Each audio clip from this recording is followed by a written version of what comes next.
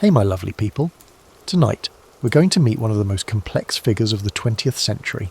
Not the mythical father of the atomic bomb that history books often portray, but the real man behind that overwhelming legacy.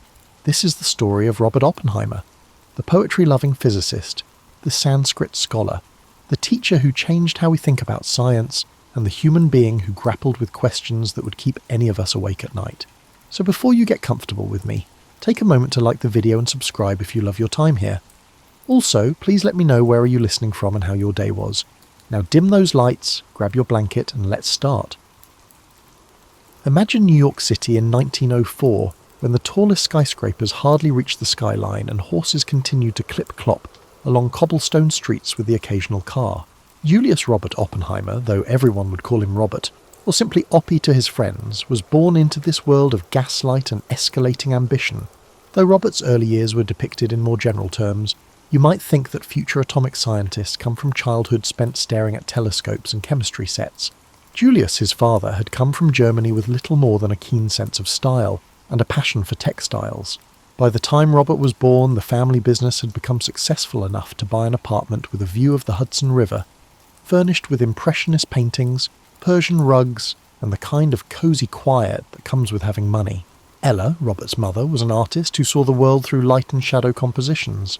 As young Robert played quietly close by, she had set up her easel by their Upper West Side home's tall windows and began painting watercolours, displaying the thoughtfulness that would define his entire life. Even as a young child, he had an eye for the world that seemed older than his years. It wasn't precocious in the way that adults find it unsettling, but it was genuine curiosity about how things fit together. Though deeply intellectual, the Oppenheimer household was not particularly religious. Every wall was adorned with books like old friends waiting to chat, and topics discussed at the dinner table included literature, art, and difficult philosophical issues. Like a tiny sober sponge, Robert took in all of this, cultivating the kind of all-encompassing curiosity that would eventually enable him to discuss Hindu philosophy with the same ease as he would quantum mechanics. Robert found school to be almost too easy. He was quietly working his way through books that most adults would find difficult, while other kids were having trouble with spelling and math. By the age of 10, he was reading translated Plato and penning poetry that was surprisingly sophisticated for someone whose voice had not yet changed. This thin, pale boy who could talk about literature like a graduate student, but still required assistance getting to books on high shelves, left his teachers unsure of how to interpret him. An alternative form of education was offered by the family's Long Island vacation house. Robert developed a contemplative love for the outdoors here. He was a child who collected rocks with the methodical attention of someone who saw stories in their crystalline structures, not the kind who built forts or caught frogs. An early indication of the scientific mind growing beneath his literary interests was the meticulous labelling and cataloguing of each specimen. Among family friends, Robert's rock collection became legendary. He could spend hours studying a single mineral sample, turning it in the light to reveal various features, reading about its geological formation, and comprehending its significance in the grand scheme of things. He first learned to think in deep time, to envision forces that could reshape continents and processes that took millions of years, thanks to geology. Later on, this sense of scale would enable him to understand physics concepts that other bright minds found difficult to understand. By his early adolescence, Robert had developed into a young man who appeared to be a little different from his contemporaries. He was amiable enough, but his passions and the ferocity with which he pursued them had an unearthly quality. Robert had become enthralled with Hindu philosophy and wanted to read the original texts, so he was teaching himself Sanskrit while other boys his age were learning baseball and the first hints of romantic interest. Although Robert was undoubtedly not exempt from the joy of intellectual achievement, the Sanskrit study was more than just academic boasting. The philosophical issues these ancient writings addressed, such as what the nature of reality is, truly captivated him. How do we make sense of our position in the vast, seemingly uncaring universe? For him, these were pressing personal issues rather than abstract riddles that would shape his views on everything from moral responsibility to subatomic particles. His parents were both proud and perplexed as they observed their son's intellectual growth. Robert appeared to be developing into a person whose mind worked on frequencies they weren't always able to pick up. Despite their desire to raise a thoughtful, cultured child, they realised they were raising someone very special when he casually mentioned over breakfast that he had started a small literary magazine at school, or that he had been communicating with professional geologists about his rock collection. For Robert, the passage from childhood to adolescence wasn't totally seamless. Social situations were occasionally awkward due to his intellectual prowess. He would make references that were too complex for his peers to understand, or get so engrossed in a book that he forgot he was meant to be taking part in group activities.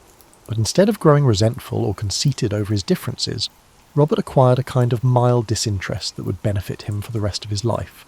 He discovered how to live in two different worlds at once. The world of scientific facts and the world of artistic beauty.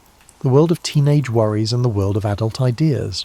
Robert had already started to consider the issues that would shape his adult life as he neared graduation from the Ethical Culture School, a school that placed equal emphasis on moral growth and academic success. How can we strike a balance between social responsibility and personal success? What responsibilities do we have to serve others with our gifts? In a universe that appears to be controlled by impersonal forces, how do we find meaning? These weren't the usual worries of a college-bound 18-year-old, but then Robert Oppenheimer had never been normal. With interests ranging from poetry to geology to philosophy, he was getting ready to enroll at Harvard University with a mind that was already beginning to recognize connections that others had overlooked. The young man who had begun by gathering rocks was preparing to contribute to the discovery of the atom's mysteries. For someone with Robert's thirst for knowledge, Harvard in 1922 was like an intellectual candy store. As the majority of freshmen were learning how to organize their own laundry and deal with the social complexities of living in a dorm, Robert was taking courses from a wide range of academic specialties, much like a person at a fancy buffet who is unable to choose between the main courses and the appetizers. Do you know how some people discover their calling early on and pursue it assiduously? Robert wasn't like that. Rather, he went into college like a passionate adventurer charting a new continent. He enrolled in classes in languages, literature, philosophy, history, and almost as an afterthought, chemistry and physics. His transcript appeared to be the work of multiple students whose schedules had been inadvertently combined. During this time, Harvard was still mostly a finishing school for young men from well-to-do families. But it was also starting to draw serious academics who believed that the university was a place where genuine intellectual work could take place. Between these two realms, Robert found himself privileged enough to be at ease in social situations, but too inquisitive to be content with merely academic credentials. This intense young man would ask questions that showed he had read far more than the assigned materials, leaving his professors unsure of how to respond. Robert might tangentially bring up a Sanskrit text in a literature class to clarify a point regarding Western poetry. He would relate molecular structures to philosophical inquiries concerning the nature of existence and matter in a chemistry lab. Some faculty members felt uneasy about the interdisciplinary thinking, while others were genuinely thrilled about it. For students who shared his diverse interests, Robert's room in his Harvard dorm turned into a sort of salon. Robert would lead casual conversations that could range from quantum theory to TS, while other undergraduates were preoccupied with football games and fraternity parties. Eliot's most recent poems are about the Russian Revolution's political ramifications. Robert was genuinely interested in what other people thought about the big questions and genuinely curious about everything. So these weren't performances or attempts to flaunt himself. The academic work was almost too simple. In a fraction of the time required for his peers to master the assigned material for most courses, Robert was able to read independently about topics that went well beyond any syllabus. He found that he had a special talent for physics, not only for manipulating numbers, but also for using his imagination to picture how the invisible realm of atoms and energy might truly function. However, despite his academic success, Robert was having trouble answering more introspective questions about his life goals. In his social circle, it was expected that intelligent young men would pursue respectable careers in business, law, or medicine, which would enable them to continue living the comfortable lives they had known as children. These traditional routes drew Robert in, but in some way they seemed too narrow for the questions that captivated him. Something clicked in his junior year. A professor who had trained in Europe and brought back tales of the groundbreaking discoveries being made in physics labs across the Atlantic was teaching Robert an advanced chemistry course. For the first time, Robert realized that science was about asking basic questions about the nature of reality itself, not just about learning facts and doing calculations. The moment was ideal. In the 1920s, physics was going through a revolution that only occurs once every 100 years. Quantum mechanics and relativity theory discoveries were upending everything scientists believed they knew about matter, energy, space, and time. Robert wanted to be involved because it felt like he was witnessing the development of a new perspective on the cosmos. Robert had discovered his calling by his senior year. He would pursue a career in physics, but he wanted to focus on the fundamental issues that were changing how people perceive reality. This was more of a calling than a career decision. It was the same kind of intense dedication that might inspire someone to pursue a career in philosophy or poetry. After earning a summa cum laude degree in 1925, Robert had to make a decision that would affect the rest of his life. He had the option to remain in America and pursue graduate studies at one of the reputable universities, which would provide him with a secure and reliable route to academic achievement. He could also travel to Europe, where the giants of theoretical physics were working out the implications of quantum theory in coffee shops and labs from Cambridge to Göttingen. That's where the real action was in theoretical physics. The choice to travel to Europe wasn't made solely for academic reasons. In addition, Robert was fleeing from a complex romantic circumstance that had left him emotionally damaged and unsure of his own discernment in private affairs. Europe provided him with both geographical separation from issues he wasn't yet prepared to handle, and intellectual adventure. Thus, in the fall of 1925, Robert found himself on a ship travelling across the Atlantic, with letters of introduction to some of the world's most renowned scientists, and a ton of questions concerning atomic structure, quantum mechanics, and the bizarre new reality that physics was unveiling.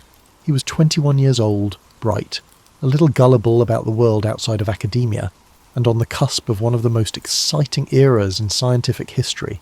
The young man was travelling across the ocean to contribute to the understanding of the true nature of the universe. He had begun his college career by reading poetry and collecting rocks. Someone with Robert's ambition and curiosity had been unconsciously preparing for this kind of intellectual adventure all his life. Imagine getting off a train in Cambridge, England in 1925, with a head full of physics equations that you hope will impress the great Ernest Rutherford, and a suitcase full of clothing that suddenly seems too American. This was Robert's first introduction to the Cavendish laboratory, where men who viewed the fundamental nature of reality as a problem to be solved by meticulous experimentation and astute intuition were making some of the most significant discoveries in atomic physics. Back then, the Cavendish resembled the most exclusive workshop in the world, with scientists discussing atomic nuclei and electrons the way others might discuss the weather, and equipment that looked like it belonged in the basement of a Victorian inventor's home. Robert was in the odd position of being fully unprepared for the practical experimental methods that British physics placed such a strong emphasis on, but intellectually prepared for sophisticated theoretical work. You know how it feels to believe you are proficient at something until you observe a true expert in action? Those were Robert's initial months at Cambridge. He was able to explain quantum mechanics with mathematical precision, but he was unable to handle the delicate manipulations needed for experimental work without causing minor catastrophes. His attempts to construct equipment frequently ended in shattered glassware and outcomes that left his supervisors wondering if theoretical physics would be a better fit for this driven young American. Robert worked with the same methodical intensity he'd brought to everything else, so it wasn't a lack of intelligence or effort that was the issue. However, experimental physics necessitates a distinct way of thinking, a tactile comprehension of material behaviour, and an intuitive sense of when something is functioning correctly. The concrete world of laboratory equipment was almost alien to Robert, whose mind was already functioning at such abstract levels. In fact, Robert's growth as a scientist depended heavily on this difficult time. He had to face the possibility that his intellectual gifts might be limited, and for the first time in his academic career something wasn't coming easily. Instead of giving up, Robert took this setback as an opportunity to reflect more thoroughly on his career goals as a physicist. In contrast, the theoretical work fulfilled all of Robert's expectations. In the 1920s, the physics community was small enough for informal seminars and one-on-one discussions to quickly spread revolutionary ideas. Robert found himself at the centre of debates concerning quantum tunnelling, wave-particle duality, and other ideas that went against everything people had previously believed to be true about the physical world. Robert decided to transfer to Göttingen, Germany, where Max Born was spearheading some of the most advanced work in theoretical physics after a year at Cambridge. This choice would influence the remainder of Robert's career. This was part of a revolutionary movement that was rewriting the laws of nature, not just a change in universities. The quantum revolution began in Göttingen in 1926, when bright people realised they're making discoveries that will forever alter human understanding. The university town is filled with the kind of intellectual excitement that results. When Robert arrived, he was surrounded by young physicists from all over the world, who were all interested in working with Bourne and his colleagues on problems that had never been solved because they had never been properly formulated before. In a way that Robert had never encountered before, the work was highly collaborative. In coffee shop conversations and seminars, ideas were freely exchanged, and progress toward understanding was more important than credit. Robert flourished in this setting and found that, rather than detracting from his physics thinking, his wide cultural background and philosophical interests actually strengthened it. Robert started working on quantum mechanical problems under Bourne's tutelage that called for real physical intuition about the behaviour of atoms and molecules, in addition to mathematical expertise. The quantum mechanics of molecular rotation was the subject of his doctoral dissertation, which he finished in an exceptionally short amount of time. This technical work showed his command of the new theoretical tools and opened up research avenues that would occupy other physicists for decades. What Robert discovered about the true nature of science, however, may have been more significant than the particular study. He learned in Göttingen that the best discoveries frequently result from identifying which questions are worthwhile to ask, rather than from resolving predetermined issues. He developed the ability to think like a theoretical physicist, which included being at ease with ambiguity, adept at mathematical abstraction, and constantly aware of connections that others might overlook. Robert's knowledge of politics and culture was also expanded by his time in Europe, which would have an impact on his future. This was Weimar Germany, a country struggling with economic instability and escalating political tensions as it attempted to reconstruct itself following the destruction of World War I. Robert saw firsthand how political forces could quickly jeopardize academic freedom and scientific collaboration, but he also saw firsthand how intellectual life could thrive even in turbulent times. Robert had changed from a bright but unfocused college graduate to one of the rising stars of theoretical physics by the time he finished his doctorate in 1927.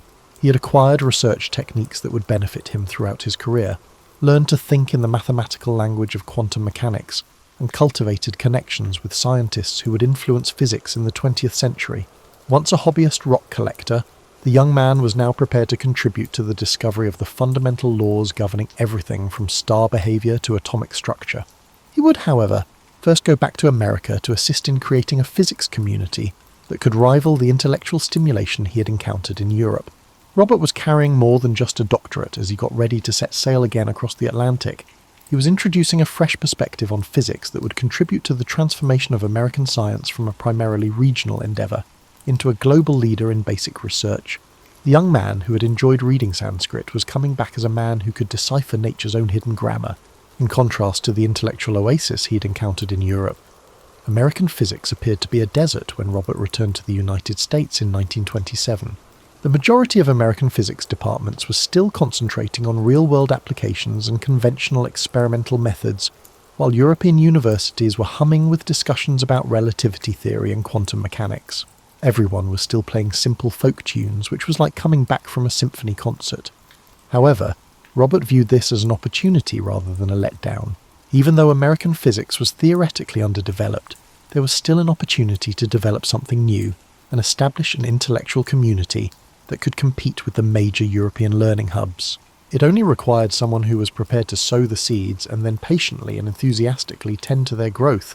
The physics department at the University of California, Berkeley, where he held his first job, was searching for someone who could introduce graduate students to the theoretical work that was transforming the field in Europe. When Robert got there were a few bright students who wanted to learn about quantum mechanics but didn't know where to start.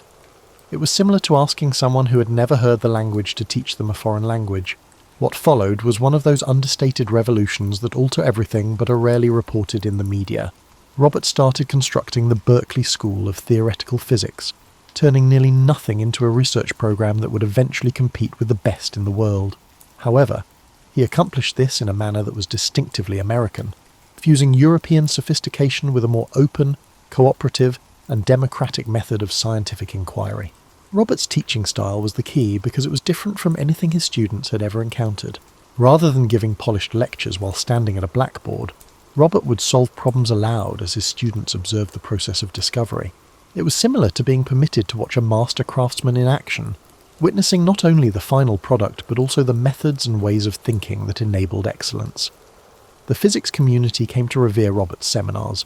He would be deep in conversation with whoever had arrived early, explaining connections between quantum mechanics, statistical mechanics, and astrophysics that most professors would treat as distinct subjects, while drawing equations on the blackboard. Everyone was expected to contribute, and the environment was more akin to a salon than a classroom. Do you know how some educators tend to oversimplify difficult subjects? Robert possessed the opposite talent. He was able to make even the most difficult theoretical physics ideas seem not just understandable, but inevitable. His seminars would leave students with a fresh perspective on physical issues as well as new knowledge, as if they had been given access to secrets about the true workings of the universe. Students from all over the nation were drawn to the Berkeley program because they had heard about this young professor who was making a significant contribution to the teaching of physics in America. They arrived hoping to learn quantum mechanics, but instead they found a whole new way of doing science, one that valued depth as much as breadth, philosophical insight as much as mathematical skill, and teamwork as much as individual success. Robert's impact went well beyond his official teaching duties. For a whole generation of American physicists, many of whom would later make important contributions to the discipline, he served as a mentor and intellectual mentor. More significantly, though, he was not merely teaching them to solve problems, he was teaching them how to think like scientists. Robert's interdisciplinary approach and wide range of interests were reflected in the research that came out of Berkeley in the 1930s, working on issues ranging from nuclear theory to astrophysics to atomic and molecular physics. His students frequently discovered connections between these ostensibly disparate fields that more narrowly focused researchers would overlook. Although Robert himself made significant contributions to the fields of quantum tunneling, cosmic ray showers, and neutron stars, his greatest accomplishment was establishing a scientific community capable of confidently and creatively addressing any issue. Robert's genuine excitement for the process of discovery, in addition to his mastery of physics, was what made him such an effective teacher. He tackled every new problem with the inquisitiveness of someone who was learning physics for the first time, and this enthusiasm was infectious. In addition to learning how to solve problems, students also discovered how much they enjoy the intellectual journey that is scientific research. The Berkeley School was one of the top hubs for theoretical physics research worldwide by the late 1930s. The collaborative, interdisciplinary approach that Robert had taught them was being carried by his former students as they dispersed throughout American universities. American physics was starting to compete with European science by creating its own unique research and teaching methodology rather than by imitating European techniques. However, Robert's career and the interaction between science and society were about to change as a result of the intersection of his teaching success with more significant historical forces. Soon, the same theoretical discoveries that made his seminars so fascinating would serve as the basis for weapons with previously unheard of destructive potential, and the educator, who had dedicated his professional life to fostering intellectual community, would be called upon to lead an unprecedented scientific endeavour to put an end to a conflict.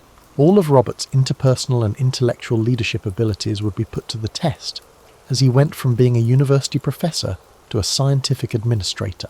However, the groundwork had been established during his time at Berkeley, where he discovered that the most significant scientific breakthroughs frequently result from groups of gifted individuals collaborating to achieve shared objectives rather than from lone geniuses. Imagine being tasked with creating a brand new city in the middle of a New Mexico mesa, assembling a team of some of the most talented and erratic scientists on the planet, and organizing them to tackle the most difficult technical problem in human history, all while keeping everything you do completely secret. In 1942, Robert was offered this task by the US government, and he accepted it somehow.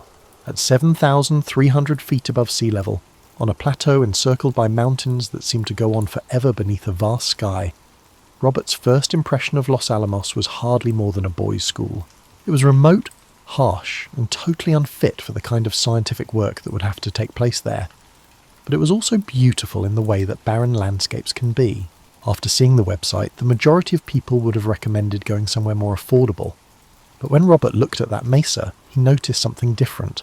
He saw a setting that might motivate the kind of extraordinary effort that extraordinary times required, a space that could support quick expansion, and an isolation that would offer security. More than that, he realized that developing the atomic bomb was a human challenge that would necessitate the establishment of an entirely new type of scientific community. The Manhattan Project marked a significant change in the structure and financing of scientific research. Los Alamos would unite hundreds of scientists and engineers to work on a single, well-defined goal under military security and government guidance, rather than having individual professors work with small groups of students on problems of their own. Choosing, with Robert conducting, it was like attempting to turn scientific research from chamber music into a symphony orchestra. Just the logistical difficulties were astounding. Without knowing exactly what they would be working on, scientists and their families had to be recruited. The closest major city was hundreds of miles away, so housing, labs and support facilities had to be built there. Equipment had to be transported to an unofficial site via mountain roads, and it had to happen fast enough to change the course of a global conflict. The human problems, however, were even more intricate. In addition to representing various physics and chemistry specialties, the scientists who arrived at Los Alamos also represented various cultures, research methodologies, and viewpoints on the best way to structure scientific endeavours. American scholars who had never left their homelands collaborated with European refugees who had fled fascism. Engineers who had to construct real devices that would function in combat environments worked alongside theoretical physicists who thought in abstract mathematical terms. Although he undoubtedly helped solve technical problems, Robert's genius during this time was more organisational and social than scientific. Somehow he was able to maintain scientific standards under extreme time pressure, balance the conflicting demands of scientific openness and military security, and foster a sense of shared purpose among individuals who had spent their careers working independently. There had never been a community like the one that grew up at Los Alamos in the history of science. Not because they had to, but because they were engrossed in the thrill of group discovery. Scientists put in more hours and worked harder than they had ever thought possible. Suddenly, Robert's theoretical knowledge, which he had been imparting at Berkeley, was being applied to real-world issues with immediate consequences. During this time, Robert's leadership style was a reflection of all he had learned in his years as a teacher about scientific creativity and human motivation. He concentrated on fostering an environment where talented individuals could produce their best work, rather than attempting to micromanage technical details. He made sure his scientists had the tools and assistance they required while shielding them from bureaucratic meddling. He promoted the kind of casual conversations and interdisciplinary cooperation that had been so fruitful at Berkeley. For someone with Robert's wide range of cultural interests and vast personal network, the security requirements at Los Alamos presented unique challenges. His previous affiliations with leftist and communist groups, which had not seemed significant during his academic career, suddenly became issues of national security. When he was attempting to coordinate the most significant scientific endeavour in American history, FBI agents looked into his background. Maintaining his own moral equilibrium and sense of perspective while overseeing work that was specifically intended to produce WMDs was perhaps the most challenging task Robert had to undertake. After years of studying philosophical issues regarding the nature of reality and human responsibility, the man was now directly faced with the applications of scientific knowledge. The technical work moved along remarkably quickly and effectively. The kind of concentrated cooperation that only the urgency of war could foster led to the resolution of issues that might have taken years to resolve in peacetime in a matter of months. Scientists who had never held a job outside of academia were now managing intricate engineering projects and designing industrial processes. The precise blueprints for nuclear weapons were developed using the theoretical insights of quantum mechanics. Robert started to wrestle with issues that would follow him for the rest of his life as the project came to a close. What moral ramifications did what they were producing have? What effects might nuclear weapons have on human civilization and international relations? What obligations did scientists have regarding how their findings were used? These were pressing real-world issues that would soon require solutions, not abstract philosophical conundrums. When he first agreed to build a laboratory in the desert, the quiet, bookish professor who had once taught Sanskrit for fun was about to become one of the most powerful people in modern history, and the weight of that influence was starting to weigh heavily on him. Robert stood in a bunker in the New Mexico desert on the morning of July 16th, 1945, anticipating whether 3 years of the most rigorous scientific endeavour in human history would yield the outcome that theory had predicted. 20,000 yards away on a tower was the gadget they dubbed Gadget, far enough away that, in the worst-case scenario, they might live to lament their errors. You know how you feel when you've studied everything you can before a final exam, but you're still unsure if you'll be sufficiently prepared? The stakes were a little higher than a course grade, but that was Robert's mindset in the pre-dawn darkness of the Alamogordo Desert. They were on the verge of the first artificial nuclear explosion in Earth's history, if their calculations were accurate. If their calculations were incorrect, the repercussions could be anything from a regional disaster to an embarrassing failure. With the same mechanical accuracy that had defined the Manhattan Project as a whole, the countdown began 10, 9, 8, 7. At 0, a flash of light brighter than the sun blazed across the desert, visible from 150 miles away, transforming the mountains into bleak silhouettes against a man-made dawn. Even from a distance, observers could feel the heat on their faces. Then, like an unseen tsunami, the shockwave rolled across the desert floor. It was precisely the kind of literary illusion that had defined Robert's thinking throughout his career. But this time, the ancient poetry carried a weight that no classroom discussion could have prepared him for. Robert later claimed that a line from the Bhagavad Gita came to mind as he watched the expanding fireball rise into a mushroom cloud that would become the iconic image of the nuclear age. Now I am become death, destroyer of worlds.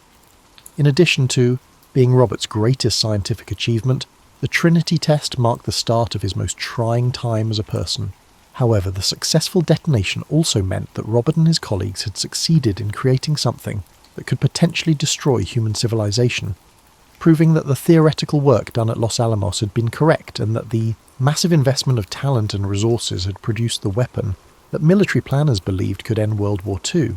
The weeks after Trinity were a curious jumble of joy, fatigue, and mounting fear of what they had let loose. Though many of the scientists at Los Alamos were starting to realize that their achievement would fundamentally alter human perceptions of power war and the natural world, they had achieved something unprecedented in the history of science and engineering. Robert was in the odd position of receiving praise for accomplishments that made him feel more and more uncomfortable.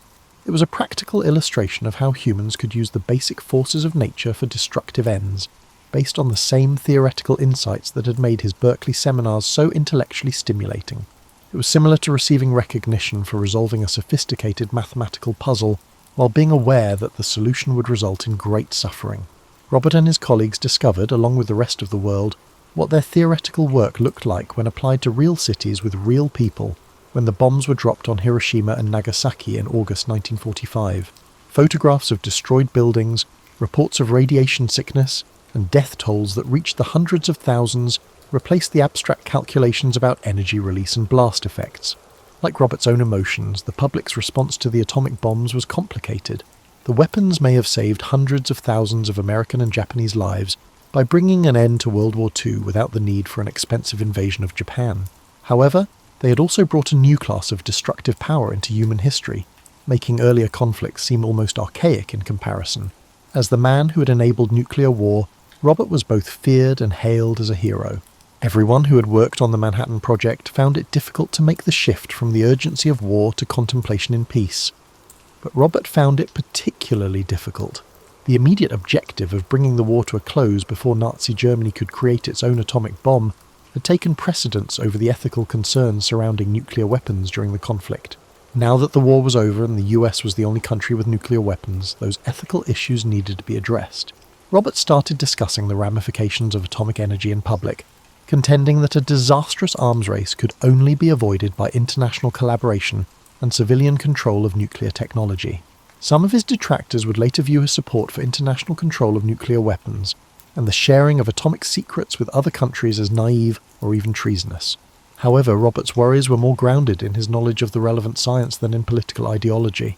He understood that a world with multiple nuclear powers would be far more dangerous than one where nuclear energy was managed cooperatively by international institutions, that the fundamentals of nuclear physics could not be kept secret forever, and that other countries would eventually develop their own atomic weapons. After learning Sanskrit out of curiosity and collecting rocks for fun, the man now found himself at the centre of discussions about the future of human civilization. In order to decide whether his scientific accomplishments would be regarded as humanity's greatest achievement or its ultimate error, the theoretical physicist who had previously preferred the company of books and ideas was now conferring with generals, politicians, and diplomats on this matter. By the end of 1945, Robert was starting to realize that scientific achievement could be more burdensome than failure, particularly if it provided humans with capabilities that their moral development and wisdom had not equipped them to manage responsibly. The boy who had once pondered his place in the universe was now struggling with the fact that he had helped create a world in which that universe might not have much more time to reflect. Following Los Alamos, Robert learned something that many successful people learn too late. Fame can be a trap that alters your perception of yourself as well as how other people perceive you. Now, one of America's most famous scientists, the bashful professor, who had been happy to lecture small groups of graduate students about quantum mechanics, was expected to have views on everything from nuclear policy to the fate of human civilization. Imagine being asked to comment on political decisions you're not qualified to make, invited to every significant meeting on subjects you have never studied, and treated as an authority on matters that are well outside of your actual area of expertise. This was Robert's life in the late 1940s, and he managed it with his usual wits and a naivete about public relations and politics that would lead to major problems down the road. Robert was offered a new position by the Atomic Energy Commission that seemed to be a perfect fit for his background in science and his wider interest in culture. Director of Princeton's Institute for Advanced Study. One of the most prominent places in American intellectual life, it allowed the brightest minds in the world to focus on basic research without being sidetracked by administrative or teaching responsibilities. Along with other titans of 20th century mathematics and science, Einstein worked there. In the late 1940s, Princeton was a haven for scholars, where serious thinkers could ponder the most profound issues in their disciplines. With the same fervour he had brought to Los Alamos, Robert threw himself into this work, but this time the urgency was intellectual rather than military. He sought to ascertain whether there were more profound ideas that might bring together our knowledge of matter, energy, space, and time, as well as whether the theoretical insights of quantum mechanics could be expanded upon. However, Robert was unable to fully escape the public role that his wartime accomplishments had given him.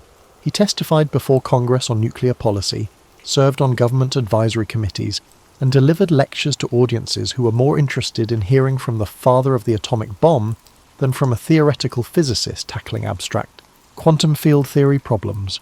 Robert was exposed to political forces through these public activities that followed rules very different from those he'd learned in academic and scientific circles.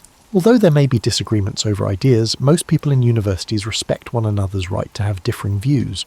Ideological disagreements in politics, particularly in the early years of the Cold War, could easily turn into personal assaults and inquiries about loyalty and patriotism.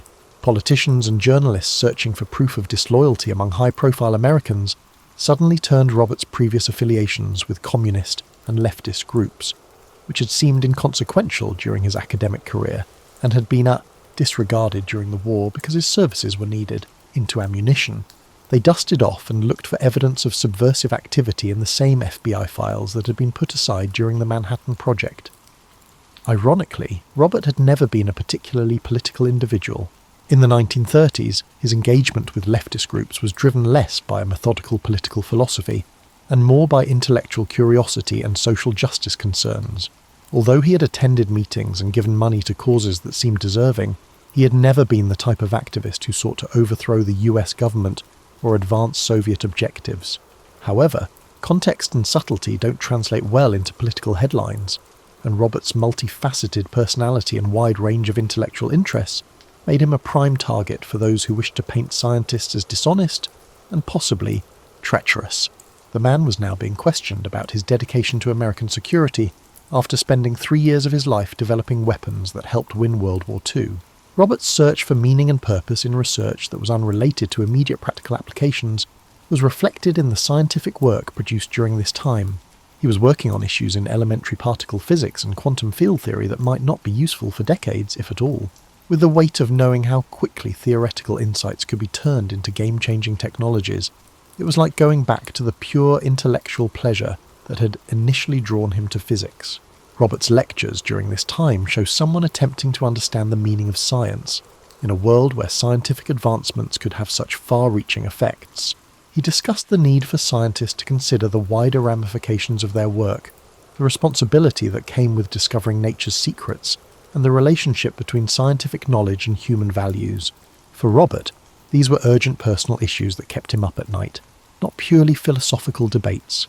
The man was now struggling with the ethical implications of scientific knowledge, whereas previously he had delighted in the pure intellectual beauty of quantum mechanics. When knowledge of the natural world could be abused, how do you seek it out? How do you strike a balance between citizens' duty to advance human welfare and scientists' duty to pursue the truth? Those who had ever expressed sympathy for leftist causes or supported international cooperation in nuclear policy faced growing hostility in the political atmosphere of the early 1950s. Politicians like Senator Joseph McCarthy were advancing their careers by disparaging fellow travellers and suspected communists, fostering an environment where affiliation with divisive ideologies could ruin reputations and lead to career termination. Robert's position became more and more vulnerable. Politicians seeking to prove their anti-communist credentials naturally targeted him because of his notoriety as a scientist and his prior affiliations with leftist causes. At the same time, he disagreed with political and military leaders who supported a more aggressive strategy for Cold War competition with the Soviet Union because of his persistent support for international control of nuclear weapons and his opposition to the development of hydrogen bombs. For Robert, the hydrogen bomb controversy was especially challenging. The physics that had enabled the atomic bomb was extended in the theoretical work needed to develop fusion weapons, but the potential destructive power was orders of magnitude higher. As weapons so destructive that they could have no logical strategic use, Robert contended that hydrogen bombs were both morally and militarily unnecessary.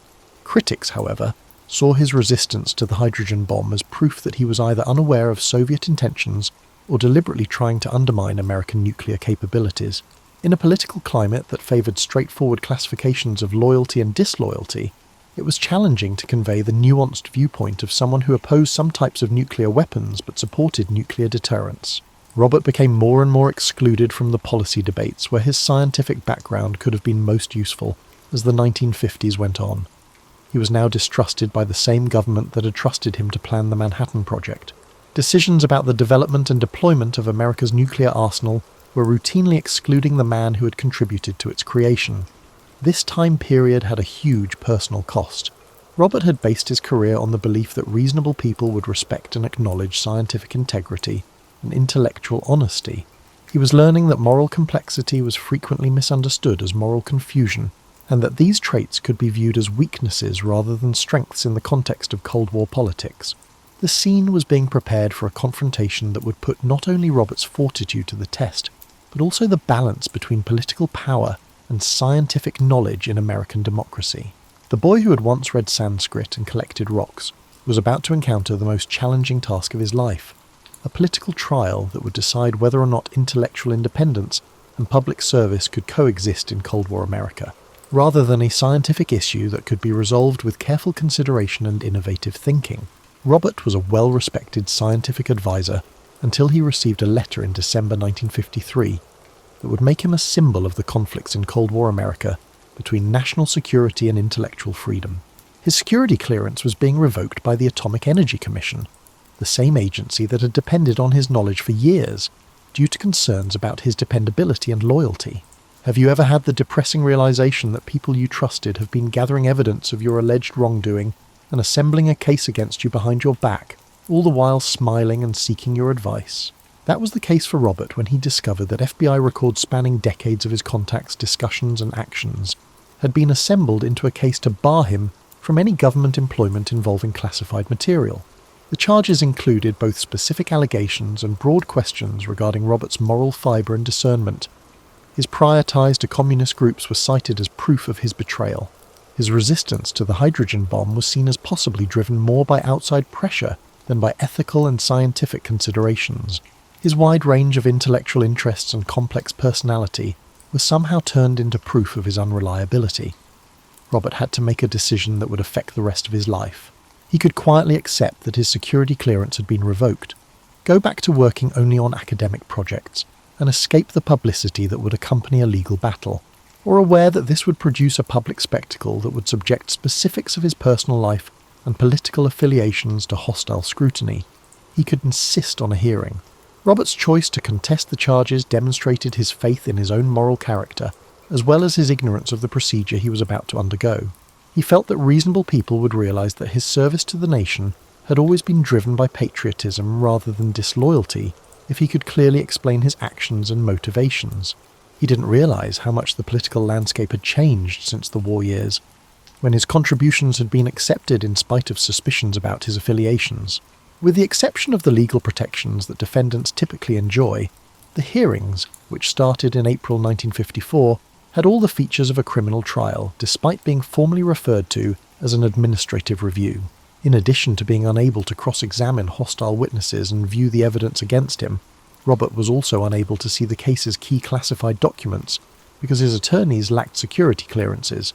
The extent to which Robert's life had been monitored by the government for years was made clear during the proceedings. FBI agents had gathered comprehensive reports on his personal relationships and political activities, monitored his conversations and looked into his friends and co-workers. The man who had dedicated his life to government service during the war was now discovering that during his most productive time, the same government had been considering him a possible security threat. According to the testimony given during the hearings, Robert did not look like the person his friends and co-workers knew. He was characterized by witnesses as conceited, untrustworthy, and possibly disloyal, someone whose resistance to specific weapons programs may be driven more by outside pressure than by sincere ethical and scientific concerns. The sophisticated, introspective physicist who had constructed Los Alamos was reduced to a cartoon villain whose every move could be seen as proof of subversive intent. According to Robert's own testimony, he was being methodically humiliated by a procedure that appeared to be more intended to ruin his reputation than to ascertain the truth about his loyalty, and he was fighting to keep his dignity.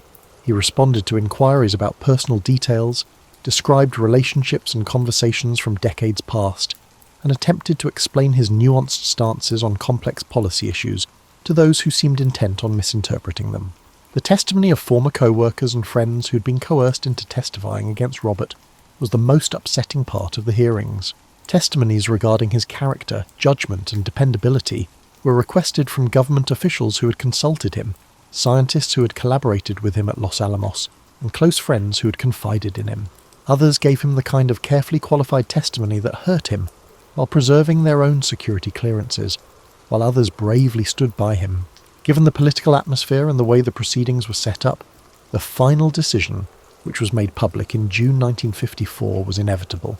The hearing board came to the conclusion that although Robert was most likely loyal, his character and judgment were questioned, making him unfit to have access to classified material.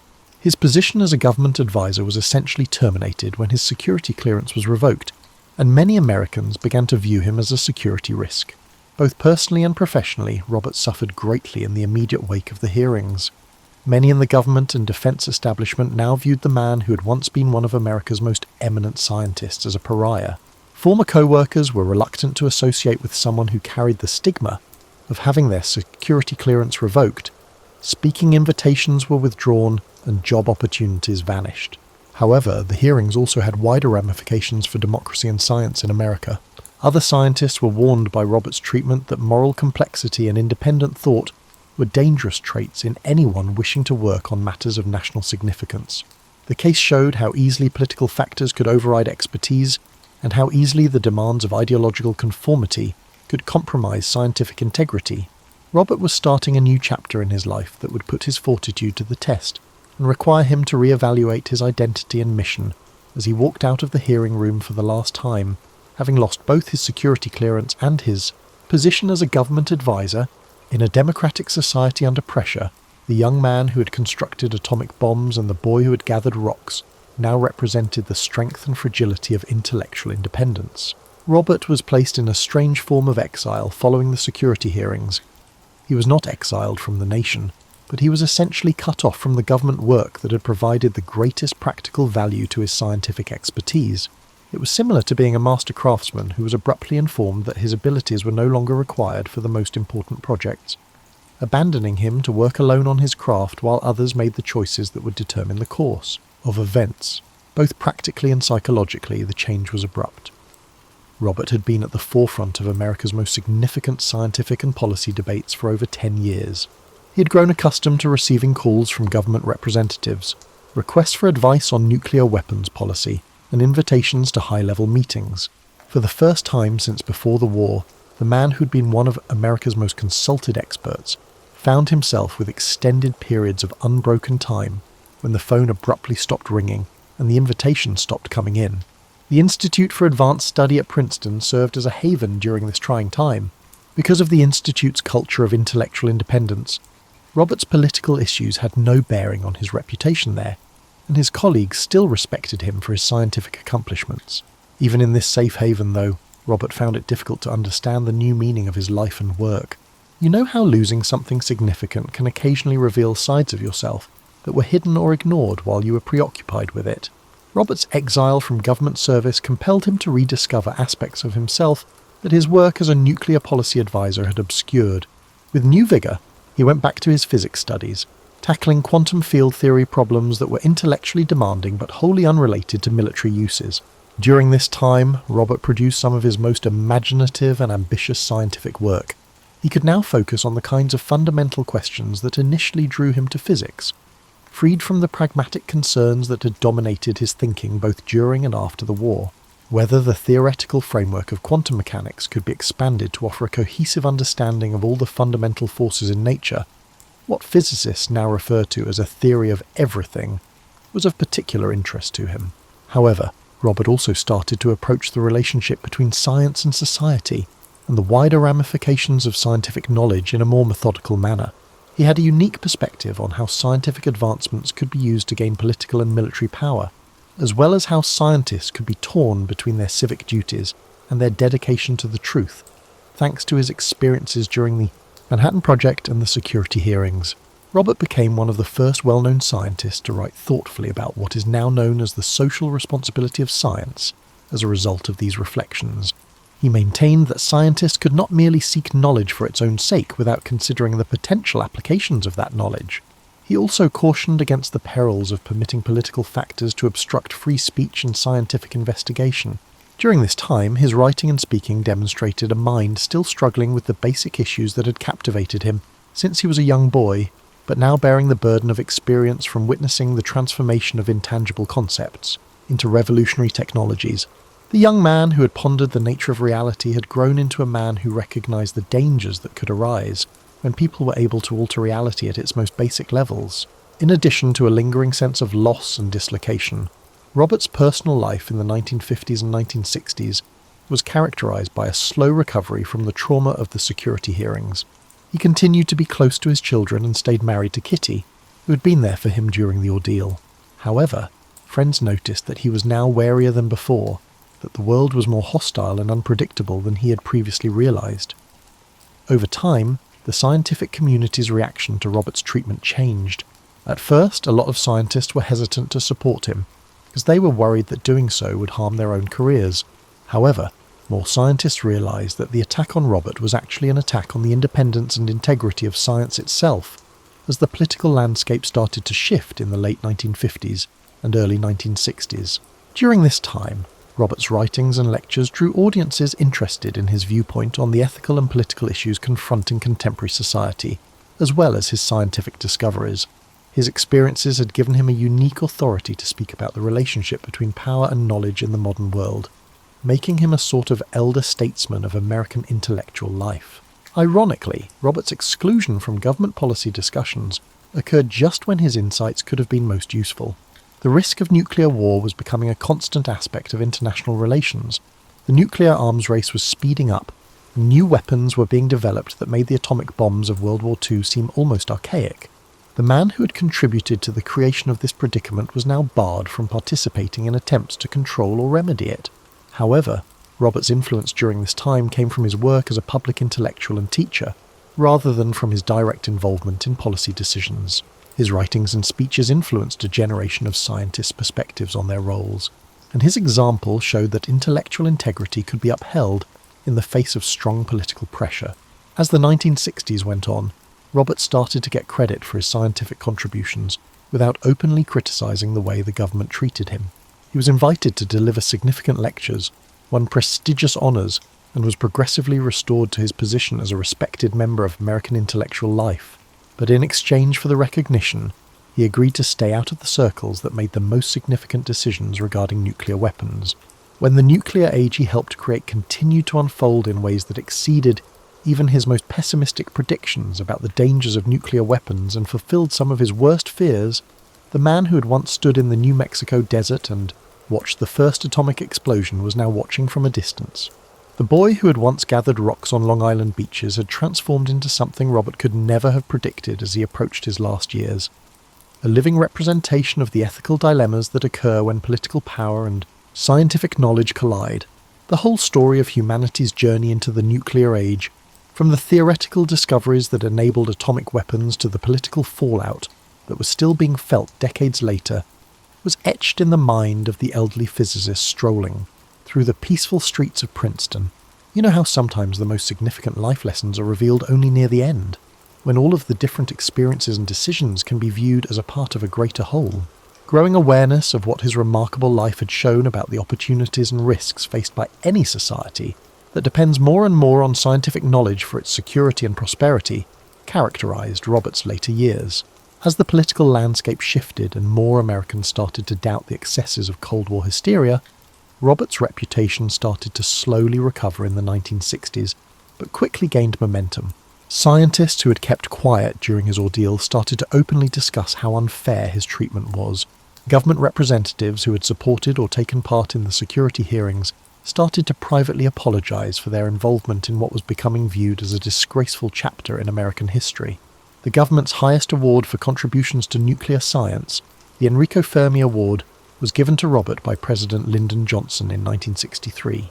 The ceremony was meticulously planned to honor Robert's scientific accomplishments without specifically criticizing how the Eisenhower administration handled him. However, the symbolism was clear. Robert was being honored for his contributions to American science by the same government that had labeled him a security risk. Robert's acceptance of the award demonstrated the elegance and nuance that had defined his whole professional life. He could have taken the opportunity to be resentful of how he was treated, or to attack the political forces that had almost ruined his career. Rather, he discussed the ongoing difficulties that society and scientists face as they consider the ramifications of nuclear technology and other significant scientific advancements. Robert's later scientific endeavours demonstrated his continuing interest in basic issues, as well as his developing realization that he was running out of time to make significant contributions. He kept considering the most profound issues in theoretical physics, but he also started to devote more of his time to instructing and guiding the next generation of scientists who would continue the work he had started. During this time, his lectures were masterworks of scientific communication that blended technical mastery with the kind of wide-ranging cultural perspective that had always been a hallmark of his thought. During these lectures, students and colleagues frequently commented that they felt as though they were watching someone who had accomplished a unique synthesis of philosophical understanding, scientific knowledge, and hard-won wisdom about human nature. Robert's impact on American science went well beyond his involvement in the Manhattan Project or his particular research contributions. He had contributed to the development of the idea that a scientist should be a public intellectual who could explain difficult scientific concepts to a wider audience, and who had an obligation to consider the social and political ramifications of scientific advancements. As science and technology shaped modern society more and more, this model would become more and more significant. During his time at Berkeley, Robert trained a generation of physicists who would go on to make important contributions to American science. Perhaps more significantly, though, they continued his method of conducting scientific research, which placed a strong emphasis on teamwork, intellectual diversity, and the significance of comprehending the larger context in which scientific work is conducted. The Berkeley School of Theoretical Physics served as a model for the structure and methodology of cutting-edge scientific research. In his later years, Robert's interpersonal relationships were characterized by a greater understanding of the familial ties and friendships that had supported him during his darkest moments. With those closest to him, the man who had occasionally come across as distant and intellectually intimidating became more approachable and emotionally transparent. Friends observed that, in ways that his prior emphasis on academic success may have obscured, his experiences had taught him to value loyalty and real human connection. Some of the most profound observations on science and society ever written by a scientist were found in Robert's last years of life.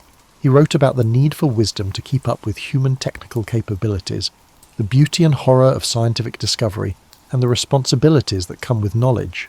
Future generations of scientists would consider their work and its implications differently as a result of these lectures and essays.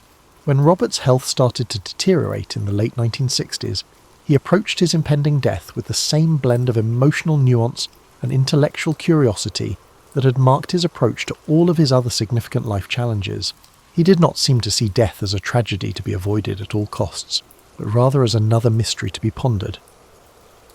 At 62, Robert Oppenheimer passed away from throat cancer on February 18, 1967.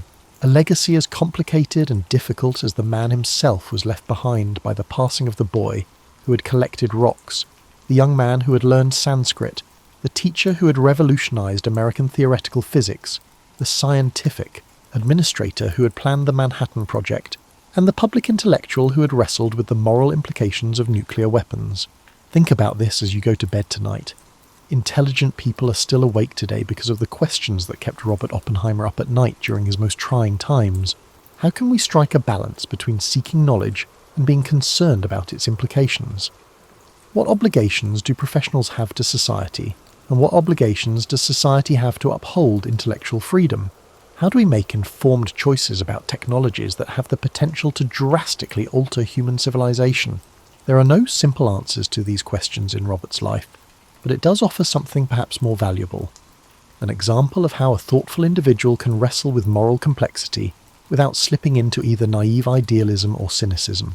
The man who assisted in the development of nuclear weapons spent the remainder of his life attempting to comprehend and explain the ramifications of his actions, never escaping responsibility, but also not letting guilt stop him from making further contributions to the welfare and knowledge of humanity. Robert contributed to the creation of the atomic age, which is still developing today. Although nuclear weapons continue to pose a threat to human survival, nuclear technology also produces carbon-free energy and life-saving medical treatments. The same scientific techniques that uncovered the mysteries of atomic structure are still producing new types of problems that we haven't yet learned to predict, or that may provide answers to humanity's biggest problems. Many of the same problems that Robert and his colleagues faced during the Manhattan Project still face scientists today, who are developing genetic engineering, artificial intelligence, and other game-changing technologies. How do you continue potentially useful research while being aware of its risks? How can one uphold scientific objectivity while admitting moral obligations? How do you explain complicated technical matters to the public and political leaders who have to decide how these technologies should be developed and governed? Robert's example implies that although there are no easy answers to these questions, anyone who chooses to work at the boundaries of human knowledge cannot avoid them. Conducting scientific research in a vacuum, apart from social and political influences, is not a morally neutral endeavour. It occurs in human communities, is supported by human institutions, and generates knowledge that can be applied to both positive and negative human goals. The young man who gathered rocks out of natural curiosity grew up to realise that curiosity, no matter how pure its original motivation, always leads to power, and that power always raises issues of responsibility. Perhaps the most distinctive feature of the contemporary scientific endeavour is this shift from naive awe to moral complexity. But Robert's life also shows that despite circumstances that could be used as an excuse for pessimism or hopelessness, it is possible to preserve human decency and intellectual integrity. He never lost faith in the value of seeking the truth, even if doing so resulted in knowledge that was dangerous. Even when his efforts were misinterpreted or dismissed by political authorities, he never gave up on applying his knowledge to advance human welfare. According to the Sanskrit texts Robert had read as a young man, wisdom is the result of realizing how everything is interconnected and the obligations that follow from that realization. He explored those ancient insights and applied them to contemporary scientific knowledge throughout his career. In a way, humans who acquire the ability to control these connections take on responsibilities that go well beyond their immediate goals. The universe that physics reveals is, in fact, interconnected at the most basic levels. As you fall asleep, you may have a dream about a slender young man standing on a mesa in New Mexico, witnessing the first artificial sunrise over the desert and realizing that everything has changed forever. Or, years later, you might dream of that same person strolling through Princeton in the evening light, still thinking about issues of responsibility and knowledge that have no definitive answers but require constant consideration from anyone concerned with the future of human civilization. Even though Robert Oppenheimer passed away more than 50 years ago, the issues he brought up are still relevant today. Our world is shaped by technological advancements and scientific discoveries that would have seemed magical to earlier generations. The decisions we make about how to use these advancements will determine the kind of world we leave for future generations. The legacy of the boy who gathered rocks and went on to become the man who helped discover the secrets of the atom is not a list of solutions, but rather a dedication to continuing to ask the right questions with wisdom, bravery, and humility. Remembering Robert's example of how a thoughtful person can engage with moral complexity while maintaining both intellectual honesty and hope for human wisdom, is crucial as we grapple with the implications of artificial intelligence, climate change, genetic engineering, and other transformative technologies in our own time. Rest easy, knowing that somewhere tonight someone is sitting at a computer or working in a lab, pushing the limits of human knowledge while grappling with issues of accountability and consequence that bind them across decades to a theoretical. Physicist who once stood in the New Mexico desert and saw the world transform in a burst of artificial light. There are still questions. Each new generation takes on the duty of interacting with them in a thoughtful and brave manner. And the greatest hope for our future as a species may be found in that continuous dialogue between human wisdom and curiosity. Now, imagine yourself sitting in your favourite armchair in 1939, perhaps with a lukewarm cup of tea on the side table, as the world prepares to undergo unprecedented transformations. But the people who were about to change it had no idea they were writing the most expensive recipe ever. The recipe required approximately 130,000 individuals, a duration of 3 years, and sufficient funds to establish a modest nation. It all started because some very smart people got very worried. Imagine the feeling you get when you realise you left the stove on, and imagine that feeling multiplied by the entire future of civilization. That's roughly what Leo Szilard felt when he heard that German scientists had figured out how to split uranium atoms. Szilard was a genius who could probably calculate the trajectory of falling toast in his pyjamas, but even he couldn't foresee the consequences of his concern. The amusing thing about Szilard is that he was the kind of guy who would patent an idea for a nuclear reactor, then immediately realise it might be dangerous and try to keep it secret. It's like inventing dynamite and then whispering the recipe.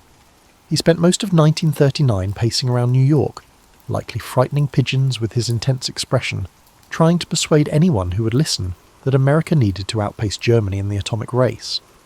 But you can't just walk into the White House and say, "Hey, we need to build a massive bomb." Well, you can try, but they'll probably escort you out rather quickly. So Szilard did what any reasonable person would do. He got Einstein to write a letter. Apparently, even in 1939, name recognition held significant importance. Einstein, who probably just wanted to work on his theories in peace, found himself accidentally becoming the godfather of the atomic age.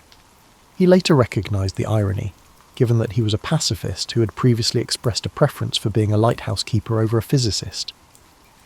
Roosevelt got the letter in October 1939, right around the time he was dealing with a dozen other world-ending problems. You have to admire the man's ability to prioritise. Most of us get overwhelmed choosing what to watch on streaming services, but FDR was juggling potential nuclear weapons, a world war, and probably wondering if his morning coffee was strong enough for any of this. The initial response was about as enthusiastic as you'd expect from a government bureaucracy. They formed a committee. Nothing conveys the urgency of a world-changing scientific breakthrough more effectively than the formation of a committee. The Uranium Committee, as they called it, met a few times, allocated a whopping $6,000 for research, and probably spent more on coffee than uranium. It was the governmental equivalent of putting a band-aid on a volcano. But here's where the story gets intriguing, in that uniquely American way. While the committee was busy being committee-like, Pearl Harbor happened. Suddenly, the abstract concept of maybe we should look into this atomic thing became, we need this atomic thing yesterday, and we'll build it bigger than anyone has ever built anything. Enter General Leslie Groves, a man who had just finished building the Pentagon and was probably looking forward to a comfortable, quiet desk job. Instead, he got handed the Manhattan Project, which was like being asked to organise the world's most dangerous science fair with unlimited funding and a deadline that could determine the fate of democracy.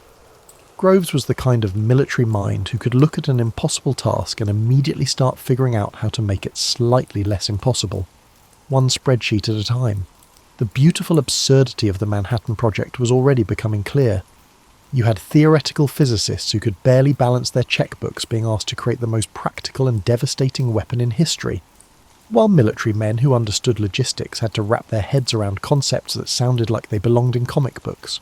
And so began the most improbable collaboration in human history, where the marriage of pure science and applied paranoia would reshape everything. Now, you might think that assembling the world's greatest scientific minds would be like organising a really intellectual dinner party. You'd be wrong. It was more like trying to herd cats, if the cats were Nobel Prize winners with strong opinions about quantum mechanics, and an alarming tendency to argue about theoretical physics at inappropriate volumes. General Groves, bless his practical heart, approached this challenge the way any good military man would.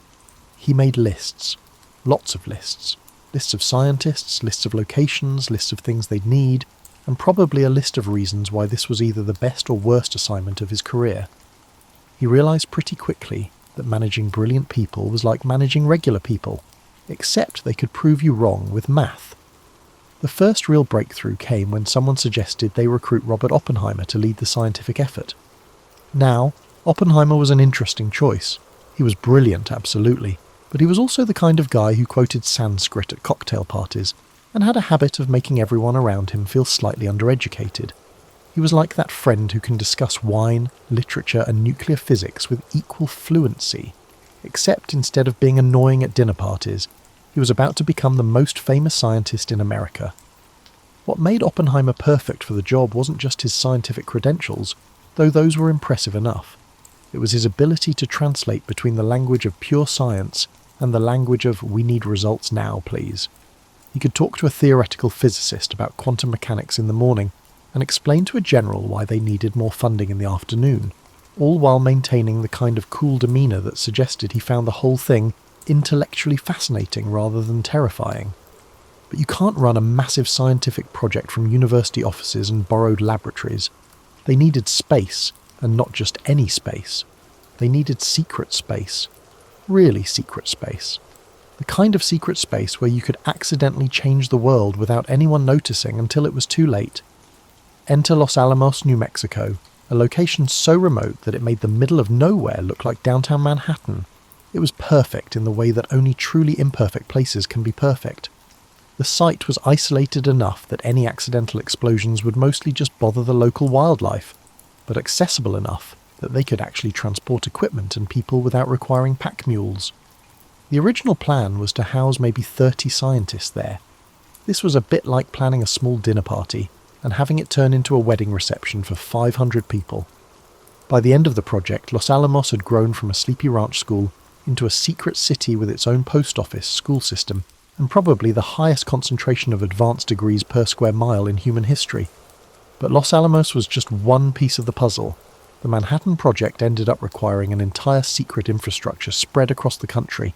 They built massive facilities in Oak Ridge, Tennessee, where they would separate uranium isotopes using methods that were equal parts brilliant and brute force.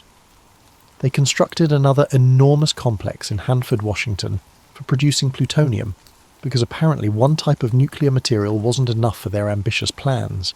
The logistics alone were mind-boggling. Try explaining to your accountant that you need to build several cities from scratch, hire tens of thousands of people, and consume more electricity than some entire states, all for a project you can't actually tell anyone about. The Tennessee Valley Authority suddenly found itself powering what looked like the industrial equivalent of a small alien invasion, and they just had to trust that someone, somewhere, knew what they were doing. The security measures were so elaborate they bordered on comedy. Workers at Oak Ridge were told they were helping with the war effort, but most had no idea what they were actually producing. Some thought they were making industrial equipment. Others assumed it was some kind of superfuel. A few probably suspected they were involved in something important, but the compartmentalization was so thorough that you could work on the Manhattan Project for 3 years and still have only the vaguest idea what you'd actually accomplished. Meanwhile, back at Los Alamos, Oppenheimer was facing the unique challenge of creating a functional community where the residents included some of the most brilliant and temperamental people on the planet, all living in temporary housing in the middle of the desert, working on something that might either end the war or accidentally end everything else. It was like summer camp for adults, if summer camp involved nuclear physics and the fate of civilization. Now here's where things get really interesting, in the special way that only theoretical physics can be interesting. You're dealing with people who spend their days thinking about things so small you can't see them, even with the most powerful microscopes, yet these invisible things contain enough energy to level cities. It's like discovering that dust bunnies under your couch could power your entire neighbourhood, if only you could figure out how to convince them to cooperate. The basic concept of nuclear fission sounds almost simple when you say it quickly. You take a uranium atom, you split it, and it releases energy. But saying that is like saying baking a cake when you're actually trying to construct a 12-tier wedding cake while blindfolded, using ingredients you've never seen before, and following a recipe written in a language that was just invented yesterday. The first challenge was getting the right kind of uranium. Natural uranium is mostly uranium-238, which is about as useful for making bombs as a chocolate teapot. What they needed was uranium-235, which makes up less than 1% of natural uranium. It's like needing to separate red M&Ms from a swimming pool full of mixed M&Ms, except the M&Ms are invisible, they're trying to kill you, and you can only tell them apart using methods that hadn't been invented yet. The scientists at Oak Ridge approached this problem with the kind of methodical determination that only comes from having absolutely no choice.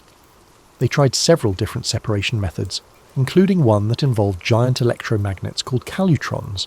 These machines were enormous and consumed so much electricity that they basically turned the separation of uranium isotopes into an industrial process that could be seen from space if satellites had existed then. However, uranium was not the sole option available. Nuclear reactors could create plutonium, an element absent in nature. Plutonium was like uranium's more complicated cousin, potentially more powerful, but also more difficult to work with and with a personality that could charitably be described as temperamental.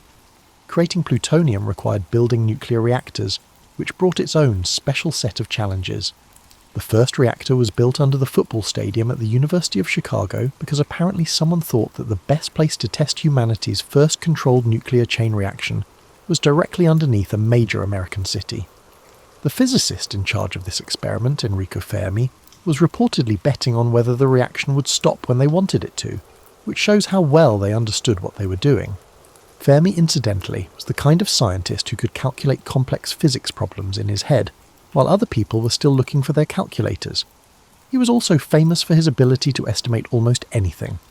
Give him a few minutes and some basic information, and he could tell you approximately how many piano tuners lived in Chicago, or how much energy would be released by various theoretical nuclear explosions. This skill turned out to be surprisingly useful when dealing with weapons that released more energy than anyone had ever handled before. The Chicago reactor worked, thankfully, without accidentally eliminating the Midwest, and it provided the proof of concept needed to build much larger reactors at Hanford. These reactors were designed to produce plutonium on an industrial scale, turning the abstract concept of artificially created elements into something measured in tons rather than microscopic quantities. However, obtaining nuclear material was only half the challenge. The other half was figuring out how to make it explode in a controlled, predictable way that would release all that energy at exactly the right moment. This step turned out to be significantly more complicated than anyone had anticipated, like the difference between lighting a candle and conducting a symphony orchestra made entirely of fire. The simplest design, called gun type, worked by shooting one piece of uranium into another piece of uranium rapidly. It was elegant in its simplicity, like nuclear physics designed by someone who really understood hammers. But this method only worked with uranium-235, and they didn't have enough for more than one bomb. The plutonium bomb required a completely different approach called implosion, which involved surrounding a ball of plutonium with conventional explosives and detonating them all at exactly the same moment, compressing the plutonium until it reached critical mass. Achieving this required such precision that it would make Swiss watchmakers nervous. If the timing was off by even a few microseconds, the result would be an expensive dud instead of a nuclear explosion. This was the kind of problem that kept brilliant people awake at night, staring at the ceiling and wondering if they were about to change the world or just create the most elaborate failure in scientific history. By the summer of 1945, Los Alamos scientists had been engaged in the world's most expensive science project for over 2 years. Despite possessing numerous theories, calculations, and mathematical equations, they remained uncertain if any of them would truly function. It's akin to dedicating 3 years to the construction of a car, only to discover that you've never actually attempted to operate the key. The gun-type uranium bomb was simple enough that they felt confident it would work without testing. This level of confidence in an untested nuclear weapon was either remarkably bold or extremely naive, depending on how you looked at it. However, the plutonium implosion bomb presented a distinct challenge. It was so complex and temperamental that betting the war on it without a test would have been like performing brain surgery based on a cookbook you'd written yourself. So they decided to conduct a test, which presented its own unique set of challenges. What would be the most suitable location to test a nuclear weapon? You cannot simply head to the nearby firing range and hope for a favourable outcome. You need somewhere remote enough that if something goes spectacularly wrong, you won't accidentally eliminate half of civilization before you've had a chance to use your weapon on the enemy. They chose a site in the New Mexico desert, about 200 miles south of Los Alamos, called Trinity. The name was Oppenheimer's choice, inspired by a John Donne poem, because apparently even when you're about to test humanity's first nuclear weapon, you still have time for literature. The site was flat, empty, and far enough from major population centres that any unexpected consequences would mostly affect lizards and tumbleweeds. Preparing for the test was like planning the world's most dangerous camping trip. They had to transport an incredibly delicate and expensive nuclear device across desert roads that were barely suitable for regular automobiles, then assemble it in a temporary laboratory that had been built in the middle of nowhere. The bomb itself was nicknamed the Gadget, with the kind of casual understatement that suggested they were discussing a new kitchen appliance, rather than a weapon that could level a city. The scientists and military personnel involved in the test were dealing with unprecedented questions. How far away did you need to be to observe a nuclear explosion safely? Nobody knew, because nobody had ever observed a nuclear explosion before. They made their best guesses based on calculations and hoped they weren't catastrophically wrong. Some of the scientists brought suntan lotion, as if protecting against nuclear radiation was similar to preventing a mild sunburn. The test was scheduled for the early morning hours of July 16th, 1945, partly for security reasons and partly because someone thought it would be easier to see the explosion against the pre-dawn sky. As the countdown approached, the level of tension at the site was probably measurable with scientific instruments. These were people who had spent years of their lives working toward this moment, and they were about to find out if they'd created a revolutionary weapon or the world's most expensive firework. Oppenheimer and the other key scientists gathered at a control bunker about 6 miles from Ground Zero, which seemed like a safe distance until you realised that nobody actually knew what constituted a safe distance from humanity's first nuclear explosion. They lay down on the ground, facing away from the blast site, with instructions to look only after the initial flash had passed. It was like being told to watch the world's most important sunrise through your eyelids. At 5:29 a.m, the Gadget detonated with a force equivalent to about 21,000 tons of TNT. For a brief moment, the explosion created temperatures comparable to the surface of the sun and light brighter than the sun itself. The flash was visible from over 160 miles away, and the sound of the explosion was heard nearly 100 miles distant. Several observers reported that for a few seconds it was as if there were two suns in the sky. The mushroom cloud rose to over 40,000 feet, and the heat from the explosion turned the desert sand into a greenish glass that they later called trinitite. The steel tower that held the bomb vaporized, along with everything else within a substantial radius of Ground Zero. In the space of a few seconds, the theoretical had become devastatingly real. Oppenheimer later said that as he watched the explosion, a line from the Bhagavad Gita came to mind. "Now I am become death, destroyer of worlds." It was the kind of literary reference that seemed almost absurdly intellectual given the circumstances, but it captured the magnitude of what they had just witnessed. They had successfully created a weapon that could destroy entire cities in an instant. The test was a complete success, which meant that the Manhattan Project had achieved its primary goal. They had beaten Germany to the atomic bomb. Of course, by this point Germany had already surrendered, so the original motivation for the project was somewhat moot. But there was still Japan to consider, and the war in the Pacific was far from over. As the mushroom cloud dissipated over the New Mexico desert, the scientists and military personnel at Trinity began grappling with the implications of what they had just accomplished.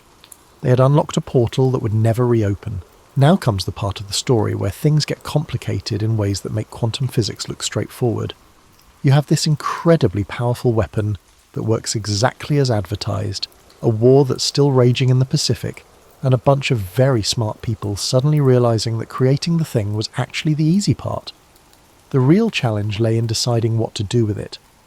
President Truman, who had inherited both the presidency and the Manhattan Project from Roosevelt, found himself in the position of having to make decisions about weapons he barely understood. Imagine being given the keys to a weapon that could destroy cities and being told to learn how to use it in a few weeks. Truman was a practical man who preferred straightforward problems with straightforward solutions, but there was nothing straightforward about atomic weapons. The military estimates for the invasion of Japan were extremely sobering. Operation Downfall, as it was known, had the potential to cause over 1 million American casualties and several million Japanese deaths. These weren't abstract numbers on a strategic planning document. They represented real people, families, and entire communities. The alternative was using atomic weapons against Japanese cities, which would also kill enormous numbers of civilians, but might end the war quickly enough to prevent an even larger catastrophe. It's the kind of decision that would keep anyone awake at night, the kind of moral calculation that has no clearly right answer. Do you choose the option that kills fewer people overall, but involves using weapons of unprecedented destructive power? Or do you choose the conventional invasion that might ultimately cost more lives but doesn't cross the threshold into nuclear warfare? Some of the scientists involved in the Manhattan Project were seriously reconsidering their involvement in its creation. Leo Szilard, who had started the whole thing with his worries about German atomic research, now found himself trying to stop the use of the weapons he had helped create. He and several other scientists petitioned Truman to demonstrate the bomb's power without using it against populated areas, perhaps by detonating it over an uninhabited area where Japanese leaders could witness its destructive potential.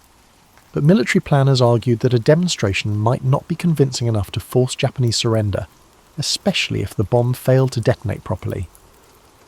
They had exactly 2 operational atomic weapons, Little Boy, the uranium bomb, and Fat Man, the plutonium bomb, and using one for a demonstration would leave them with only 1 weapon for actual combat use. It was like having 2 bullets and wondering whether to fire one into the air as a warning shot. The decision-making process was complicated by the fact that many of the people involved still didn't fully understand what they were dealing with. The long-term effects of radiation exposure weren't well understood. The political implications of introducing nuclear weapons to warfare hadn't been fully considered. They were making decisions about the future of human conflict with incomplete information and under enormous time pressure.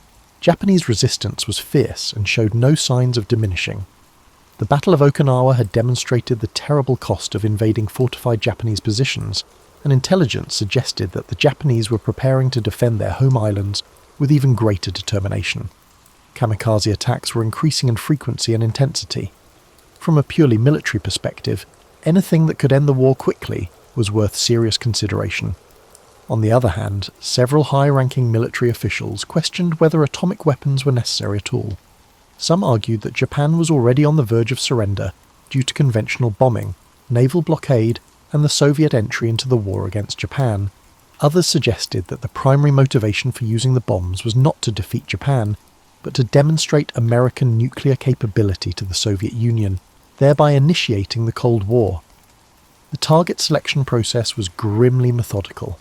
Military planners wanted cities that were militarily significant, but had not been heavily damaged by conventional bombing, so that the effects of the atomic weapon could be clearly observed and documented. They also wanted targets that would have maximum psychological impact on Japanese leadership. The final target list included Hiroshima, Kokura, Niigata, and Nagasaki. Kyoto was initially on the list as well, but Secretary of War Henry Stimson reportedly removed it from consideration because he had visited the city and appreciated its cultural and historical significance. It's one of those small human moments that had enormous consequences, a single person's aesthetic sensibility potentially saving a city and its hundreds of thousands of inhabitants from nuclear destruction. As the decision deadline approached, Truman was receiving advice from multiple directions, much of it contradictory. Military commanders wanted to use the weapons to save American lives. There was a divide among scientists between those seeking to demonstrate the bomb's power and those advocating for its decisive use. Political advisors were thinking about post-war relationships with both Japan and the Soviet Union. In the end, Truman made the decision that he believed would end the war most quickly and save the most lives overall. Whether he was right or wrong is a question that historians and ethicists continue to debate today. But in the summer of 1945, with incomplete information and enormous pressure, he chose to authorize the use of atomic weapons against Japan. It was a decision that would define not just the end of World War II, but the beginning of the nuclear age. On the morning of August 6, 1945, the crew of the Enola Gay, a B-29 bomber named after the pilot's mother, took off from Tinian Island carrying Little Boy, the uranium bomb that had never been tested but was expected to work based on theoretical calculations. It's important to take a moment to appreciate the surreal nature of this moment. They were piloting an untested nuclear weapon over the Pacific Ocean, relying on 3 years of theoretical physics and engineering to perform precisely as intended at the crucial moment. Colonel Paul Tibbets, the pilot, probably had the strangest job description in military history that morning. He was essentially a delivery driver, except his package could destroy an entire city, and his route included flying over enemy territory while carrying the most expensive and dangerous cargo in human history.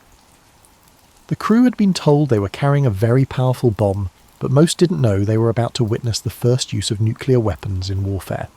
Hiroshima was chosen as the primary target, partly because it was an important military centre, and partly because it had been largely spared from conventional bombing, making it ideal for observing the effects of atomic weapons. The city had about 350,000 people going about their morning routines, unaware that they were about to witness a historic moment. At 8:15 a.m. local time, Little Boy detonated about 1,900 feet above the city centre. The explosion created a fireball with temperatures exceeding those at the centre of the sun, followed by a shockwave that destroyed virtually everything within a 1-mile radius. The mushroom cloud rose to over 60,000 feet, and the flash of light was visible for miles. Suddenly, a bustling metropolis transformed into the epicentre of the nuclear era. The immediate destruction was almost incomprehensible. Buildings simply vanished. People who were close to the hypercentre were vaporized so quickly that their shadows were burned into concrete and stone surfaces. The intense heat, the crushing force of the shockwave, or the collapse of buildings killed others. Tens of thousands died immediately, and tens of thousands more would die in the following days and weeks from radiation sickness, burns, and injuries. Back in Washington, the news of Hiroshima's destruction was received with a mixture of relief, satisfaction, and growing awareness of what had just been unleashed. Truman announced the attack publicly, explaining that the United States had developed a new and revolutionary increase in destruction, and warning Japan to surrender or face a rain of ruin from the air, the like of which has never been seen on this earth. But Japan did not immediately surrender. The Japanese government was still processing the implications of what had happened to Hiroshima when, 3 days later, another B-29 took off from Tinian carrying Fat Man, the plutonium bomb that had been successfully tested at Trinity. The original target was Kokura, but cloud cover forced the crew to divert to their secondary target, Nagasaki. Nagasaki was a port city with significant military industry, home to about 240,000 people. Fat Man detonated at 11:02 a.m. on August 9th, creating another mushroom cloud and another zone of complete devastation. The bomb was actually more powerful than Little Boy, but the hilly terrain of Nagasaki limited the destruction somewhat compared to the flat geography of Hiroshima. The 2 atomic bombings killed over 200,000 people, most of them civilians, and demonstrated that the United States possessed weapons of unprecedented destructive power. More importantly, from a strategic perspective, they showed that America could produce these weapons and was willing to use them. The message to both Japan and the rest of the world was unmistakable. The rules of warfare had fundamentally changed. Emperor Hirohito announced Japan's surrender on August 15, 1945, citing a new and most cruel bomb as one of the factors in his decision. The war was over, but the nuclear age had begun. The scientists and engineers who had worked on the Manhattan Project found themselves grappling with the reality that their theoretical calculations had translated into actual human destruction on an unprecedented scale. Some, like Oppenheimer, were haunted by what they had helped create. Others argued that the bombs had actually saved lives by ending the war quickly and preventing a costly invasion of Japan. Whether the atomic bombings were necessary or justified remains a topic of debate, but it is undeniable that they represented a significant shift in human history. The Manhattan Project had succeeded in its primary objective. It had created weapons powerful enough to end World War II. But it had also created something else, a world where the complete destruction of civilization was now theoretically possible. where the stakes of international conflict had been raised beyond anything previously imaginable. As the aftermath of Hiroshima and Nagasaki receded, the scientists, who had dedicated 3 years to their clandestine work, came to understand that their efforts were far from concluded. They had solved the technical challenge of nuclear weapons, but they had also created political, ethical and strategic challenges that would define international relations for generations to come. The atomic age had arrived and there was no going back. When the celebration parades ended and the newspapers stopped running headlines about the miracle weapons that had ended the war, the people who had created those weapons found themselves dealing with a peculiar kind of hangover. It wasn't the sort you get from too much champagne at a victory party, but the kind that comes from realizing you've fundamentally changed the world and aren't entirely sure whether you should feel proud or terrified. The Manhattan Project had been such a massive, all-consuming effort that many of the scientists involved hadn't really had time to think about what would happen after they succeeded. It's akin to devoting 3 years to the construction of a race car, only to abruptly discover you don't know where to steer it. They had solved the technical problem of nuclear weapons with brilliant efficiency, but they had inadvertently created problems that were much more complicated than mere physics. Oppenheimer, who had led the scientific effort at Los Alamos, found himself in the strange position of being simultaneously celebrated as a hero and viewed with suspicion as a potential security risk. He had become the most famous scientist in America, the father of the atomic bomb, but he was also someone who quoted Sanskrit poetry and had complicated political views that made government officials nervous. It's challenging to be a national icon when you keep reminding people that the thing that made you famous could also destroy civilization. The other scientists went to universities and research institutions, taking with them the knowledge of how to build nuclear weapons and the burden of knowing what those weapons could do. Some threw themselves into peaceful applications of nuclear technology, hoping to balance the destructive potential of their work with beneficial uses for atomic energy. Others became advocates for nuclear disarmament, arguing that the weapons they had helped create were too dangerous for any nation to possess. But the most significant change was in how countries thought about war and international relations. The atomic bomb had made the concept of total victory obsolete, because it now potentially meant total destruction for everyone involved. It was like discovering that winning an argument could result in both participants being struck by lightning. The traditional logic of warfare, where you could defeat your enemies without destroying yourself, no longer applied when nuclear weapons were involved. The Soviet Union, which had been America's ally during the war, immediately began working on its own nuclear weapons program. Joseph Stalin was not the sort of leader who was comfortable with other countries having weapons he didn't possess, especially weapons that could level entire cities. The race to develop nuclear weapons became the foundation of what would be called the Cold War, a decades-long standoff between superpowers armed with enough nuclear weapons to destroy each other many times over. The scientists who had worked on the Manhattan Project watched this development with a mixture of resignation and horror. Many thought that nuclear weapons would be so obviously bad that no sane leader would want to make more. Instead, they discovered that human nature was more complicated than nuclear physics, and that the existence of nuclear weapons seemed to make other countries want nuclear weapons even more desperately. Nuclear testing became a regular occurrence, with both the United States and the Soviet Union detonating increasingly powerful weapons in remote locations around the world. The hydrogen bomb, developed in the early 1950s, made the weapons used against Japan look small by comparison. It was comparable to the difference between a firecracker and a volcano, with both having the potential to destroy human civilization if misused. The legacy of the Manhattan Project extended far beyond military applications. Nuclear power plants began generating electricity, nuclear medicine revolutionized cancer treatment, and radioactive isotopes became essential tools for scientific research. The same knowledge that had created the most destructive weapons in history also led to innovations that saved lives and advanced human understanding of the natural world. But perhaps the most lasting legacy of the Manhattan Project was the way it changed how we think about the relationship between science and society. Before 1945, most people viewed scientific research as inherently beneficial, a pure pursuit of knowledge that inevitably led to human progress. After Hiroshima and Nagasaki, it became clear that scientific knowledge could be used for purposes that were anything but beneficial, and that scientists had responsibilities that extended beyond their laboratories. The Manhattan Project demonstrated that, given enough resources, brilliant people, and sufficient motivation, humans could solve almost any technical problem. But it also showed that solving technical problems was often easier than dealing with the consequences of those solutions. The scientists had successfully built nuclear weapons, but they had also built a world where the continued existence of human civilization depended on the wisdom and restraint of political leaders. As you settle in for sleep tonight, it's worth remembering that the story of the Manhattan Project is ultimately a story about human beings trying to solve an unprecedented problem under enormous pressure, making decisions with incomplete information and dealing with consequences they couldn't fully anticipate.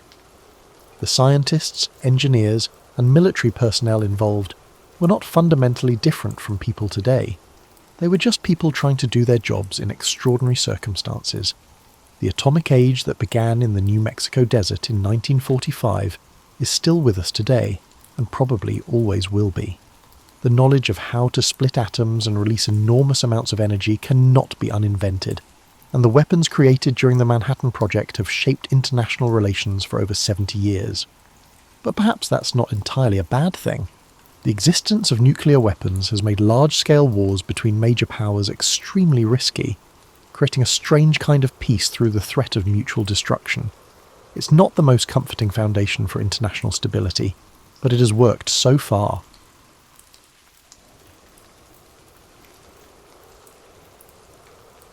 You wake up to the sound of waves slapping against the hull like a worn hand patting a dog. The sun is still undecided about the day, filtering through the porthole in a lazy manner that evokes a desire to cover your head with a blanket and revert to the comforts of your own bed at home, except your bed back home didn't rock like a cradle being pushed by an enthusiastic toddler. The hammock beneath you has moulded itself to your body over the months, creating a cocoon that's surprisingly comfortable once you've trained your spine to bend in ways it was never meant to. You've become a contortionist in your sleep, which is either impressive or concerning. The ship creaks and groans around you, a symphony of wood and rope that you've learned to interpret like a musician interpreting music. That particular squeak means the mast is adjusting to the morning breeze. The gentle thump, thump, thump is just the ship's way of saying hello to the waves. And that ominous crack? Well, that's probably nothing. Probably. Your fellow pirates are stirring in their hammocks, creating a chorus of grunts and snores that would make any barnyard proud. Jenkins, for example, talks passionately in his sleep about his mother's apple pie, as if he were describing a hidden treasure. And there's Weatherby, whose snoring could wake the dead, which is actually quite useful when you need to scare off any ghostly visitors. You stretch, which is an art form when you're suspended between two hooks and trying not to dump yourself onto the deck like a sack of flour. The key is to do it slowly, like you're unfolding a map to treasure, except the treasure is just being able to feel your toes again. The morning routine aboard a pirate ship is remarkably similar to any other morning routine, just with more splinters and a significantly higher chance of someone singing sea shanties while brushing their teeth. You've learned to appreciate these quiet moments before the day truly begins, when the world feels manageable and your biggest concern is whether the ship's cat has decided to use your boots as a scratching post again. Speaking of the cat, Duchess, and yes, she insists on the title, has positioned herself in the one spot where the morning sun creates a perfect rectangle of warmth on the deck. She's mastered the art of looking both regal and utterly relaxed, which is frankly something you aspire to achieve yourself. Duchess doesn't worry about treasure maps or rival ships, or whether the biscuits have gone stale. She simply locates her own area of sunlight and fully embraces it. The smell of coffee drifts up from the galley, mixing with the salt air and the faint scent of tar that never quite leaves the ship. This combination should be unpleasant, yet it has somehow become as comforting as your grandmother's kitchen. Coffee on a pirate ship is serious business. It's the difference between a crew that can function and a crew that might accidentally sail into a reef because they thought it was a cloud.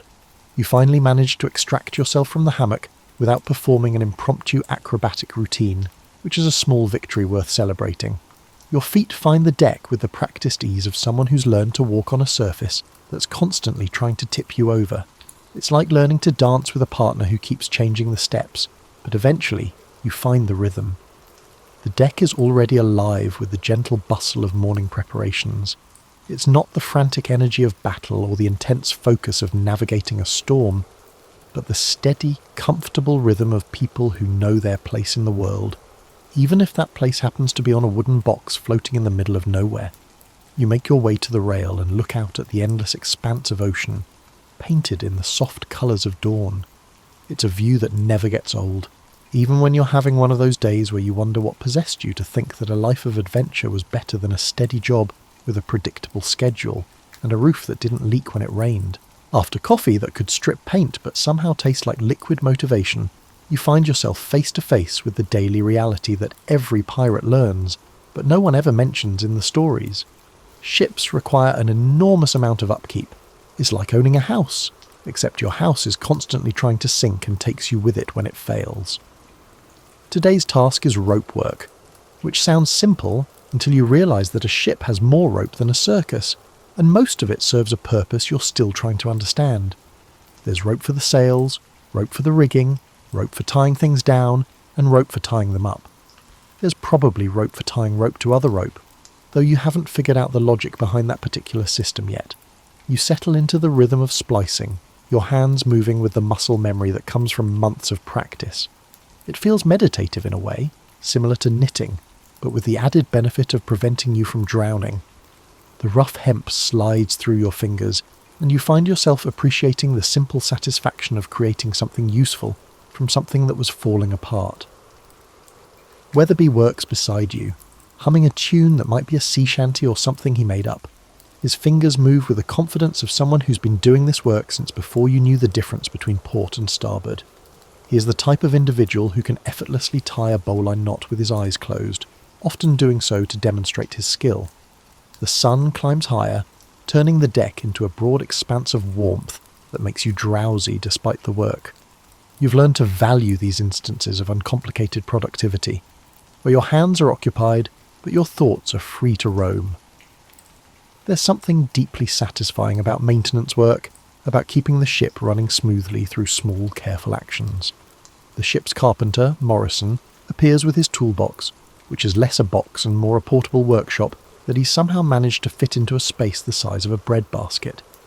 He's examining a section of the rail with the intensity of a doctor listening to a heartbeat, running his fingers along the wood grain like he's reading Braille. Carpentry on a ship is an art form that requires equal parts skill and creativity. You can't just run to the hardware store when something breaks.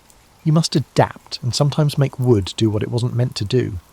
Morrison has elevated his craft to a form of maritime magic, coaxing repairs from scraps and making the impossible seem routine.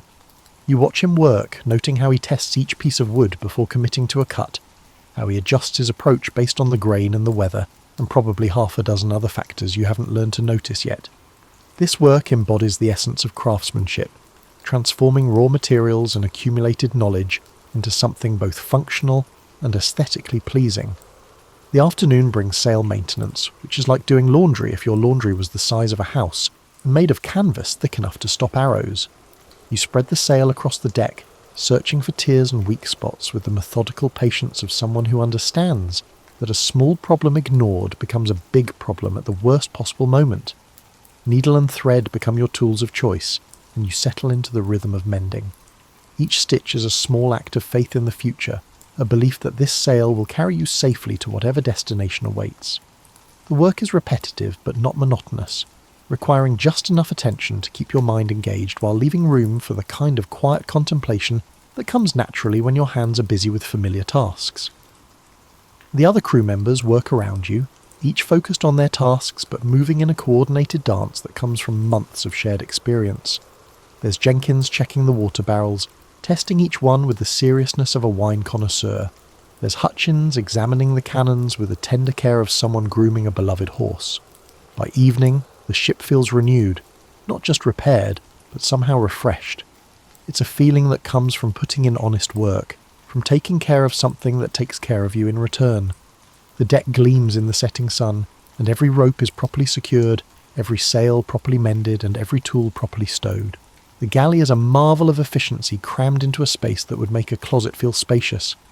The cook, a man called Biscuit Pete for reasons that become apparent the moment you taste his signature creation, has somehow managed to turn this tiny wooden box into a functioning kitchen. It's like watching someone perform surgery in a phone booth, except instead of saving lives, he's trying to make salt pork taste like something you'd voluntarily put in your mouth. You have come to appreciate Pete's artistry, although it took some time to realise that cooking on a ship is less about creating culinary masterpieces and more about preventing scurvy while using ingredients that have the shelf life of ancient cheese. The man can do things with hardtack that border on miraculous, transforming what is essentially edible cardboard into something that resembles actual food. The morning meal serves as an exercise in innovative problem solving. Pete takes yesterday's leftover stew, adds today's portion of salt pork, throws in some mysterious spices that he guards more carefully than treasure, and somehow produces something that not only fills your belly, but actually tastes like he meant for it to taste that way. It's a masterful blend of simplicity and alchemy. You eat with the focused attention of someone who's learned that mealtimes are precious things not to be wasted on conversation or contemplation. The food is hot, it's substantial, and it's infinitely better than anything you could produce yourself, which makes Pete something of a wizard in your estimation. The fact that he can do all this while the ship rocks and rolls like a carnival ride just adds to his mystique. After breakfast, the day stretches ahead with the comfortable predictability of routine. There's always something that needs doing on a ship, but it's rarely urgent enough to create panic. Instead, you settle into the steady rhythm of maintenance and preparation that keeps everything running smoothly. Today's project is organising the supply room, which is like playing a three-dimensional puzzle where all the pieces are different sizes and shapes and some of them smell questionable. Space is precious, necessitating every item to fit perfectly, and accessibility is crucial when you need something urgently. You work methodically, creating order from chaos one barrel and crate at a time. There's something deeply satisfying about this kind of work, about creating systems that make sense, and will still make sense when you need them most. It's the kind of task that lets your mind wander while your hands stay busy, creating the perfect conditions for the kind of daydreaming that makes long days pass quickly. The afternoon brings inventory duties, which sounds tedious but is actually quite fascinating once you get into the rhythm of it. Every item tells a story about where the ship has been and where it's going. The exotic spices speak of tropical ports and bustling markets. The rolls of silk hint at wealthy merchants and profitable trades. Even mundane items like rope and nails have their own stories to share about the practical realities of life at sea.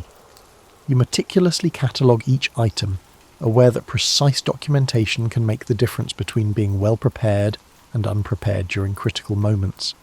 It's detailed work that requires focus, but it's also oddly meditative, like counting beads on a rosary or stones on a beach. The ship's rhythm becomes your rhythm as you work. The gentle roll and pitch that once made you seasick now feels natural, like breathing. You've learned to use the ship's motion to your advantage, letting it help you move heavy items and find your balance in tight spaces. It's a dance you've mastered without realising you were learning the steps.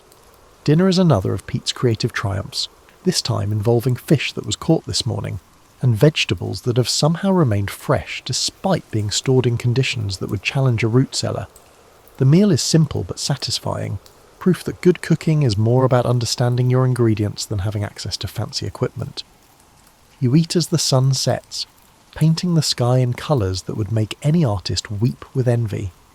The day feels complete in a way that has nothing to do with excitement or adventure, and everything to do with the deep satisfaction of useful work well done. The feeling of contentment with the simple rhythms of daily life at sea creeps up on you. The morning brings one of those days when the wind decides to take a vacation, leaving you floating on water so still it looks like polished glass. The sails hang limp and dejected, like laundry that's given up hope of ever getting dry. It's the kind of weather that makes you appreciate just how much your progress depends on forces completely beyond your control. In stories, pirates are always charging across the waves at breakneck speed, but the reality is that sometimes you just sit there bobbing like a cork in a bathtub, waiting for nature to remember that it has a job to do. These becalmed days test your patience in ways that storms never do, because at least in a storm you're busy trying not to die. You learn to adapt to the rhythm of waiting, which requires a unique kind of skill. Some of the crew break out dice and cards, creating small circles of concentration and friendly competition. Others take up projects that require time and attention, whittling, mending clothes, or writing letters they may never send. Finding a task to occupy your hands while accepting the fundamental truth that you will reach your destination is crucial. The ship takes on a different personality during these still periods. In the absence of the constant sound of wind and waves, you become aware of details often overlooked in the overall chaos. The subtle changes in temperature cause the wood to expand and contract.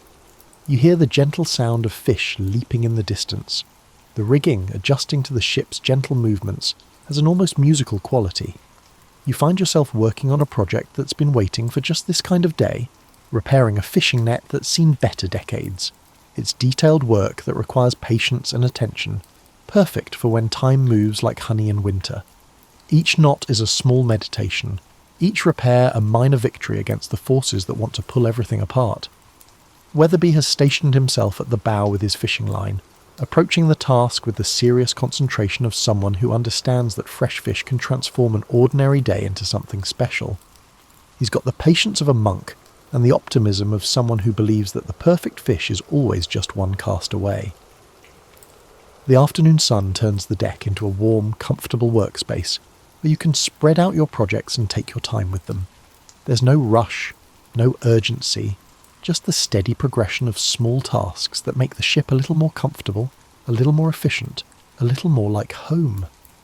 The ship's cat, Duchess, has claimed a spot in the shade where she can supervise the general activity while staying cool. She's mastered the art of looking both alert and completely relaxed, which is frankly an inspiration. Duchess doesn't worry about making progress or reaching destinations. She just finds the most comfortable spot available and makes it her own. You work on the net with the kind of focused attention that comes naturally when you have nowhere else to be and nothing else to do. Each section reveals new damage that needs attention, but also shows you how well the original craftsman knew his business. The repairs become a conversation between you and the unknown person who made this net, your modern knots joining his ancient ones in a pattern that's both functional and beautiful. The evening brings a slight breeze, just enough to give the sails something to work with. It's not much, but it's enough to create the illusion of progress, and sometimes the illusion is sufficient. The ship moves again, slowly but surely, as if it knows where it's going. Dinner is enhanced by Weatherby's successful fishing expedition, fresh fish that taste like the ocean but in the best possible way.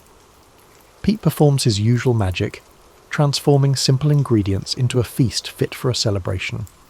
The meal is consumed with the satisfaction of people who've earned their food through patience and persistence. As night falls, you realise that this day of apparent inactivity has actually been quite productive. Projects completed, skills practiced, and patience exercised like a muscle that gets stronger with use. The ship is in better condition than it was this morning, and so are you. Sometimes the best progress happens when you're not even trying to make it. Evening on a pirate ship has a different quality than evening anywhere else. As the sun settles into the horizon like a coin dropped into a slot, the crew begins to gather on deck in the natural way that people do when the day's work is done, and the night's rest is still hours away.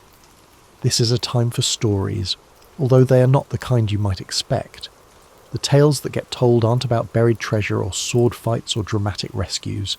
Instead, they're about the small human moments that make up a life at sea. Jenkins tells about the time he tried to cook dinner for the crew and nearly set the ship on fire, demonstrating that good intentions and basic competence are not always the same thing. Hutchins shares his ongoing battle with a particular piece of rigging that seems determined to untie itself, no matter how many different knots he tries. You've learned that every person on the ship has at least 3 different versions of themselves. There are 3 people, who they were before the sea, who they want to be, and who they are now. The stories that get shared in these evening gatherings are usually about the gaps between these versions, told with the kind of humour that comes from having survived your mistakes. Morrison, the ship's carpenter, has a gift for telling stories that sound completely unbelievable, but are delivered with such deadpan seriousness that you can't help but think they might actually be true. Tonight he's recounting his attempt to build a chicken coop on deck, only to discover that chickens and ships have fundamentally different ideas about what constitutes a stable foundation. The mental image of Morrison chasing escaped chickens around the rigging while trying to maintain his dignity is worth the price of admission. The social dynamics of a pirate ship are more complex than outsiders might imagine. You're not just a crew, you're a floating community, a small society that has to solve all the problems that any society faces, except you're doing it on a wooden platform surrounded by water with no option to leave if things get uncomfortable. The task requires a particular kind of diplomacy, a way of handling disagreements that acknowledges everyone's humanity while keeping the peace. You've learned to appreciate the unspoken rules that govern these evening gatherings. No one talks about the obvious things, the dangers, the uncertainties, the fact that you're all essentially homeless and have chosen this life partly because the alternative seemed worse. Instead, the conversation flows around safer topics, techniques for splicing rope, theories about weather patterns, and philosophical discussions about the best way to cook fish. The ship's musical instruments make their appearance as the evening progresses. There's a fiddle that's seen better decades, a drum made from a barrel and some stretched leather, and a wooden flute that produces a surprisingly sweet sound despite its rough appearance. The music that emerges isn't polished or professional, but it has a quality that connects everyone in a way that words sometimes can't. Weatherby has a surprisingly powerful singing voice, which he uses to lead the crew through songs that everyone knows but no one can remember learning.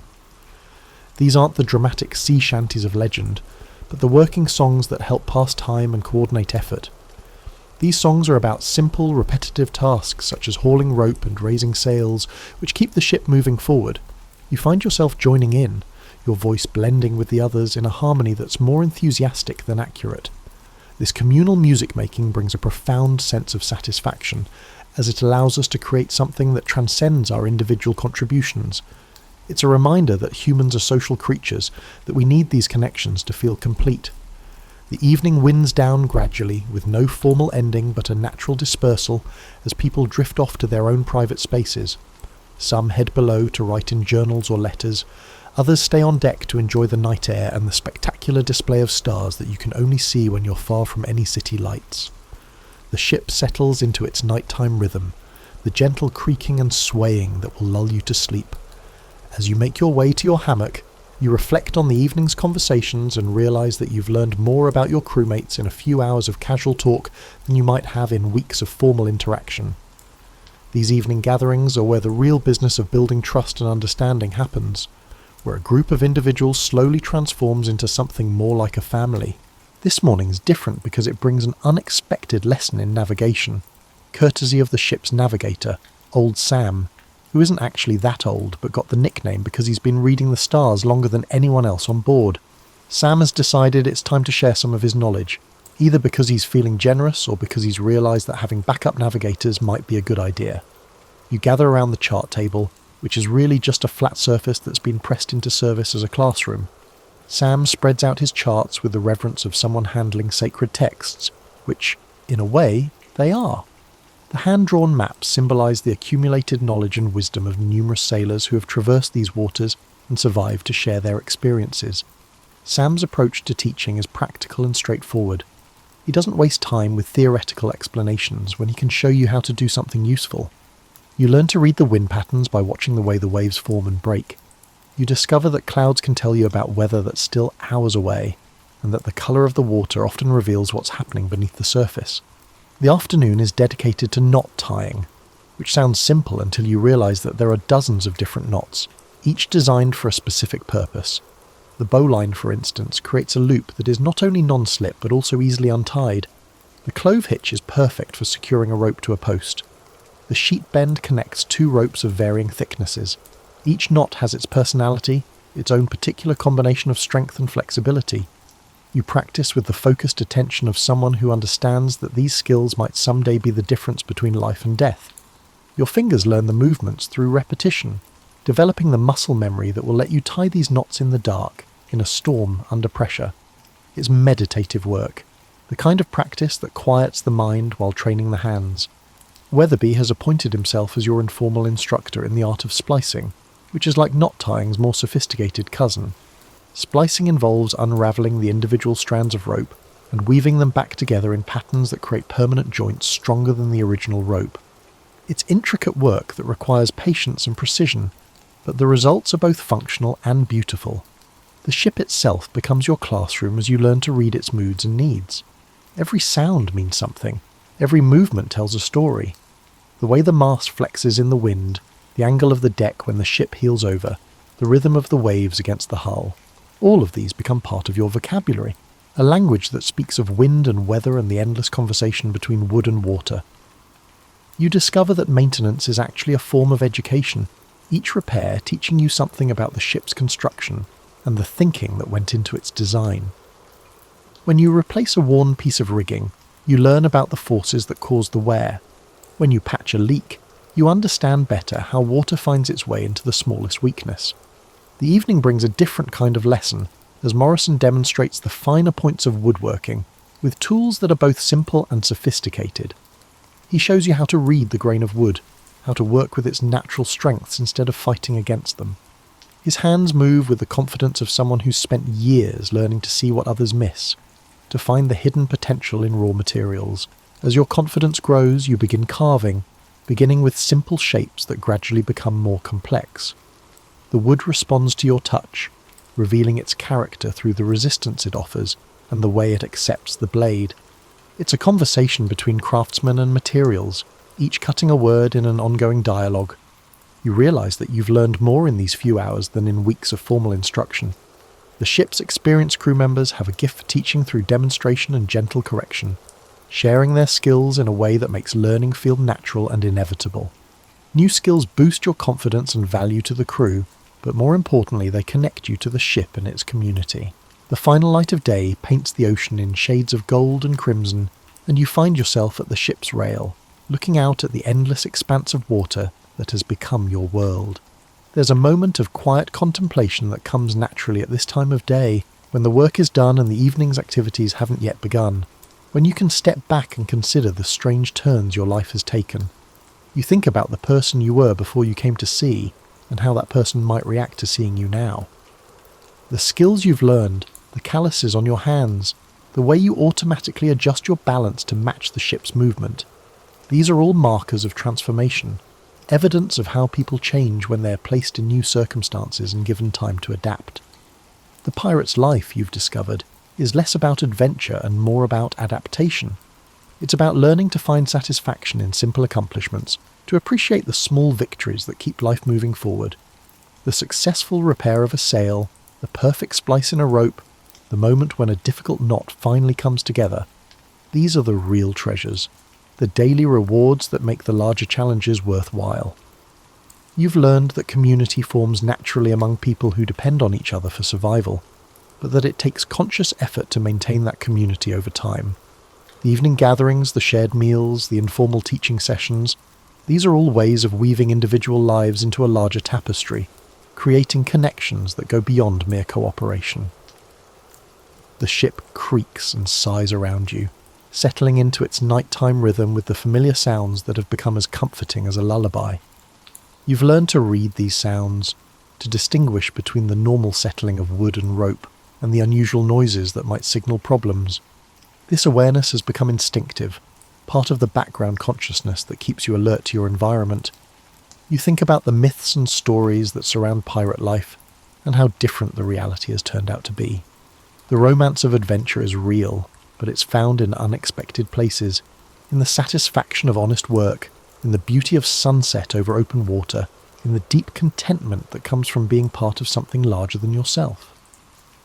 The treasure isn't gold or jewels, but the accumulation of skills and relationships and experiences that make you more than you were before. The stars begin to appear, first a few scattered points of light, then a magnificent display that stretches from horizon to horizon. You've learned to use these stars for navigation, but you've also learned to appreciate them for their beauty, for the way they connect you to something vast and eternal. The same stars that guided ancient sailors still shine down on you, making you part of a tradition that spans centuries. As you prepare to head below for the night, you realise that you've found something unexpected in this life at sea. Not the excitement and danger that the stories promised, but something more valuable, a sense of purpose, a feeling of belonging, a deep satisfaction that comes from honest work and genuine community. The ship has become more than a vehicle, it's become home.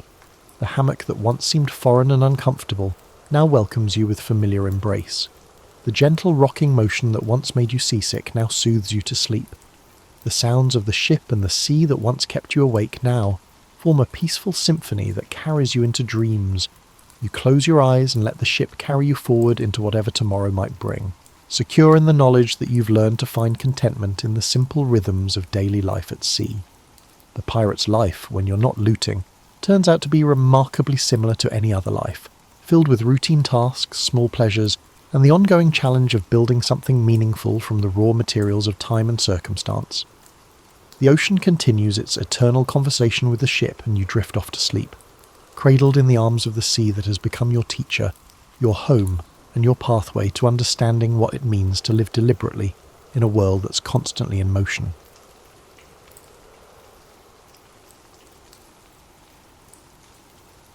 In Lindisfarne, Northumbria, 793, you kneel in the chapel of Lindisfarne Priory at dawn, whispering your usual Latin prayers. Suddenly a distant thunderclap rolls across the clear sky. You pause, lips still. The sound comes again, louder this time, and now you hear panicked shouts outside shattering the morning peace. Brother Aelfric bursts through the oak door, eyes wild. "Raiders, on the shore," he gasps. In an instant, your world overturns. You leap up, heart hammering, and follow him out of the chapel into chaos. At the top of the grassy dune overlooking the priory's beach, you stumble to a halt. The sand, where there was nothing moments ago, draws up long, dragon-prowed ships. Dozens of armed Northmen are swarming ashore. Sunlight glints off iron swords and axes in their fists. They move with a terrifying purpose, spreading across Holy Island akin to a plague. A chill of unreality washes over you. The pagan Vikings of rumour are here, in the flesh, as real as the salt wind on your face. Screams echo from the fields below. A few of the lay brothers working the vegetable gardens try to run, but the strangers are upon them in moments. You watch, paralysed, as a fur-clad raider swings his axe and cleaves Brother Osric's shoulder to the bone. Osric collapses with a scream cut short. Another monk is caught by two Vikings. They pinion his arms and drag him toward the shore, ignoring his pleas. You think, God help us, this can't be real, not on this sacred island. "They're coming! Inside! Inside!" Abbot Edbert bellows from the courtyard. At last your legs unlock. You tear down the slope toward the stone church, sand slipping under your feet. Monks in woolen habits scatter in every direction, some toward the hills, others, like you, toward the only refuge you have, the stout church of St. Cuthbert. You dash through the arched doorway, and several brothers shove the heavy doors closed behind you. Dozens of you huddle in the dim sanctuary, chests heaving. Candlelight flickers over pale, terrified faces. Outside, the guttural shouts of the Vikings grow closer. The wooden doors shudder as the axe blades begin to chop through them. A moment later, the portal splinters apart. Vikings flood into God's house and pandemonium erupts. You are shoved back against a cold stone column as panic and slaughter fill the nave. One invader lunges at a monk near the entrance and splits his skull with an iron sword. Another snatches a golden chalice from the altar, spilling holy wine across the flagstones. A third Viking flips open the enormous Bible and casually rips out its illuminated pages, laughing. You cry out in wordless anguish at this desecration, but your voice is lost in the cacophony. The sacred sanctuary is transformed into a battleground. A wiry Northman with a braided beard grabs you by the robe. He reeks of sweat and seawater. You raise your hands in a feeble plea, but he just bares his teeth and throws you to the floor. Your head strikes the stone tiles and stars explode in your vision. Before you can recover, he pounces on your chest, pinning you. Cold iron presses against your throat as he draws a knife along your neck. In that frozen moment, you glimpse Abbot Eadbert lying by the altar in a pool of blood. His throat cut, his eyes staring lifelessly at the ceiling. The house of prayer is filled with cries of the dying and wails of pain. The Northman snarls something in his harsh tongue and raises his blade. You squeeze your eyes shut and babble a final prayer. Steel flashes. Your prayer dies on your lips as the blade plunges down and everything goes dark. The scene unfolds on the Seine River, on the Frankish coast in 845. You are pulling weeds in your beanfield when the village church bell begins clanging furiously. It is a misty Easter morning, and that bell should be calling the faithful to Mass, not ringing in alarm. You straighten up, dirt on your hands, and see neighbours halting in their fields, heads turned toward the sound. Through the river fog a new sound rises, a deep war horn blast from downstream. Your blood runs cold. Northmen! A shout from the hill by Bernashard's goat pasture confirms it. "Ships! On the river!" Instantly the quiet Frankish hamlet erupts into panic. You drop your basket and sprint for your cottage, heart thudding. Your farm lies exposed on the open floodplain. There are no walls or soldiers to protect it. Rumours have whispered of Viking raids along the coast recently, but you never imagined their dragon-headed boats on your stretch of the Seine. Yet now, through the trees, you glimpse them, long sleek ships with striped sails gliding upriver, carved beasts adorning their prows. By the time you reach your yard, chaos has overtaken the village. Families scream and scatter, snatching up children and whatever belongings they can carry. You nearly collide with your wife as she rushes out of your cottage with your 2 young daughters clinging to her skirts. "Into the woods!" you pant, grabbing the girl's hands. The only hope is to hide in the oak forest beyond the fields. Together, you sprint across the furrows toward the tree line. Your littlest daughter wails in confusion. You scoop her into your arms and push onward. Behind you rises a cacophony of terror. The war horn blares again, and now you hear the blood-chilling howl of the Viking battle cry echoing down the Seine. As you reach the first trees, a handful of your braver neighbours rush in the opposite direction, clutching rusty swords and wood axes. They are determined to protect their homes at all costs. Every instinct tells you to protect your farm, but one look at your wife's terrified face propels you deeper into the underbrush. You cannot leave them. Not now. Suddenly, a burly shape crashes through the brush ahead. A Viking scout steps into your path, grey eyes locking on you. He hefts a spear, and you shove your family behind you, raising your only weapon, a simple sickle, with trembling hands. The Northman's lips curl in a wolfish grin. He hurls his spear. You twist aside, but the iron head slashes a fiery gash across your upper arm. You cry out. Before the Viking can draw his sword, you charge at him with a desperate yell, swinging your sickle. He bats aside your feeble strike and backhands you with his free arm. The blow crashes into your jaw like a mallet. The forest tilts. You hit the ground hard, tasting blood. Dazed, you lift your head. Your wife is trying to escape with the kids, but more Northmen are coming from the trees. "No, please," you croak, reaching out as 2 Vikings seize her by the hair and drag your daughters from her arms. You wrench yourself up on one elbow, but a booted foot slams between your shoulder blades, crushing you to the dirt. A Norse warrior growls something above you. You catch only the word for slave. Rough hands yank your arms behind you and bind your wrists with coarse rope. Your village is tearing itself apart all around you. Smoke rises be. Your wife is trying to escape with the kids, but more Northmen are coming from the trees. Down.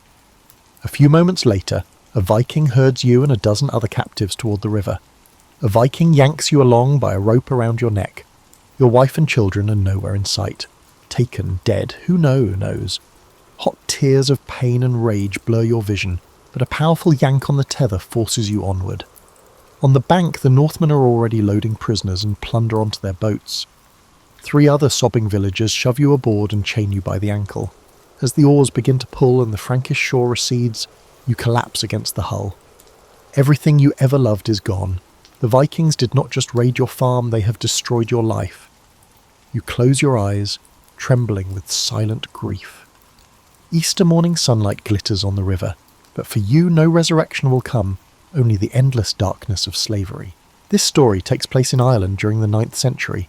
You stand atop the wooden rampart of your husband's dune fort, and watch in dread as dark sails dot the morning horizon. The mid-morning sun glints off the waves, revealing 3 Viking longships heading up the coast toward your lands. A messenger had arrived at dawn with dire news. The Northmen sacked a monastery down a river at Clonfert, and their ships were spotted in your kingdom's waters. The war horns are now echoing along the cliffs. The Vikings are coming. Below you in the courtyard, your household warriors rush to arm themselves. Men snatch spears and shields from racks, shouting to each other and offering quick prayers to God. You clutch the wooden railing, knuckles white. Your husband, Lord Eorl, is in the yard pulling on his helmet. He catches your eye for a brief moment and tries to muster a reassuring smile, but you both know what these invaders do. You have heard tales of their cruelty. Last winter, refugees from the north told of nuns violated and monks slaughtered when the Northmen attacked Armagh's sacred sites. Lord Eorl barks orders, and 24 mounted warriors gallop out through the gate to confront the enemy on the beach. The remaining defenders stay to man the fort's palisade. You send up a silent prayer for your husband and kinsmen as their war cries fade toward the surf. Minutes later, distant screams and the clash of metal carry on the sea breeze. You pace along the rampart, heart in your throat. The sounds of battle die out, and for a moment there is eerie silence. Suddenly, a lone figure, one of your warriors, comes sprinting over the sandy ridge toward the fort. His tunic is soaked in blood. "Close the gate!" he shrieks, eyes bulging with panic. Behind him, a mob of Vikings appears, pursuing like wolves on the hunt. The fort's captain curses and orders the gates barred, but even as your men shove the oak portal, the first Northman rams into it from outside. A desperate struggle ensues at the sallyport. Spears thrust through the gap, axes hacking. The defender's courage falters when a massive Viking forces the gate ajar and cuts down a guard in a single stroke.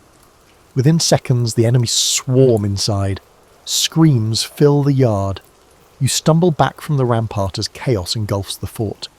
The surviving guards and servants, horribly outnumbered, throw down their weapons or try to flee. A hulking Viking with an iron helmet and braided blonde beard strides past the bodies toward the keep. He kicks open the doors of your hall. You are still on the steps when he spots you. His hard eyes flick over your silk dress and the gold brooch at your shoulder, marking you as a noble woman. "Take her," he grunts to two of his men. You step backward, trembling with rage and fear. "I am Lady Muireann of the Wee Nail. We can pay ransom," you cry, trying to sound commanding. One of the Vikings answers by swinging the back of his axe into your guardsman's skull as if swatting a fly. Blood splashes your gown. You scream. An instant later, the blonde giant closes the distance and strikes you across the face with a mailed hand. The world flashes white. You find yourself sprawled on the ground, ears ringing. Before you can move, two Vikings haul you up by your arms. One roughly yanks off your jewelled brooch and belt. The other binds your wrists with rawhide. Around you, the courtyard is a nightmare made real. Your husband's corpse lies in the gateway, nearly beheaded. Flames consume the thatched roof of the chapel. All around the fort lie the bodies of those who tried to defend it. The stable boy, the cook, and even the old bard who were cut down without mercy. Hot tears of anger fill your eyes. With a surge of defiance, you spit at the Viking chief's face as he approaches. A hush falls over the raiders. The blonde giant wipes your spittle from his cheek, then grabs you by the throat. Effortlessly, he lifts you until only your toes scrape the bloody mud. You gag, the edges of your vision dimming. He holds you there, face to face, until your defiance crumbles into choking desperation. Finally, he releases his grip and you drop to your knees, coughing. The onlookers chuckle. Ropes are leashed around your neck and the necks of a handful of other captives, mostly young women who survived the slaughter.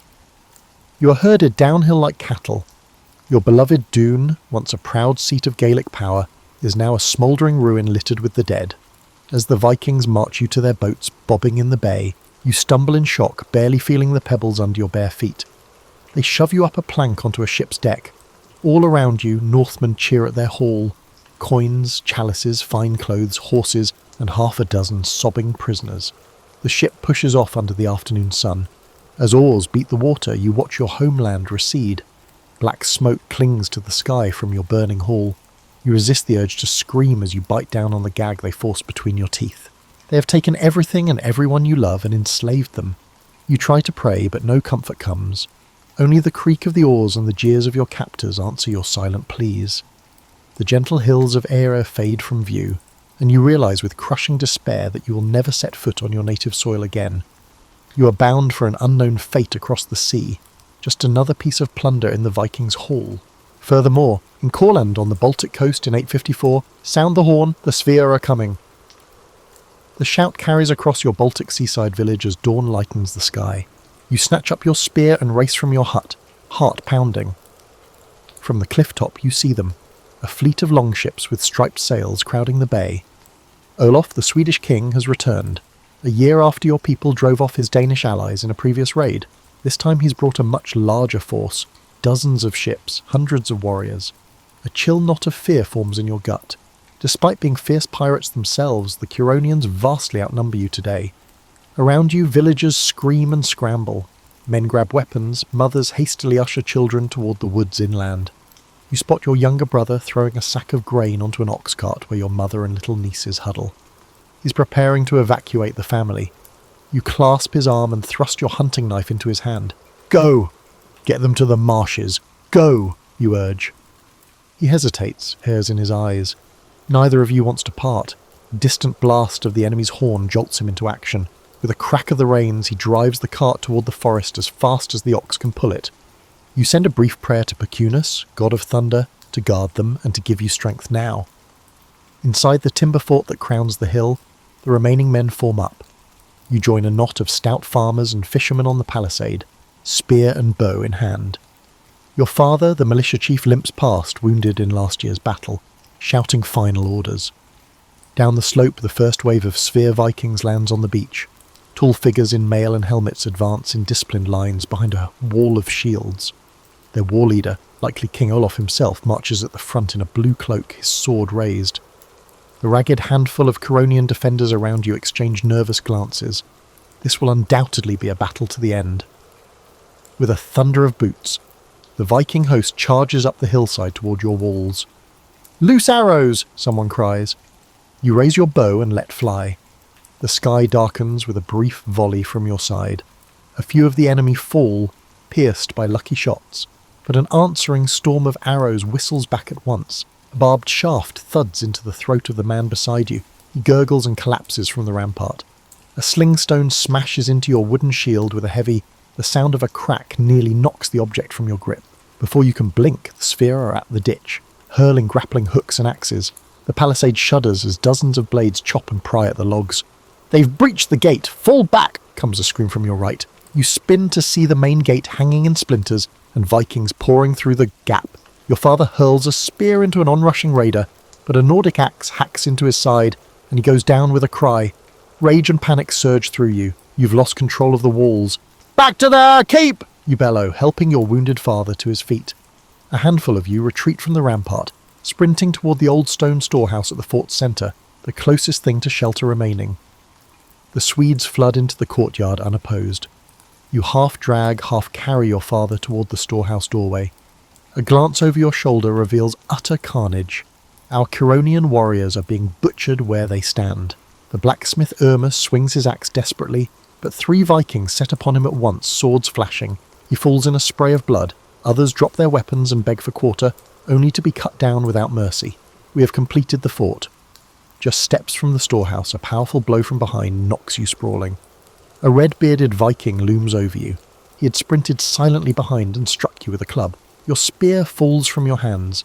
You roll onto your back, gasping in pain. The Redbeard snarls something you don't understand and raises his sword to end you. Behind him, through the haze of smoke and dust, you see a knot of Viking warriors forcing the last few captives, including a wounded, sobbing boy, to their knees at sword point. You know it's over for your village. The Viking's blade pauses in the air as he notices your fierce, unyielding glare. For an instant you see uncertainty in his eyes. Perhaps he expected pleading. Summoning your last strength, you spit a curse at him in your native tongue. The Redbeard's face hardens. With a swift, brutal stroke, his sword falls. Searing pain cleaves your skull. The world bursts into blinding light and agony, and then immediately fades to black. As your lifeblood seeps into the soil of your homeland, the last feeling you experience is a grim sense of satisfaction. You did not beg. The Northmen may have razed your village and enslaved your kin, but you would sooner die than live under their boot, and so you have. You crouch behind a stack of furs in the riverside market stall near Novgorod, Eastern Europe in 860, heart hammering against your ribs. Outside, by the wharf on the Volkhov River, frustrated voices erupt into screams. The Varangian Rus have come to Novgorod's trade post again, and this time they aren't leaving peacefully. Your people have been paying tribute in the form of goods and silver to these Rus Vikings for years, and it was never enough. Today their chieftain arrived with dozens of warriors and demanded double the usual tribute. You watched from a distance as the elders humbly offered furs, honey, and a chest of silver coins, hoping to appease the Northmen. The Varangian leader only sneered. He even demanded 50 young men as slaves. At that, the pretense of negotiation shattered. An axe lodged in the skull of one brash merchant, who immediately shouted in protest. An uproar ensued. Now the air is filled with panicked shouts and the clash of steel. From your hiding spot, you peek out. A flaxen-haired Viking smashes a pottery stall with his shield, sending shards flying and the potter scurrying. Across the way, another Norseman overturns a wagon of grain, laughing as it spills. Your precious wares, fine winter furs and carved walrus ivory, are likely lost to pillage. but that is the least of your worries. You grip a long skinning knife, the only weapon at hand. It's almost useless against fully armed raiders, but you refuse to surrender without a fight. A spear suddenly flies overhead and impales a fleeing neighbour just beyond your stall. The man collapses with a gurgling scream. You bite your fist to stifle a whimper. "Round up the rest!" a Varangian warrior barks in his tongue. You understand a little of it. Two merchants sprint past your shelter, making a break for the tree line, but they don't get far. One is skewered by a thrown spear, the other is run down by a red-bearded Russ who slams him to the ground and clubs him senseless with the butt of an axe. Your mind races. Perhaps you can slip away along the riverbank amid the chaos. If only you can reach your boat. Gathering your courage, you clutch your knife and prepare to bolt.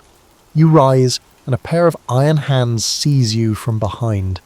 Ha! Hiding like a rat. A hulking Varangian in a wolfskin cloak hauls you out into the open by your tunic. You slash desperately with your knife, but he catches your wrist with contemptuous ease and twists until the blade drops from your numb fingers. "Let go of me!" you snarl in Slavonic, kicking at his shin. In response, the Viking drives his knee into your stomach. All air rushes from your lungs. You double over, gagging. Rough laughter rings out. The wolf-cloaked warrior forces you to your knees. Another Northman strides over with a length of rope. Working efficiently, they bind your wrists behind you and loop another cord around your neck. You dimly realise that they are also tying up other survivors, including a few young women and 2 wounded elders elsewhere in the market. They will soon herd you and a line of captives toward the longships that are waiting. A rope around your neck links you to the prisoner ahead. Your cheeks burn with humiliation and fury. But when a Varangian jerks hard on the tether, you stumble forward without resistance. Your town headman, an old friend of your father's, sobs pitifully as he's dragged along beside you. He begs the Vikings in broken Norse to spare his family. The chieftain ignores him, casually wiping blood from his sword. At the riverbank, the Northmen shove you and the others onto their boats amid piles of plunder. The Northmen force you to sit on the deck, tying your wrists and neck to a ring by the mast. Within minutes, the oarsmen push off and the current carries you away from the smoking ruins of your marketplace. As the ship turns downriver, you catch a final glimpse of Novgorod's wooden ramparts receding into the morning mist. Hot tears blur your eyes. You've heard what comes next. The Varangians will take you east to sell in the slave markets of the Greeks or Arabs. Perhaps that will be your fate, sold far from home, never to return. A blonde Viking guarding the captives notices your tears. He smirks and mockingly pats your cheek as one would a child. You stare at him with hate so intense it scares even you, but your defiance only amuses him. With a shrug, he turns away to count the silver coins piled at his feet. You sit in stunned silence as the boat carries you into the unknown. In your mind, you see an image of your wife and young son, as they were this morning, waving goodbye when you left for market. Are they alive? Will you ever see them again? A sob escapes before you can choke it back. The Northman's laughter echoes across the water, and you silently curse the gods for abandoning you to these wolves. You realise that your life as a free man in Russ's land is over. You are now just human cargo, another soul enslaved beneath an endless foreign sky. Anglo-Saxon England, 871. The ground shakes under the onrush of the enemy horde. From your position atop the timber palisade, you see them coming across the fields, hundreds of Danish warriors advancing in a solid shield wall. You swallow against the terror rising in your throat. Wessex has mustered every able man to defend this town, and still the Northmen outnumber you. Their battle cries carry over the morning breeze as they close in. You tighten your sweaty grip on your spear. Lord Ethelred's banner, a golden dragon on red, flutters above the gate, a hopeful token. But today, you will have to make a stand against the powerful Viking army.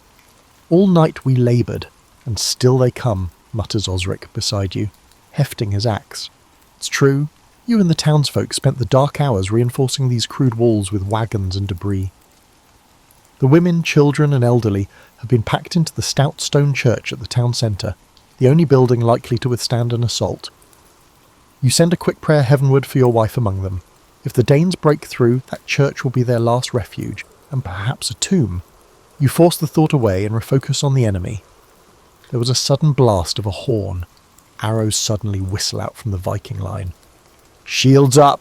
you shout, raising your wooden shield overhead. A black feathered arrow slams into it with a jarring thud. A heartbeat later, a javelin impales the comrade to your left. He slumps with a strangled groan. On your right, another Saxon's shield is shattered by a slung stone, staggering him. As you brace yourself, the Danes suddenly appear at the ditch, their roars akin to those of beasts. Axes bite into the palisade timbers with furious force. The whole wall quivers under the onslaught. You jab your spear downward through a gap. Below, a wild-bearded raider is chopping madly at the logs. Before you can strike him, the palisade buckles. "They're through! Fall back!" someone screams behind you. You whirl. The main gate has been smashed open. The Vikings inundate the town with a torrent of steel and rage. "Retreat to the church!" comes the order. You fly down the ladder, along with the few still living defenders, and sprint toward the stone church at the centre of town. Around you, all is bedlam. Panicked villagers clog the muddy street, fleeing for their lives. A woman carrying a baby runs right into a Danish axeman emerging from an alley. His blade flashes, and she drops in a spray of blood, the infant wailing beside her corpse. Flames crackle. One of the thatched roofs is ablaze, pouring kabuk into the morning sky. Gasping, you reach the churchyard just as the last survivors shove their way inside. "In! In!" you shout, practically throwing a wounded old bowman through the door. The heavy oak doors boom shut a second later. Dim, dusty candlelight illuminates the packed sanctuary. Terrified faces of women and children, a few bloodied men from the wall, all huddled together. The stout doors shudder under blows from outside. You plant your feet among a half-dozen others, forming a ragged line at the entrance. You grip your spear with both hands. There is nowhere else to run. With a splintering crack, the church doors explode inward. A massive, fur-cloaked Dane barges through, shield first. You and two others thrust your spears. One pierces his thigh. The Viking roars in pain as he falls, but more push into the breach, dark shapes flooding the sacred space. Northman lunges at you, swinging a sword. You parry with your spears halved, but the force shears it in two. He raises his weapon for a killing blow, when Osric, your neighbour, tackles him from the side. They crash to the floor, grappling. You seize the jagged broken end of your spear and stab it into another Viking's belly as he rushes past. The invader collapses, shrieking. All around the church, brutal close-quarters combat rages. Pew benches overturn, screams and the clash of steel echo against stone walls. A Viking axe cleaves into old Father Wilfred, who was clutching a processional cross. He drops without a sound. Near the altar, two Danes corner a cluster of cowering children. You see one raise his sword and a small boy crumples, blood spreading across the flagstones. The scene is hellish. A wild slash catches you across the side. White-hot pain sears your ribs. You cry out and fall against the altar, blood soaking your torn tunic. The big Dane with the fur cloak looms over you now, recovered from the earlier spear wound and bent on revenge. He lifts his two-handed sword, eyes alight with triumph. You know you are about to die. Summoning one last surge of strength, you lock eyes with him and snarl, "Ungodly heathen," as defiantly as your trembling voice allows. The Dane hesitates, momentarily surprised by your boldness. That's when a thrown axe whirls out of the smoky air and buries itself in his back. The Viking's eyes bulge, he topples forward and crashes at your feet. Through swimming vision, you perceive Lord Alfred's red dragon banner suddenly amidst the melee. Saxon warriors pour into the church through the shattered doorway, yelling war cries of Wessex. Reinforcements. By some miracle, they arrived in time. The remaining Vikings, caught by surprise, falter and then break under the fresh assault. "Drive them out!" a familiar voice, your cousin Cuthbert's, bellows over the din. Within moments, the Northmen are fleeing back the way they came, cut down as they scramble through the doors. It's over. We have defeated them. You slump against the altar, vision blurred with tears of relief and pain. Despite all the odds, you have managed to survive this terrifying dawn. Alive, you slide down to sit on the blood-slick floor. All around are mingled sobs of joy and mourning, victory at dreadful cost. Cuthbert rushes to your side and presses a cloth to your bleeding wound.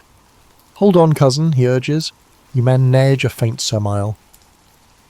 Outside, the Viking war horn sounds a retreat. Alfred's men shout in triumph atop the battered walls. Your town still stands.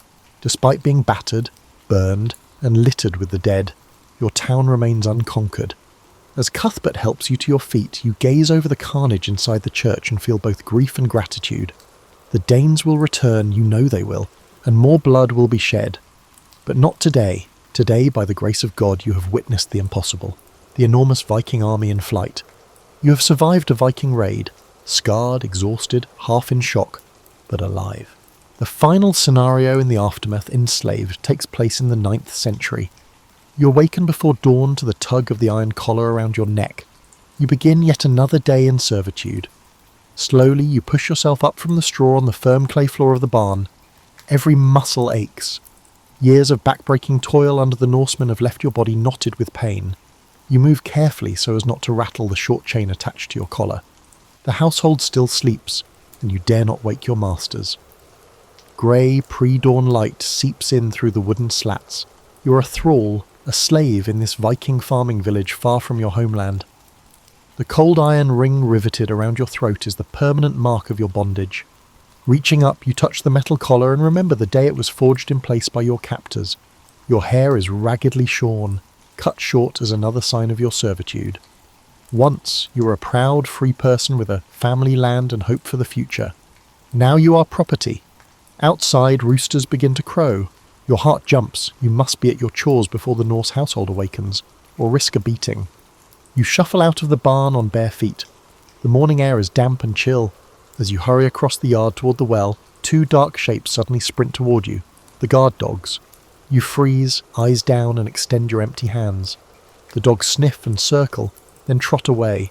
They recognize your scent by now. Still, your pulse races. You've seen those hounds tear into runaway slaves before. By first light, you're hauling water from the well to the longhouse. The routine of labour gives you a fragile sense of order. You fill the trough for the livestock, 1 bucket at a time. Next, you lug armfuls of firewood inside to rekindle the hearth.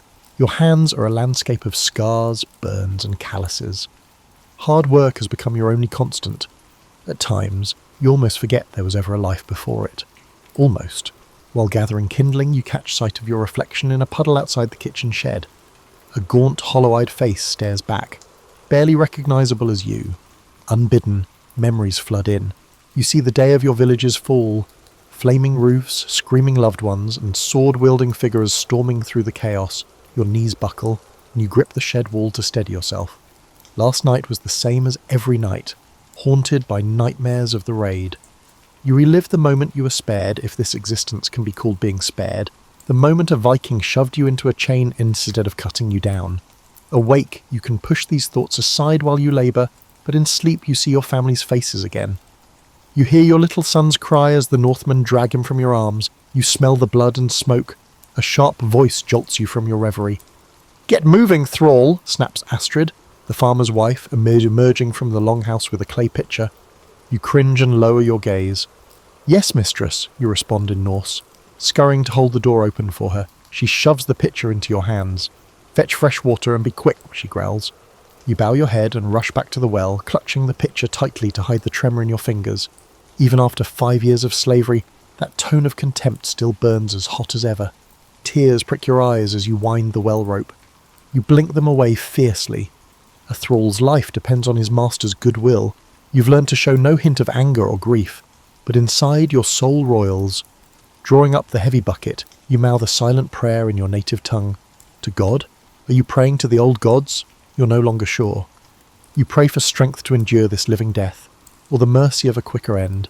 The sun crests the horizon, golden light spilling over the farm. You pause a moment, squinting toward the eastern glow. In your old life, sunrise meant warmth and promise. Now it just marks another day of chains. Still feeling the sun's rays on your face revives something in you, a distant memory of freedom. For a heartbeat, you recall walking your fields at dawn, your little boy on your shoulders. The ache of loss nearly doubles you over. A bitter truth sears your mind. The person you had died on the day of the Viking raid. A distant laugh from the longhouse shakes you back to reality. Your masters are awake. Shoulders hunched, you hoist the pitcher and hurry to serve them. As you shuffle inside to pour Astrid's morning ale, she wrinkles her nose. "You stink of sweat," she says, waving you off. "When you're done here, wash yourself. I won't have guests smelling a filthy thrall." You nod obediently and retreat. Shame creeps over you, but also a spark of something else. Indignation. Filthy? You spend hours each day scrubbing their floors and laundering their clothes. When would you even wash yourself? But you swallow the retort. A thrall with pride is a thrall with a death wish. Outside, you dutifully ladle water over your body at the trough. The icy splash makes you shiver. You stare down at the muddy ground and realise you feel nothing. None of the fire that once filled your heart. The Vikings took everything from you. They even took the person you used to be. In his place stands this empty shell performing tasks on command. Perhaps it would have been better to have died fighting like so many others.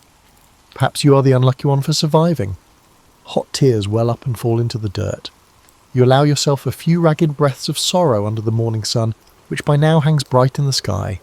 Then you inhale, wipe your eyes, and gather the buckets for the next chore. As you hoist the yoke onto your shoulders, you catch a glimpse of the distant sea glittering beyond the cliffs. For one moment, a flicker of resolve cuts through your despair. One day, you think, one day I'll be free again.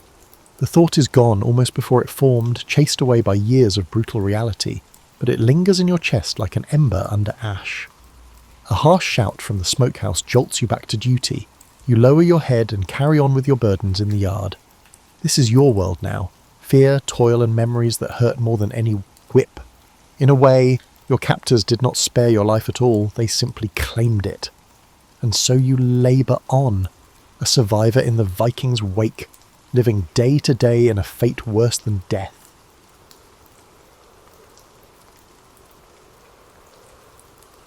Okay, check this out. You're stepping into the year 1066, and you've just witnessed the most successful hostile takeover in English history, though they didn't call it that back then. William the Conqueror, who probably would have made an excellent corporate CEO, has just defeated Harold at Hastings, and suddenly everyone who matters is speaking French.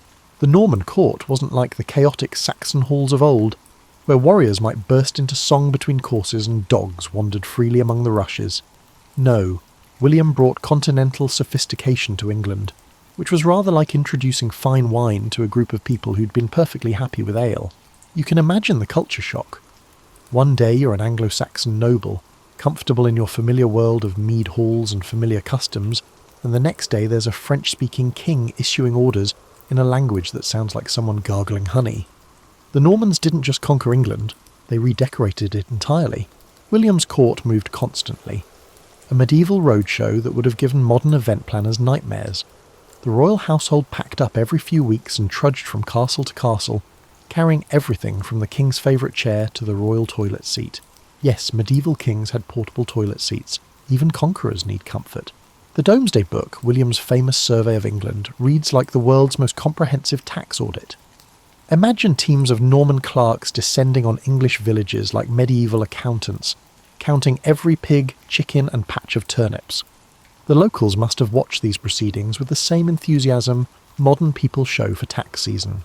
What made the Norman court fascinating was that it was essentially a start-up that achieved success beyond anyone's expectations. William took a relatively small group of French nobles and convinced them to cross the Channel and reinvent an entire kingdom. They brought new architecture, new laws, new fashions, and most importantly new ideas about how royal courts should function. The Normans turned the English court into Europe's most efficient government machine. They created a bureaucracy so organised that historians still marvel at it today. Every penny was accounted for, every legal decision recorded, and every royal progress planned with military precision. If the Saxons had been jazz musicians, improvising freely and following their instincts, the Normans were a full orchestra, playing from carefully written sheet music. What's remarkable is how quickly the two cultures began to blend. Within a generation, Norman knights were marrying English heiresses, and their children grew up bilingual. The court became a place where French efficiency met English practicality, creating something entirely new. You might say it was the medieval equivalent of fusion cuisine, except instead of mixing Thai and Mexican flavours, they were blending governmental systems. The castle became the symbol of this new order. These weren't just fortresses, they were corporate headquarters, law courts, tax offices, and luxury hotels all rolled into massive stone packages. You were entering the nerve centre of a kingdom that was systematically reorganising from the ground up when you stepped into a Norman castle's great hall. Fast forward to the Plantagenets, and you'll find yourself in what amounts to the world's longest-running family drama. If the Normans were efficient administrators, the Plantagenets were passionate performers who happened to run a kingdom on the side. Henry II, the first Plantagenet king, inherited an empire that stretched from the Scottish borders to the Pyrenees. Managing this required him to be part politician, part general, part diplomat, and part travelling salesman. He was constantly on the move, governing his vast territories with the energy of someone who'd had far too much medieval coffee, if such a thing had existed. The Plantagenet court was where politics became personal in the most spectacular ways. Take Henry's marriage to Eleanor of Aquitaine, a woman who was essentially the power broker of her age. Eleanor had already been Queen of France before marrying Henry, bringing with her the sophisticated culture of southern France. She turned the English court into a place where troubadours sang love songs, poets competed for royal favour, and courtly romance flourished like exotic flowers in a hothouse.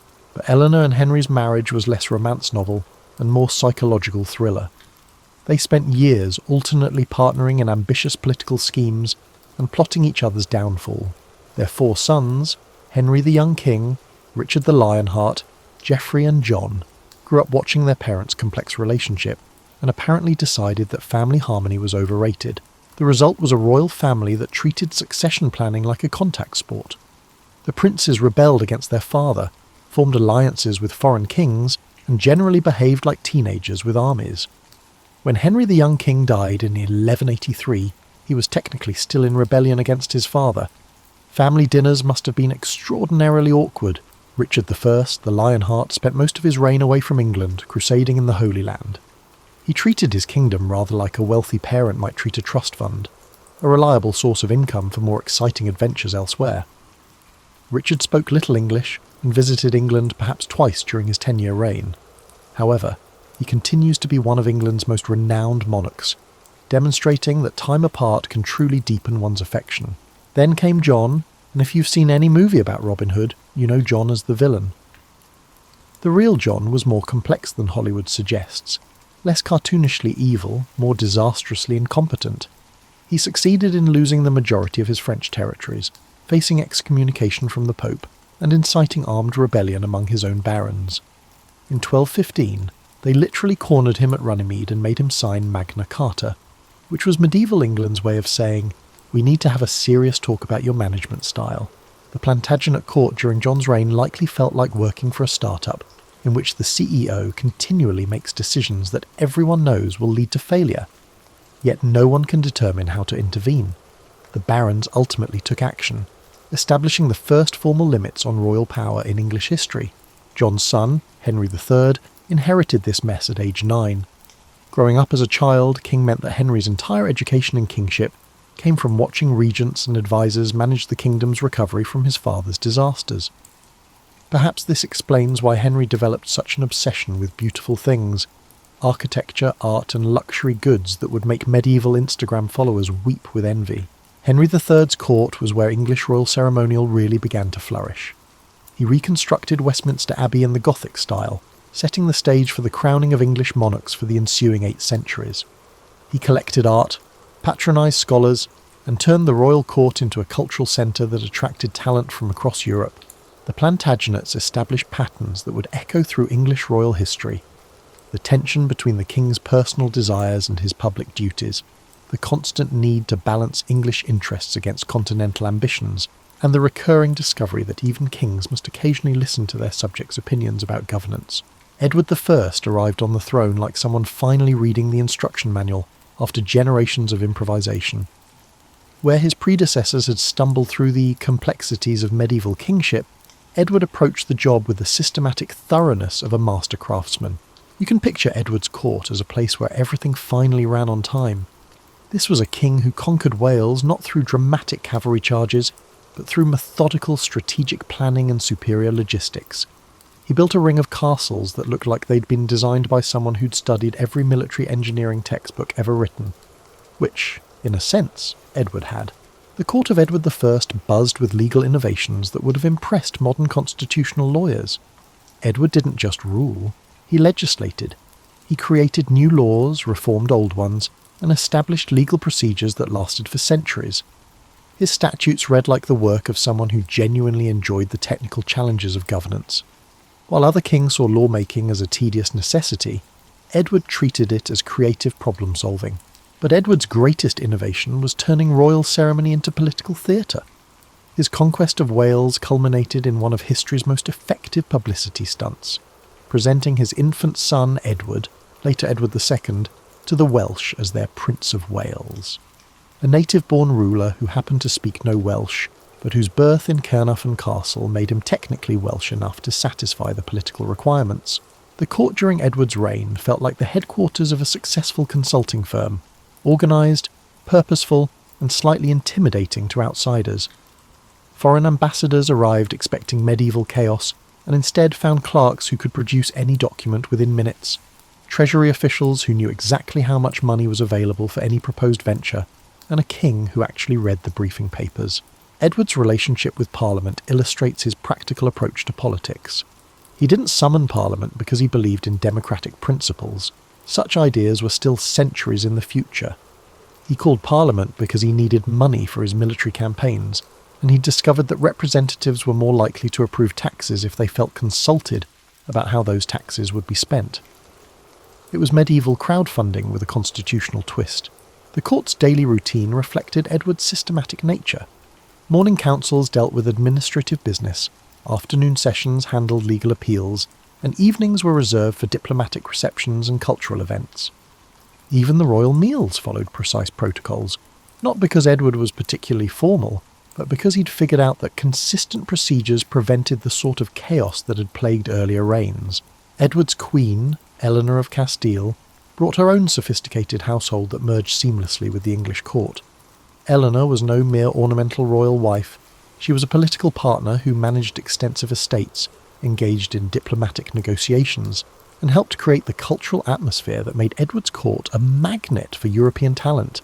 The famous Eleanor crosses, the elaborate monuments Edward erected at every place Eleanor's funeral procession rested on its way to Westminster, weren't just expressions of royal grief. They were architectural advertisements for the Plantagenet dynasty's sophistication and power. Each cross served as a visual cue that those ruling this kingdom understood both emotional depth and artistic excellence. Edward's court produced the administrative innovations that allowed England to function as a unified kingdom rather than a collection of semi-independent regions. The Royal Chancery developed standardised procedures for everything from diplomatic correspondence to land grants. The Exchequer refined accounting methods that tracked royal income with precision that would have impressed Renaissance bankers. When Edward died in 1307, he left his son a kingdom that functioned like a well-designed machine. Unfortunately, as we'll discover, not every king was mechanically inclined. Edward II inherited his father's efficient kingdom and promptly demonstrated that governmental expertise isn't necessarily genetic. If Edward I's court had been a precision timepiece, his son's court was more like an expensive watch that kept losing time because the owner couldn't stop fiddling with the mechanism. The problem wasn't that Edward II lacked intelligence or education. He'd received the finest medieval schooling available and understood royal duties perfectly well in theory. The problem was that Edward II found the actual work of kingship monumentally boring. He preferred spending time with his close friends, engaging in manual crafts and generally behaving like someone who'd inherited a successful family business, but would rather be pursuing artistic interests. This created the medieval equivalent of an office where the CEO spends most of his time in the employee break room, while important decisions pile up on his desk.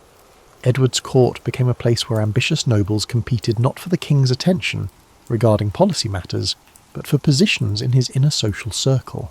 The situation became complicated when Edward developed an intensely close relationship with Piers Gaveston, a young nobleman who possessed the medieval equivalent of magnetic charisma. Gaveston was witty, stylish, and completely uninterested in the sort of respectful deference that other nobles expected to receive from royal favourites. He nicknamed the powerful earls with insulting pet names, and generally behaved like someone who'd never read the handbook on medieval court politics. The established nobility watched this relationship with the mounting horror of senior executives discovering that the boss's college roommate has been appointed as their new supervisor. Gaveston wasn't just inappropriate, he was effective at making the traditional power brokers feel excluded from important decisions. The court split into factions, those who found the situation tolerable and those who decidedly did not. The result was a series of political crises that read like medieval office politics taken to their logical extreme. The barons repeatedly forced Edward to send Gaveston into exile. Edward repeatedly found ways to bring him back, and Gaveston repeatedly managed to offend everyone who mattered. The cycle continued until 1312, when a group of earls decided to solve the problem permanently by murdering Gaveston. Edward's reaction to his favourite's death transformed him from an ineffective but harmless king into a genuinely dangerous enemy. The gentle artistic soul who'd preferred crafts to conquest suddenly developed a talent for sustained vengeance that would have impressed his warrior father. The court became a place where courtiers calculated not just political advantage, but personal survival. The Despencer family, Hugh the Elder and Hugh the Younger, replaced Gaveston as Edward's closest advisors, but they brought none of Gaveston's charm and all of his talent for making enemies.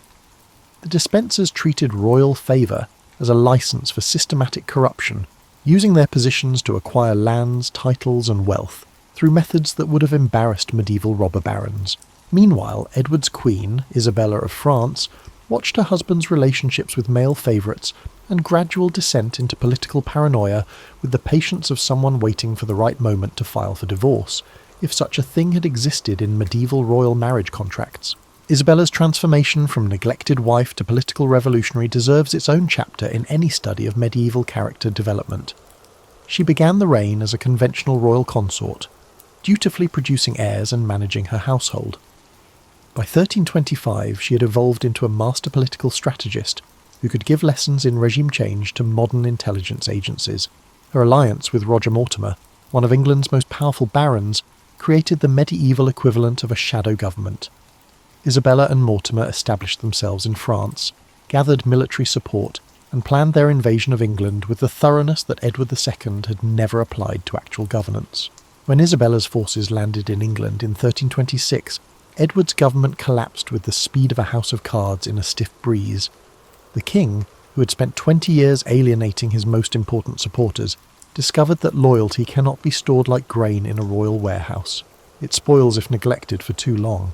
Edward's capture and forced abdication in 1327 ended one of the most psychologically complex reigns in English history. His court had become a cautionary tale about what happens when personal relationships override political judgment, and when kings forget that their private preferences cannot be separated from their public responsibilities. Edward III inherited a kingdom that desperately needed someone who actually wanted to be king. Fortunately, that's exactly what they got. Where his father had approached kingship like a reluctant employee showing up for a job he'd never wanted, Edward III embraced royal power with the enthusiasm of someone who'd been waiting his entire life for the opportunity. The court of Edward III felt like a medieval version of mission control during an exciting space program. Everything was focused on the great project of proving that England could compete with France as a major European power. This required transforming English military capabilities, diplomatic relationships, and cultural prestige simultaneously. Edward's solution was to turn warfare into a combination of professional efficiency and chivalrous spectacle. His court became the headquarters for military innovations that would revolutionise European combat. English longbowmen weren't just skilled archers, they were precision weapons specialists whose training regimens would have impressed modern Olympic coaches. The creation of the Order of the Garter in 1348 illustrates Edward's genius for combining practical politics with romantic imagery. The story goes that Edward rescued a lady's garter that had fallen during a court dance, declaring, "Honi soit qui mal y pense," shame on him who thinks evil of it. Whether this actually happened matters less than Edward's insight that knightly honour needed institutional structure to remain politically useful. The Garter Knights weren't just ceremonial appointments. They were Edward's core military and political leadership, bound together by oaths that merged personal loyalty with service to the kingdom. It was medieval team-building with lasting constitutional implications. Edward's court during the early phases of the 100 Years' War buzzed with the confidence of a successful startup that's just secured major funding. The victory at Crécy in 1346 proved that English tactical innovations could defeat traditional French military superiority. The capture of Calais gave England a permanent foothold on the continent. The victory at Poitiers in 1356, where Edward's son, the Black Prince, captured the French king himself, established the English royal family's reputation as Europe's most formidable military dynasty. But courts that revolve around military success face inevitable challenges when the victories stop coming. The Black Death, which reached England in 1348, killed approximately one-third of the population and disrupted the economic systems that funded Edward's continental ambitions. Suddenly the court found itself managing not just military campaigns but social revolution. The plague's aftermath created labour shortages that gave surviving peasants unprecedented bargaining power. Traditional social hierarchies began shifting in ways that made established nobles nervous. The court had to navigate between maintaining traditional privileges and acknowledging new economic realities. Edward aged into someone who'd learned that even successful kings cannot control all the variables that determine their reign's outcomes. The energetic warrior who'd launched England's bid for continental empire became a somewhat melancholy figure presiding over a kingdom that was simultaneously more powerful and more troubled than it had been at his accession. The court during Edward's final years reflected this complexity. Royal ceremonies maintained their magnificence, diplomatic negotiations continued across Europe, and military campaigns proceeded according to established strategies. But underneath the familiar routines, everyone could sense that the assumptions underlying Edward's early successes were becoming increasingly questionable. The Black Prince's premature death in 1376 symbolised the broader challenges facing the Plantagenet system. Edward III had created a court culture based on chivalrous military excellence, but chivalry offered limited guidance for managing plague-disrupted social structures, economic inflation, and the growing political sophistication of England's urban populations. When Edward III died in 1377, he left a kingdom that had achieved his goal of establishing England as a major European power, but at costs that his successors would spend generations calculating. 10-year-old Richard II inherited a kingdom expecting another warrior king, and instead got an artist who happened to wear a crown. If Edward III's court had been focused outward toward continental conquest, Richard's court turned inward toward creating something unprecedented, a royal household that treated cultural sophistication as seriously as previous generations had treated military prowess. You can imagine the confusion this caused among nobles who'd spent their entire careers preparing for careers as knights and military commanders. Suddenly they found themselves in a court where success meant understanding poetry, appreciating architectural innovations, and navigating social protocols that resembled elaborate performances more than traditional feudal relationships. Richard's court developed its own aesthetic that modern art historians still study with fascination. The king commissioned illuminated manuscripts that looked like medieval graphic novels, patronised architects who created buildings that seemed to float despite being constructed from heavy stone, and surrounded himself with intellectuals who treated political philosophy as an art form worthy of lifetime dedication. The famous Wilton diptych, probably created for Richard's court, captures the atmosphere perfectly. It shows Richard being presented to the Virgin Mary by his patron saints, but the painting's real subject is the idea that royal authority derives from divine aesthetic judgment rather than military prowess. Richard looks less like a warrior, and more like a medieval art critic who's discovered something beautiful. This cultural revolution wasn't just decorative. Richard understood that royal authority needed new foundations now that the Black Death had disrupted traditional social hierarchies. If kings could no longer rely solely on military force and feudal obligation to maintain power, they needed to create new forms of prestige and authority. Richard's solution was to make the royal court so culturally magnificent that association with it became irresistible to ambitious nobles. The result was a court where political negotiations felt like elaborate theatrical performances. Richard developed ceremonies that turned routine administrative tasks into rituals that demonstrated royal authority through aesthetic excellence rather than raw power. Foreign ambassadors arrived expecting traditional medieval formality, and instead encountered governmental procedures that seemed designed by choreographers. Richard's personal style reflected this approach. He dressed with an attention to detail that would have impressed Renaissance fashion designers, spoke with the precision of someone who'd studied rhetoric as a fine art, and carried himself with the conscious grace of a performer who understood that every public appearance was a political statement. The king's relationship with literature produced some of the most important cultural developments in English history. Richard's court patronised Geoffrey Chaucer, whose Canterbury Tales captures the social complexity of late medieval England with psychological insight that still amazes modern readers. Chaucer's position as a royal customs official allowed him to observe English society from both aristocratic and commercial perspectives, giving his writing a breadth that purely academic poets couldn't match. But Richard's aesthetic approach to kingship created its own political challenges. Nobles who'd expected to advance their careers through military service found themselves competing in cultural arenas where they felt disadvantaged.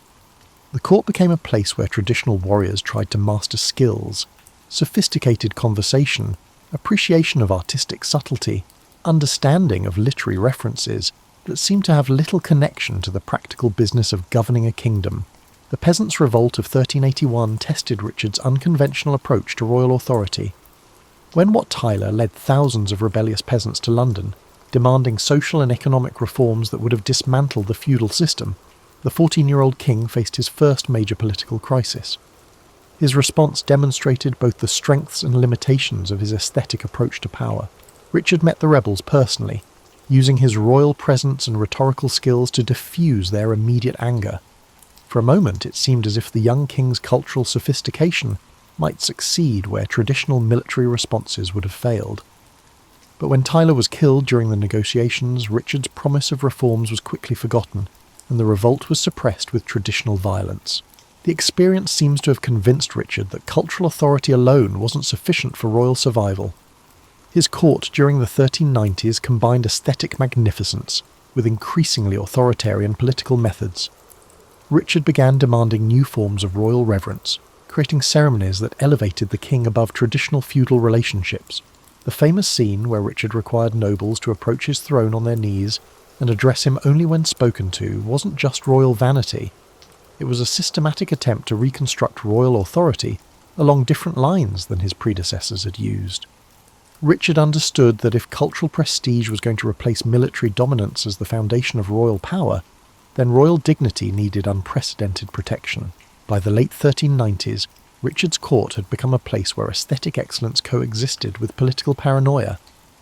The king who'd created England's most culturally sophisticated royal household was simultaneously alienating the noble families whose support he needed for political survival.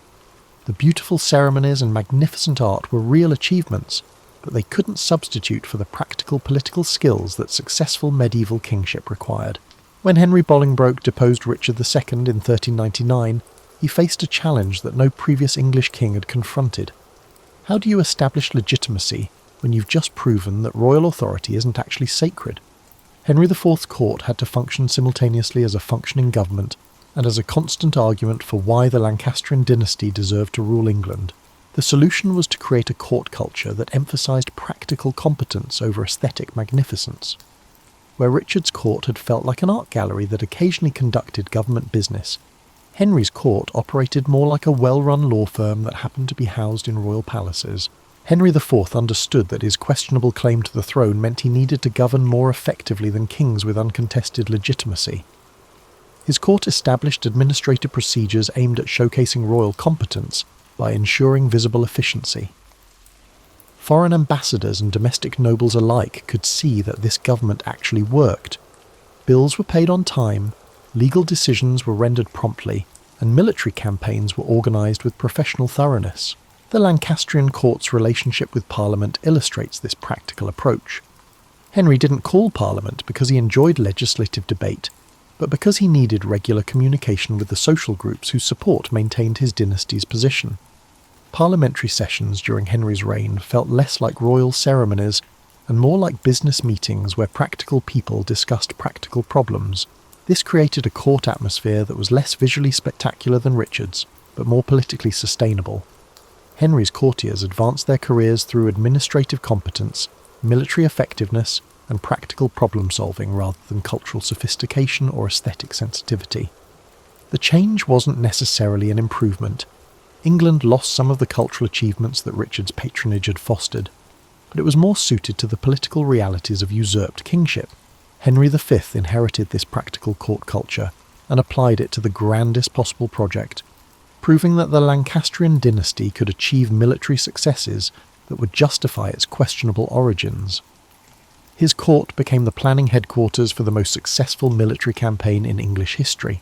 The preparation for Henry's French campaigns reveals how the Lancastrian court had evolved into something resembling a modern general staff. Every aspect of the Agincourt campaign — logistics, intelligence gathering, diplomatic preparation, financial planning — was organised with systematic attention to detail that previous generations of English kings had rarely achieved.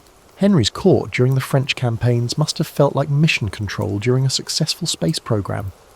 Maps covered the walls, dispatches arrived daily from agents throughout France, and treasury officials calculated the costs of maintaining English armies on foreign soil with accounting precision that would have impressed Renaissance bankers. The victory at Agincourt in 1415 provided exactly the legitimacy boost that Lancastrian kingship needed. Henry had proven that his dynasty could achieve military successes that rivaled the greatest accomplishments of the Plantagenets. The court's practical approach to governance had produced practical results that no one could question, but Henry's early death in 1422 left his infant son, Henry VI, to inherit both the French conquests and the systematic court culture that had achieved them. This created a fascinating problem.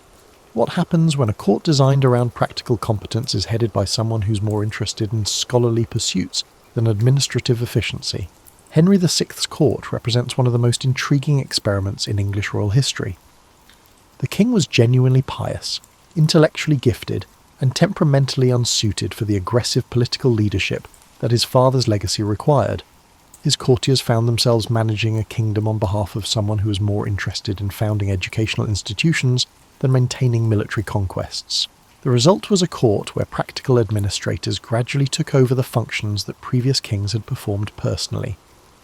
This might have worked if Henry's nobles had been content with administrative kingship, but many of them had their own ideas about how royal authority should function.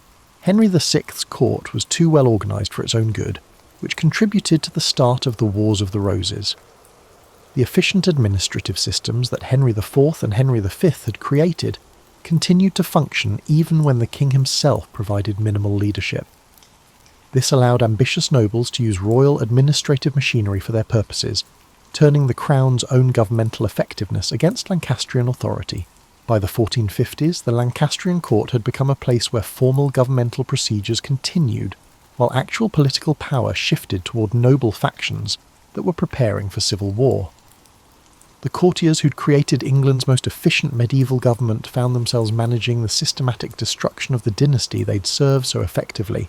Edward IV's court after 1461 faced the peculiar challenge of governing a kingdom where everyone had just learned that kings could be overthrown by subjects with sufficient military support and political determination. The Yorkist solution was to create a royal. The court was so magnificently impressive that people would forget how recently the dynasty had come to power. Edward understood that successful usurpers need to establish legitimacy through demonstration rather than argument.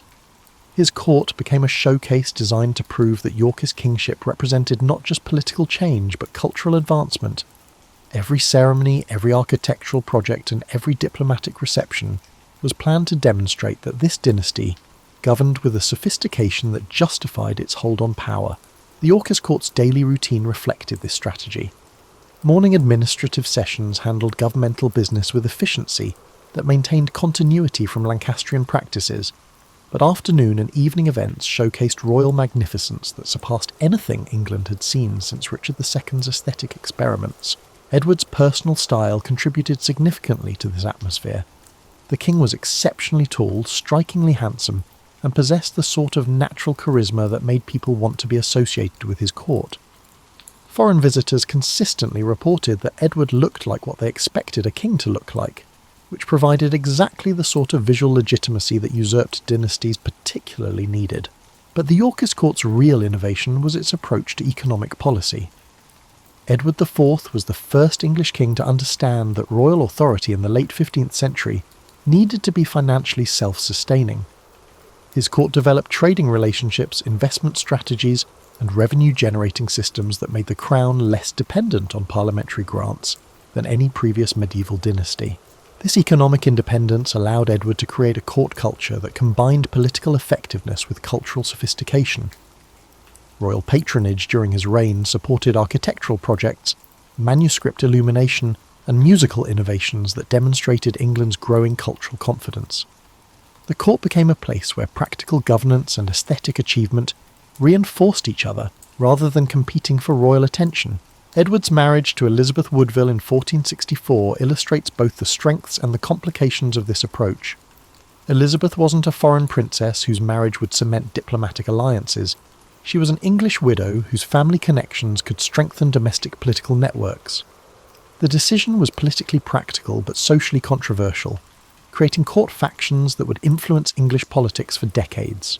The Woodville family's rapid advancement through royal favour created the medieval equivalent of nepotism concerns, but their actual administrative competence was generally impressive. Elizabeth's relatives brought new energy and fresh perspectives to court positions that had sometimes become routine under previous dynasties. Edward's court during the 1470s represented the high point of Yorkist achievement. The king had successfully combined military effectiveness, administrative competence, and cultural sophistication in ways that seemed to justify the Wars of the Roses as necessary modernisation rather than destructive civil conflict. The brief restoration of Henry VI in 1470 to 1471 provided an inadvertent demonstration of how much English royal court culture had evolved under Edward's leadership.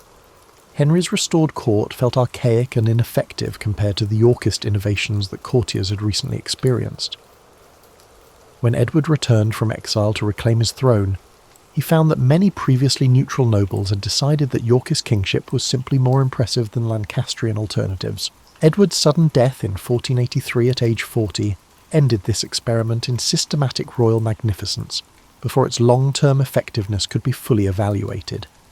His brother Richard III inherited a kingdom where court culture had become central to political legitimacy, but where the specific elements of that culture were closely associated with Edward's personal charisma and leadership style. Richard III's court represents one of history's most fascinating studies in the relationship between political effectiveness and public perception. By most objective measures, Richard was a competent administrator who governed England efficiently during his brief reign. His court maintained the organisational systems that Edward had established, continued the cultural patronage that had made Yorkist kingship impressive, and handled domestic and foreign policy with reasonable skill. But Richard's court could never escape the circumstances of his accession to power. The disappearance of his nephews, Edward V and Richard, Duke of York, created suspicions that no amount of governmental competence could overcome. Richard found himself managing a court where formal procedures continued normally, while underlying political support steadily eroded. The irony of Richard's reign was that he'd inherited the most sophisticated royal court in English history, at precisely the moment when court sophistication ceased to matter. The Yorkist innovations in governmental efficiency, cultural patronage, and economic independence were genuine achievements, but they couldn't compensate for fundamental questions about dynastic legitimacy.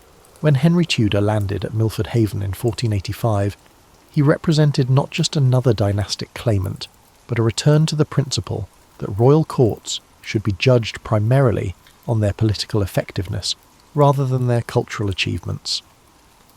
The Battle of Bosworth Field ended the Yorkist experiment and began a new phase in English royal court development. Henry VII's court, after 1485, functioned like a start-up company, whose founder understood that survival required completely different strategies than those needed for initial success. Having won the crown through military victory, Henry faced the challenge of establishing a dynasty that could maintain power through means other than continued warfare. The early Tudor court was deliberately modest compared to Yorkist magnificence. Henry understood that impressive ceremonies and cultural patronage were luxuries that usurped dynasties could afford only after establishing unquestioned legitimacy. His court focused on administrative competence, financial responsibility, and the systematic elimination of potential rivals. You can picture Henry's court as a place where accountants held higher status than poets, where treasury records received more attention than architectural projects, and where every expenditure was evaluated for its contribution to dynastic security. This wasn't because Henry lacked appreciation for culture or ceremony, but because he understood the priorities that newly established dynasties must observe. The court's daily routine reflected these priorities. Morning sessions dealt with financial planning that would have impressed modern budget analysts. Afternoon meetings handled diplomatic correspondence that gradually established England's credibility with European powers who were still uncertain about Tudor legitimacy.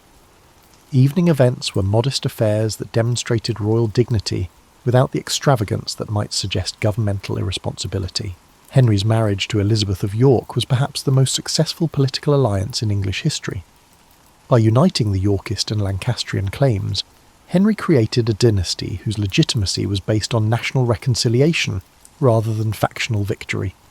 The court became a place where former enemies worked together on shared governmental projects, demonstrating that the Wars of the Roses had truly ended. The Tudor court's approach to noble management was particularly innovative. Rather than trying to eliminate powerful aristocratic families, Henry created systems that channeled noble ambition towards service to the crown. Court positions became opportunities for career advancement that required demonstrated loyalty and competence, rather than hereditary privilege alone. This created a court atmosphere that combined traditional medieval hierarchy with meritocratic elements that anticipated later governmental developments. Noble birth remained important, but actual responsibility was distributed based on proven ability to advance Tudor dynastic interests. Henry VII's success in establishing financial independence for the crown had profound implications for court culture. Unlike previous dynasties that needed to maintain parliamentary support for regular tax grants, the Tudor court could plan long-term projects without constant negotiation with potentially hostile legislative assemblies. This financial autonomy allowed Henry VIII to inherit a court that could support dramatic cultural and political innovations. Where his father had necessarily focused on consolidation and survival, Henry VIII could pursue grander ambitions that would transform English royal authority in fundamental ways. Henry VIII's court represents the moment when medieval kingship evolved into something recognisably modern. The young king inherited his father's financial resources and administrative competence, but applied them to projects that would have seemed impossible to previous generations of English monarchs. Henry VIII achieved a dramatic change in royal court culture, as illustrated in the Field of the Cloth of Gold in 1520. This meeting with Francis I of France was essentially a 3-week festival that demonstrated English wealth, cultural sophistication, and technological capability on a scale that amazed contemporary observers. The temporary buildings constructed for the event rivaled permanent royal palaces in their magnificence, but Henry's court culture wasn't just about impressive displays. The king assembled intellectual and artistic talent that transformed England's cultural landscape.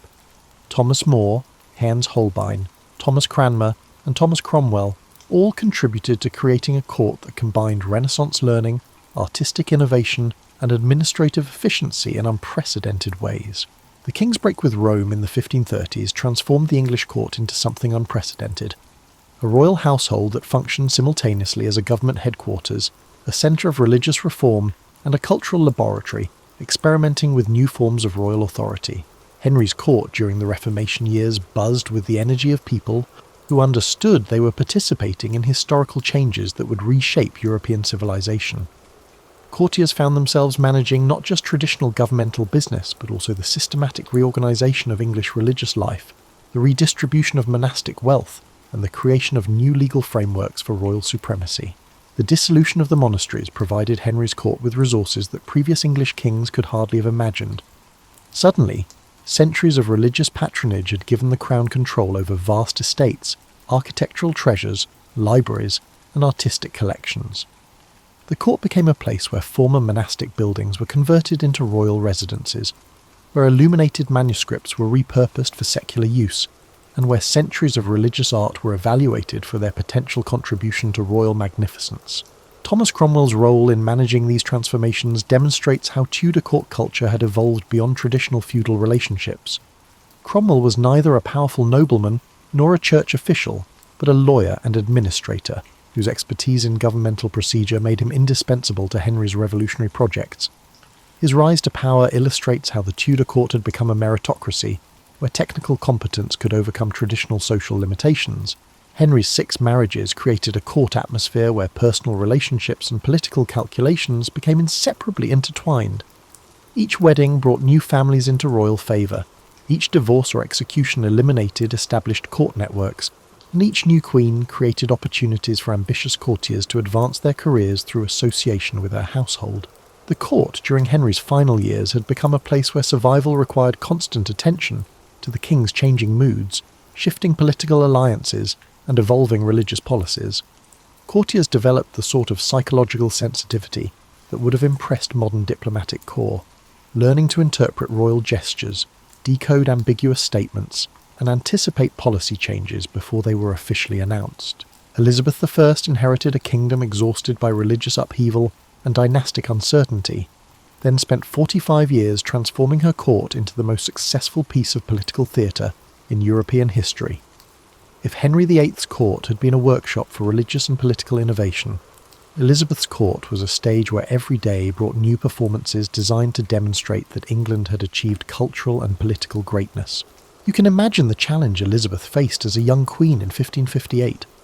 She was unmarried in an age when female rule was considered unnatural, religiously suspect in a kingdom divided between Catholic and Protestant factions, and politically vulnerable in a Europe where major powers were actively plotting England's destruction.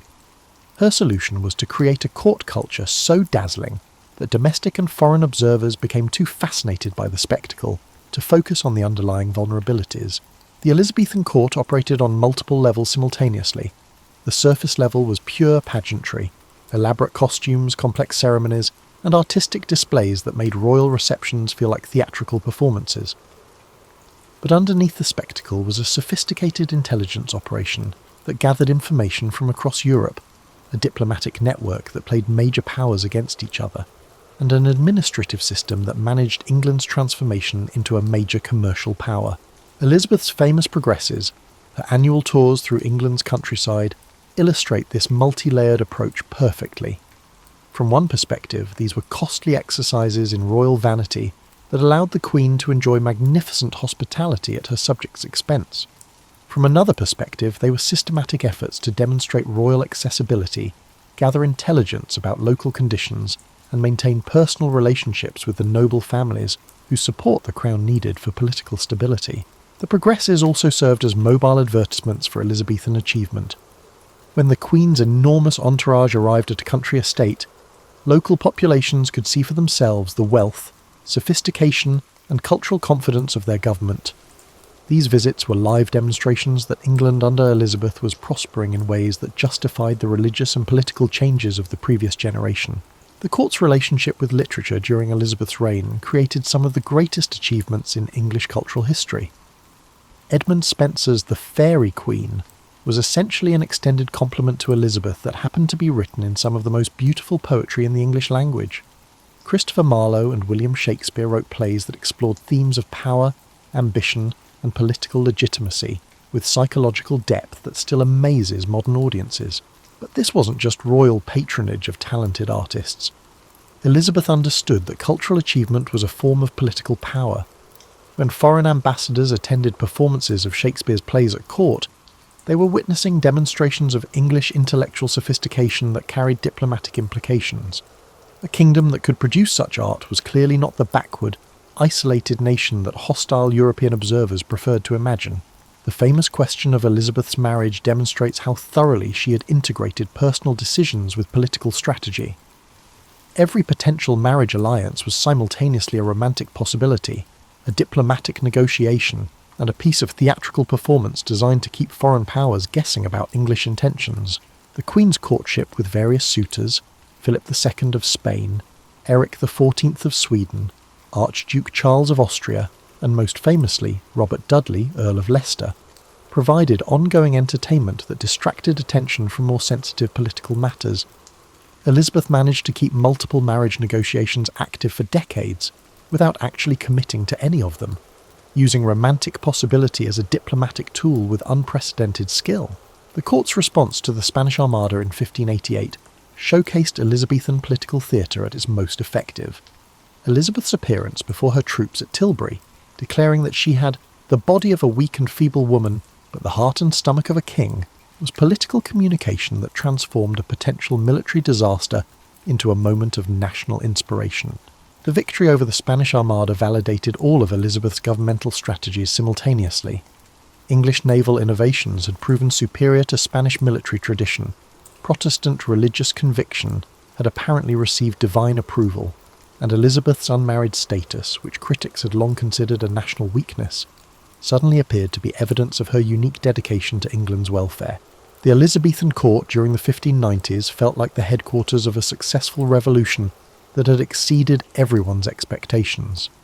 England had become a major European power despite lacking the traditional resources, vast territories, massive populations, abundant precious metals that other powers relied upon for their international influence.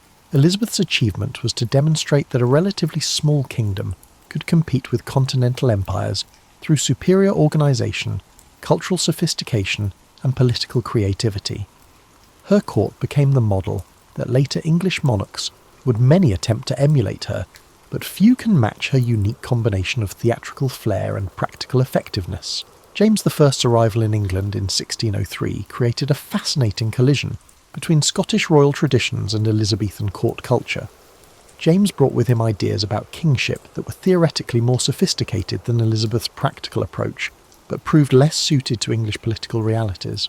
The Jacobean court resembled a university that had unexpectedly taken on governmental duties. James was genuinely learned.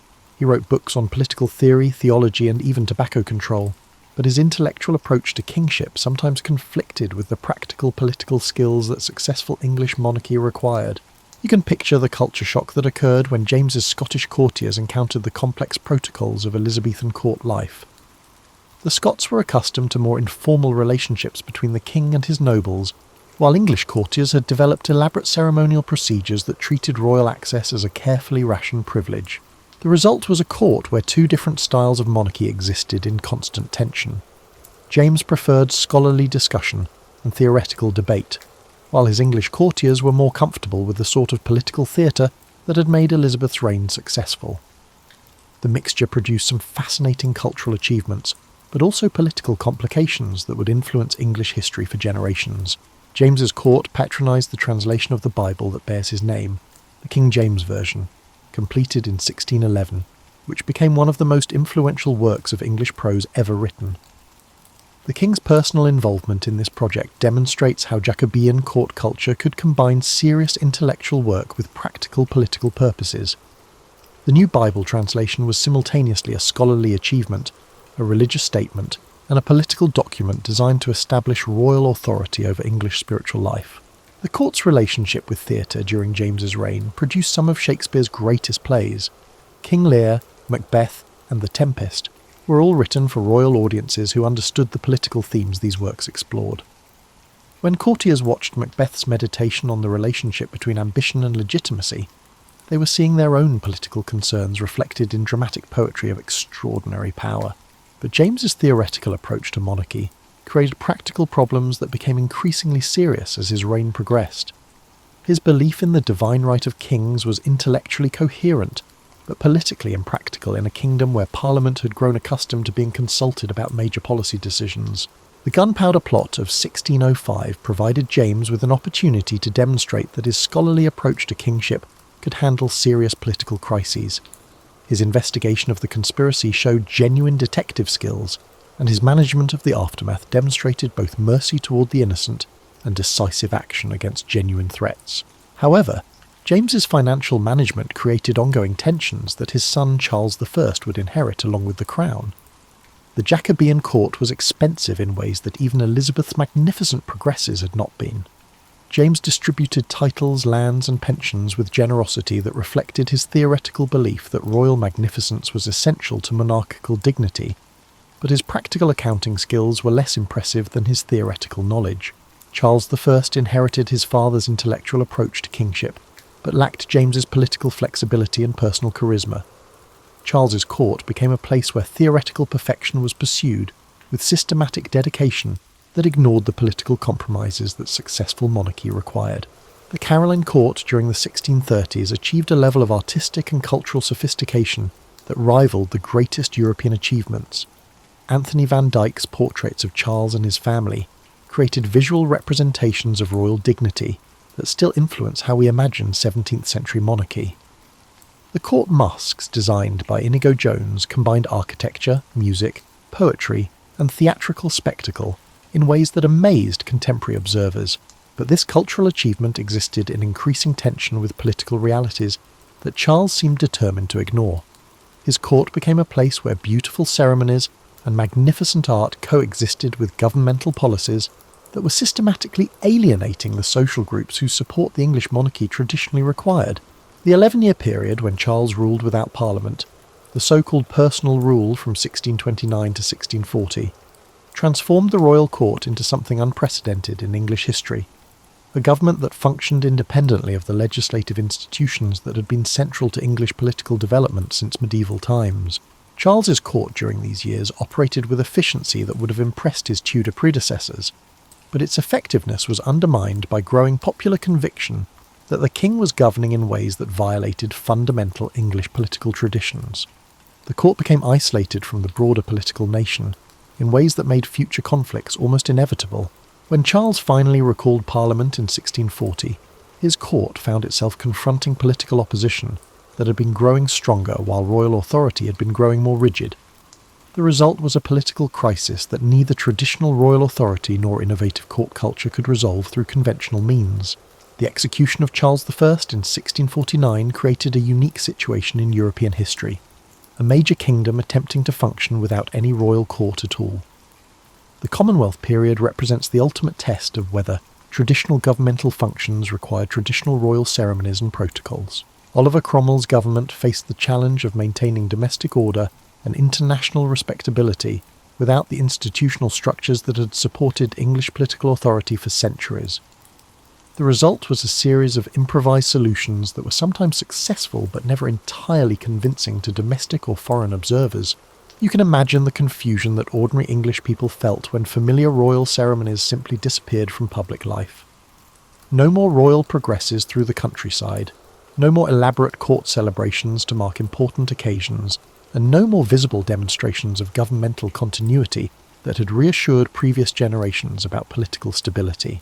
The Cromwellian court, though it was never officially called a court, developed its own protocols that attempted to combine republican simplicity with the ceremonial dignity that governmental authority seemed to require. Foreign ambassadors still needed to be received with appropriate formality, important state occasions still required public ceremonies, and political authority still needed visible demonstrations of its legitimacy. Cromwell's personal style reflected this challenge. He rejected royal titles and traditional monarchical ceremonies, but he lived in royal palaces, used royal ceremonial objects, and gradually adopted many of the protocols that had previously been associated with crowned kings. The line between republican leadership and monarchical authority proved more difficult to maintain than theoretical political philosophy had suggested. The Commonwealth period's cultural achievements were real, but different from traditional royal patronage.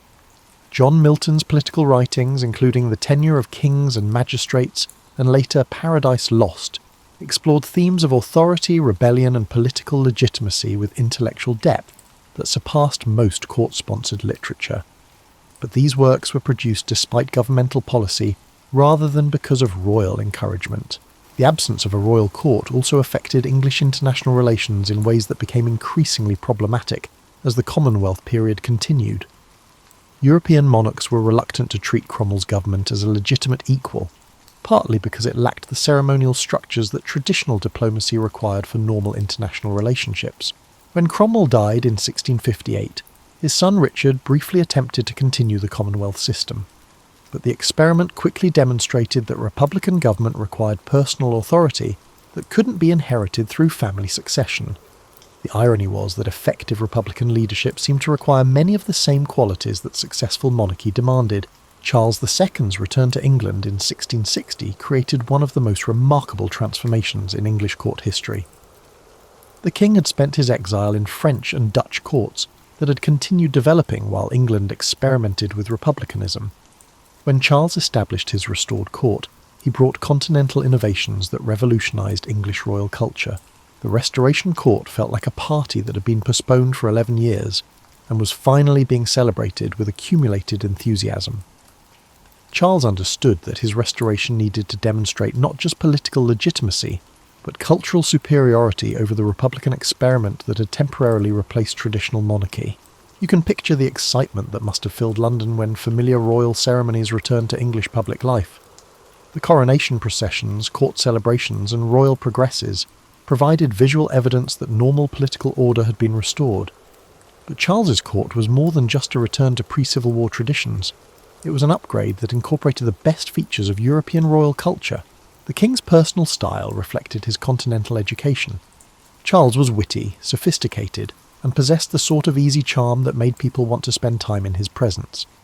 His court became a place where conversation was considered an art form, where scientific discussion coexisted with theatrical entertainment, and where English cultural life reconnected with broader European developments. The Royal Society, founded in 1660, illustrates how the Restoration Court supported intellectual achievements that combined practical utility with cultural prestige. When Isaac Newton, Christopher Wren, and Robert Hooke conducted their experiments under royal patronage, they were advancing human knowledge while simultaneously demonstrating that the English monarchy supported the sort of scientific progress that was transforming European civilization. Charles's court was also where English theatre achieved some of its greatest successes. The king's enthusiastic support for dramatic performances helped create the conditions that produced Restoration comedy, a theatrical form that combined sophisticated social observation with entertainment that appealed to both courtly and popular audiences. But the Restoration Court's most significant innovation was its approach to religious diversity. Charles's personal Catholic sympathies were balanced by his political understanding that England required Protestant royal authority for domestic stability. His court became a place where religious differences were managed through practical tolerance rather than theoretical resolution. This created a court atmosphere that was more intellectually diverse than England had experienced since before the Reformation. Catholics, Anglicans, and various Protestant denominations all found places in court life, though their relationships were sometimes tense and always politically complicated. The Great Fire of London in 1666 provided Charles's court with an opportunity to demonstrate royal leadership during a genuine national crisis. The king's personal involvement in firefighting efforts and his support for Christopher Wren's rebuilding plans showed that the restored monarchy could provide effective practical leadership as well as ceremonial magnificence. James II's accession in 1685 created immediate tension between the court culture that Charles had established and James's determination to restore Catholicism as England's official religion. James had inherited his brother's sophisticated court system, but lacked Charles's political sensitivity about the religious compromises that the English monarchy required.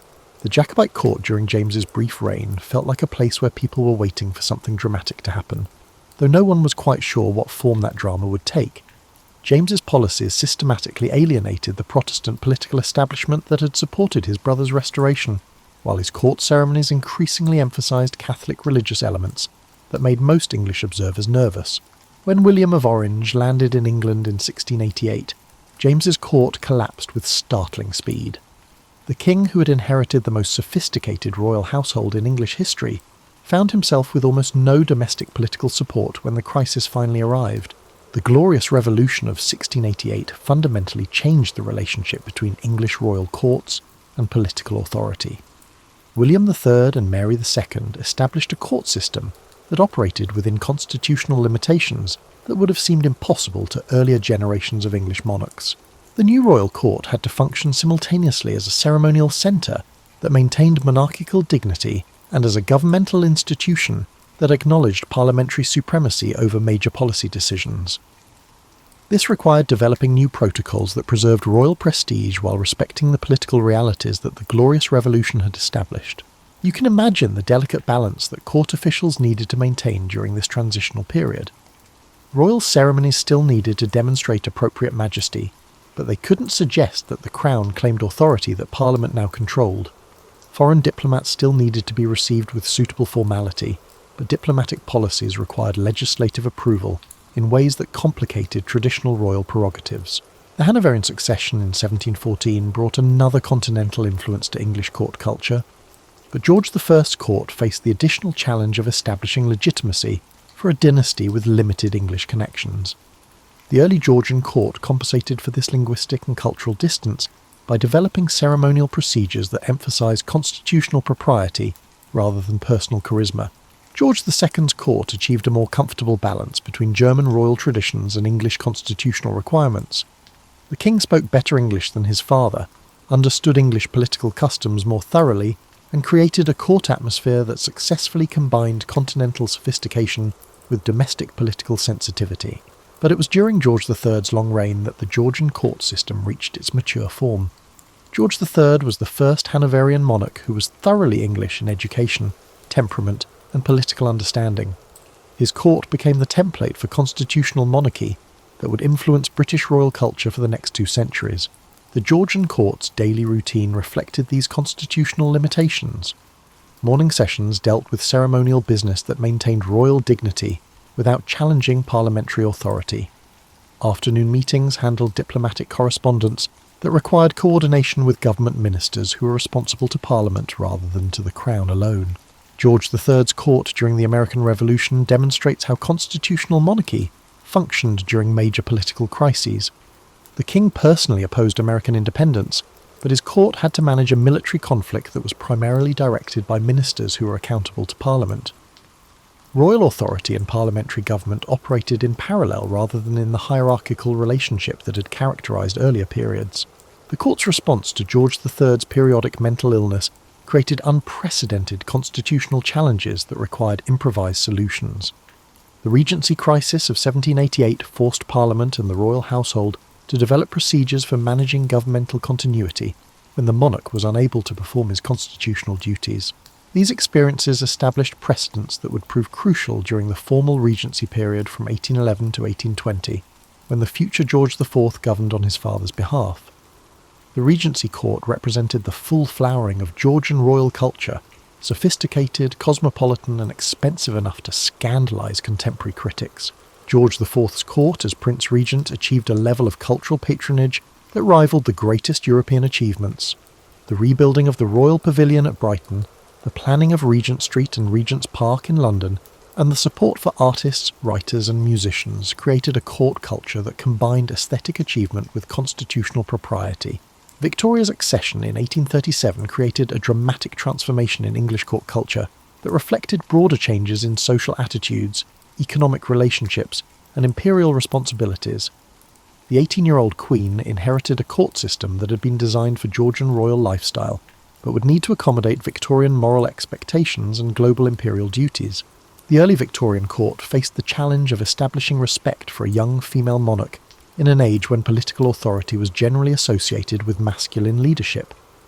Victoria's solution was to create a court culture that emphasised moral authority, domestic virtue, and imperial responsibility rather than the personal charisma or cultural sophistication that had characterised earlier royal traditions. You can imagine the dramatic change in the court atmosphere that Victoria's moral standards produced. Where Georgian court life had celebrated wit, sophistication, and a certain tolerance for personal scandal, Victorian court culture emphasised duty, propriety, and the sort of moral earnestness that would have made earlier generations of courtiers deeply uncomfortable. Victoria's marriage to Prince Albert in 1840 established the partnership that would define Victorian royal culture for the next 2 decades.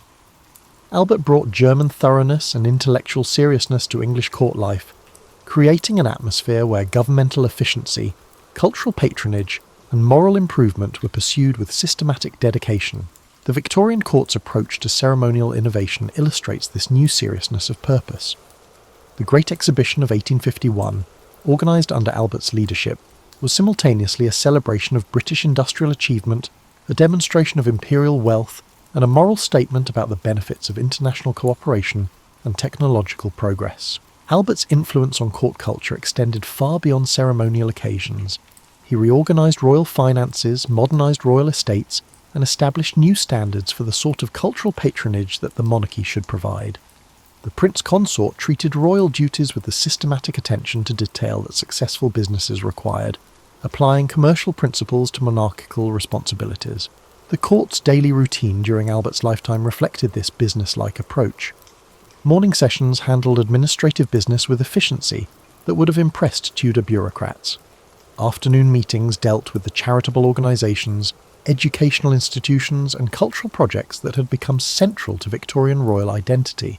Victoria's grief after Albert's death in 1861 transformed the court once again, this time in ways that created long-term problems for monarchical prestige. The Queen's withdrawal from public ceremonial duties meant that the Victorian court maintained its administrative functions while losing much of its symbolic visibility.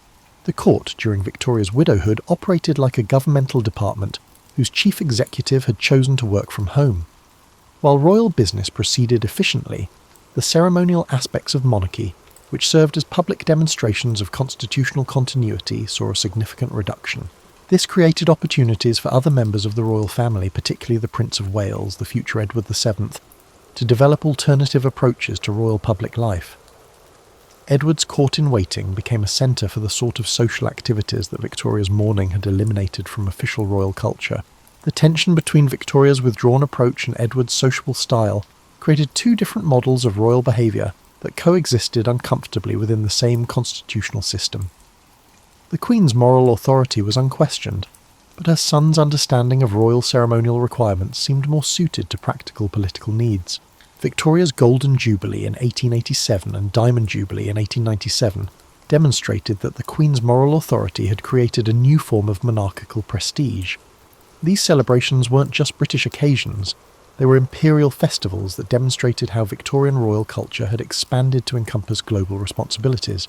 The Victorian court's final achievement was establishing the constitutional framework that would allow the British monarchy to survive the democratic transformations of the 20th century. Victoria's combination of moral authority, imperial responsibility, and constitutional propriety created a template for monarchical relevance that proved adaptable to changing political circumstances. As we reach the end of our gentle journey through these centuries of royal courts, you might find yourself reflecting on how these ancient patterns still echo in contemporary life. The challenges that medieval kings faced, balancing personal desires with public responsibilities, managing competing interest groups, adapting traditional institutions to changing circumstances, remain remarkably familiar to anyone who observes modern politics or organisational leadership. English royal courts evolved from William the Conqueror's efficient Norman administration to Victoria's moral imperial authority, illustrating humanity's continuing experiment with the relationship between individual authority and collective governance. Each generation discovered that successful leadership required adapting inherited traditions to contemporary realities while maintaining enough continuity to preserve institutional legitimacy. Perhaps the most striking pattern is how consistently English royal courts served as laboratories for political innovation. The Magna Carta emerged from King John's administrative failures. Parliament developed from Edward I's financial needs. The Reformation grew from Henry VIII's personal circumstances, and constitutional monarchy evolved from the Glorious Revolution's political necessities. These weren't planned developments guided by theoretical political philosophy. They were practical solutions to immediate problems, created by people who were trying to make inherited governmental systems work under changing circumstances. The genius of English political development was its capacity to transform temporary expedients into permanent constitutional principles. The human stories behind these institutional changes, Eleanor of Aquitaine's political sophistication, Richard II's aesthetic innovations, Elizabeth I's theatrical statecraft, and Charles II's continental sophistication, remind us that political systems are ultimately expressions of individual personality interacting with historical circumstance. As you settle deeper into your comfortable spot tonight, you might consider how these royal courts created the governmental traditions that still influence democratic societies today. The idea that political authority requires popular consent, that governmental power should be limited by law, and that cultural achievement enhances political legitimacy. These concepts developed through centuries of experimentation in royal households that were trying to solve practical problems of leadership and governance. The English royal court's evolution from medieval warrior kings to constitutional monarchs reflects humanity's broader journey toward more sophisticated forms of social organisation. Each generation built upon previous achievements while adapting to new challenges, creating institutional continuity that allowed gradual transformation rather than revolutionary upheaval. Tonight, as you drift towards sleep, you carry with you the stories of nearly 1,000 years of human creativity, adaptation, and the endless fascinating complexity of people learn to live together in organised societies. Sweet dreams, and may your rest be as peaceful as a medieval monastery garden on a quiet summer evening.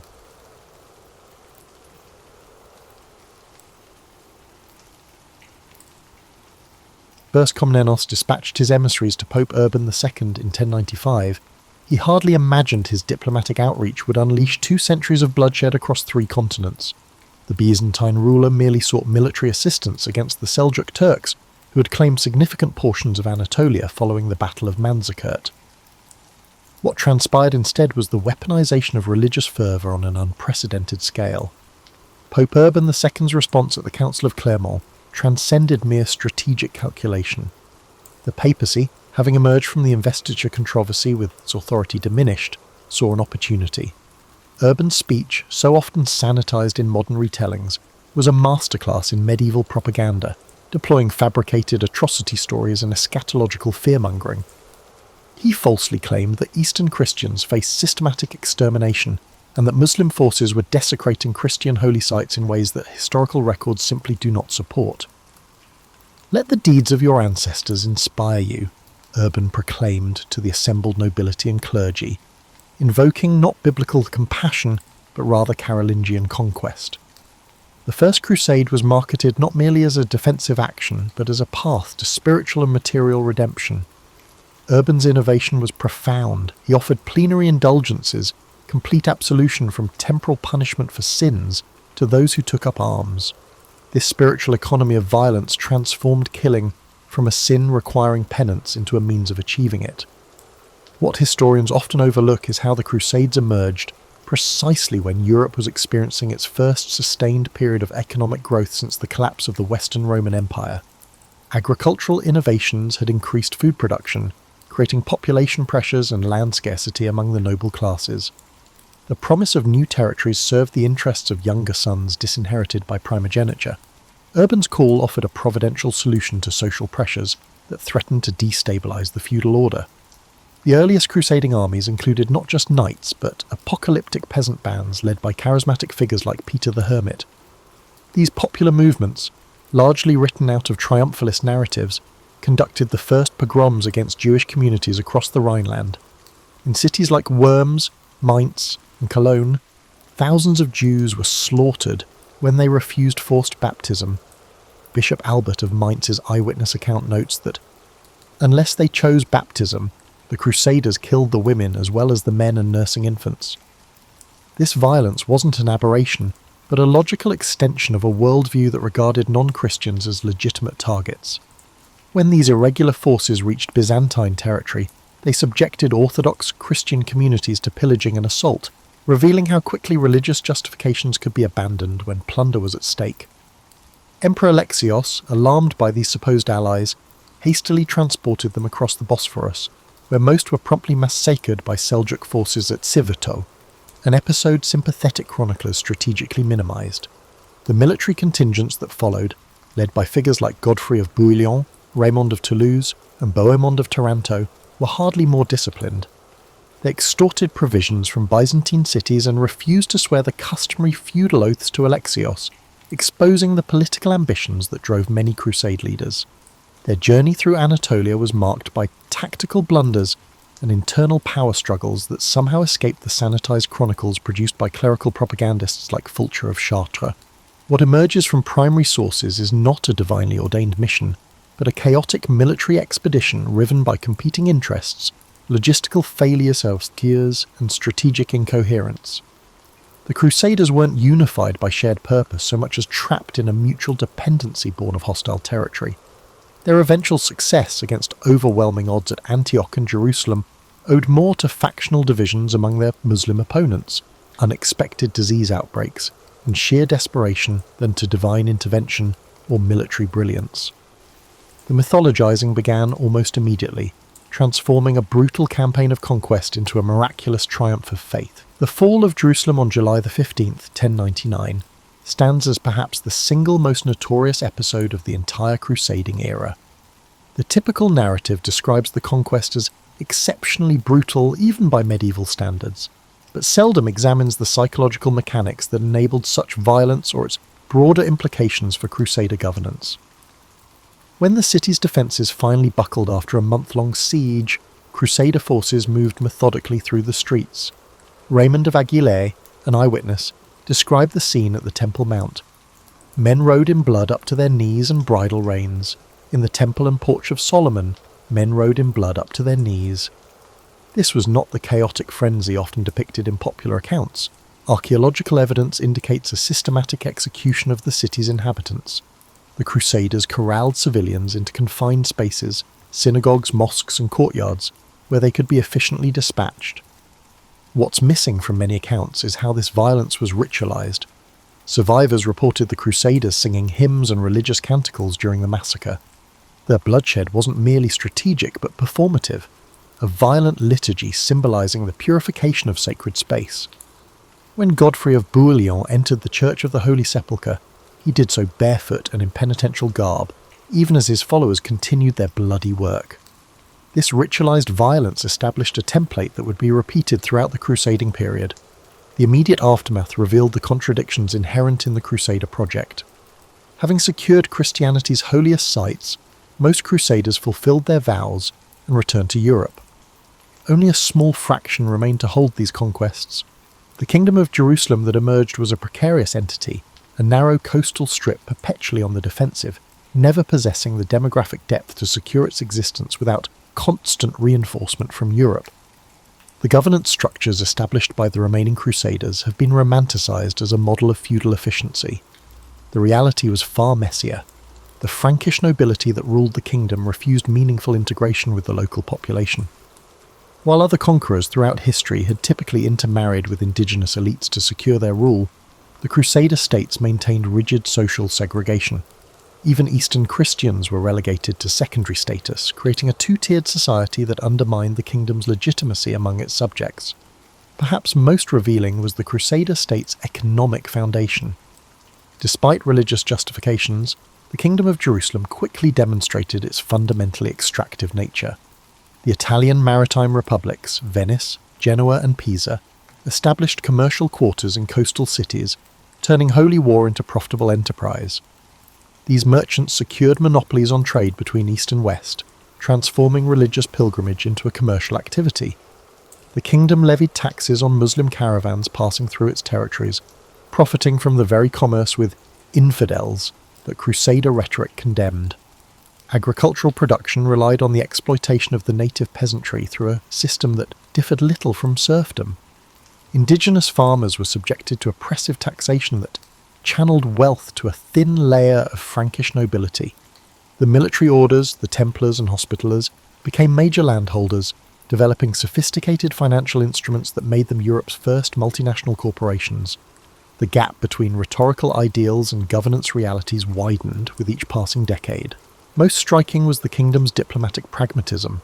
Despite their origins in the religious warfare, Crusader leaders regularly formed alliances with Muslim powers against rival Christian factions.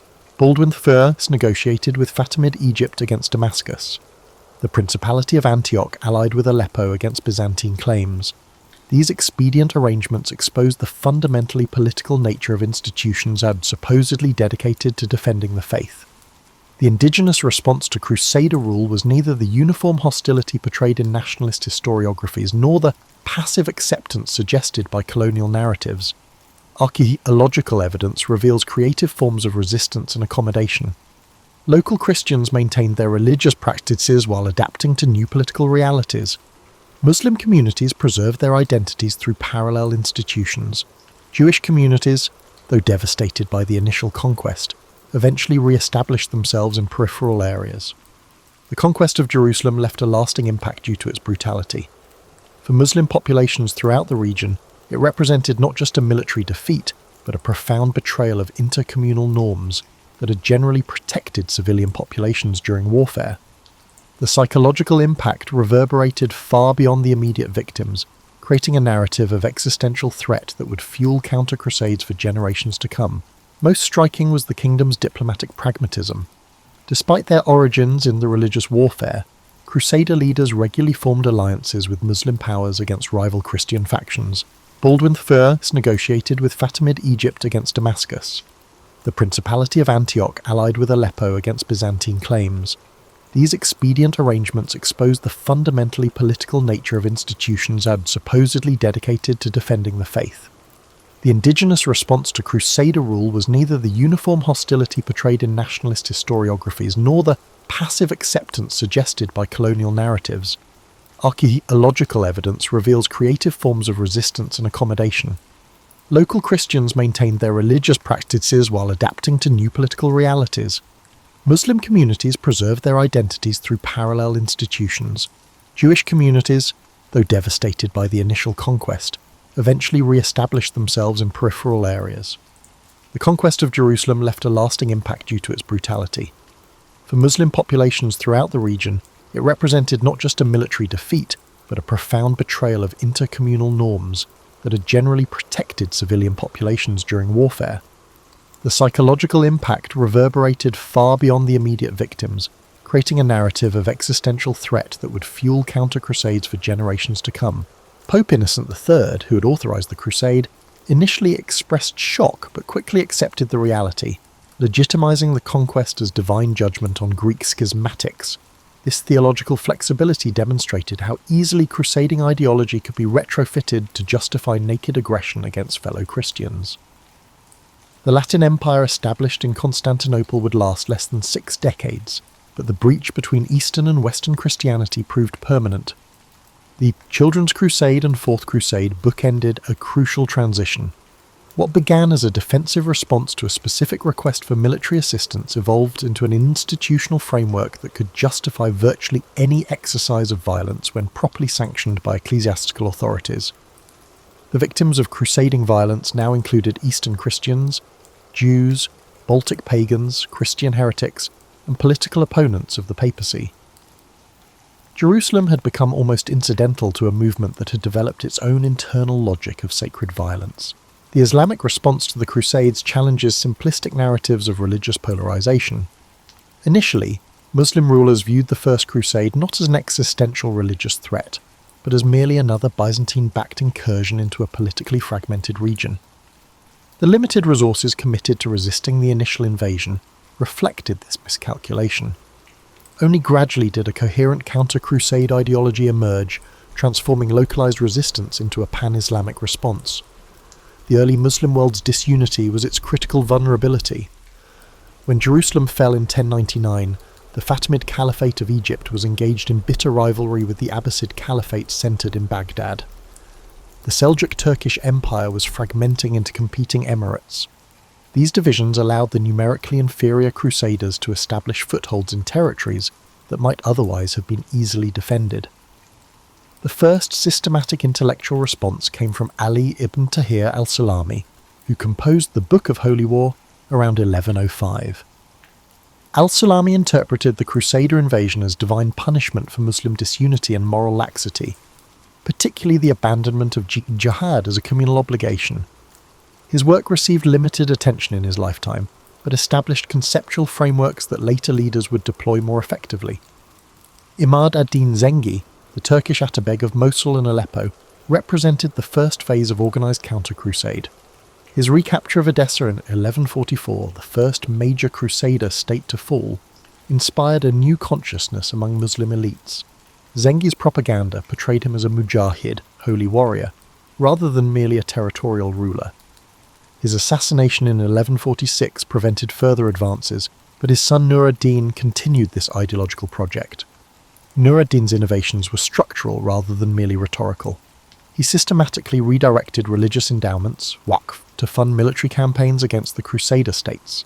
He sponsored the construction of madrasas, religious schools, that promoted jihad ideology, while commissioning architectural projects like the minbar, pulpit, intended for Jerusalem's Al-Aqsa Mosque after its recapture. This material culture of counter-crusade created tangible symbols around which resistance could coalesce. The Byzantine-Seljuk peace treaty of 1160 allowed Nur ad-Din to focus exclusively on the Latin states, creating unprecedented pressure on the Kingdom of Jerusalem. When Nur ad-Din's forces intervened in Fatimid succession struggles, his Kurdish general Salah ad-Din, Saladin, eventually emerged as ruler of Egypt, creating a united front against the Crusader states for the first time. Saladin's complex legacy has been distorted by both Western Romanticism and modern Arab nationalism. Contemporary evidence suggests he was neither the chivalric paragon portrayed by Sir Walter Scott nor a proto-nationalist hero. His initial campaigns prioritised eliminating Shia influence in Egypt and securing his own dynastic interests.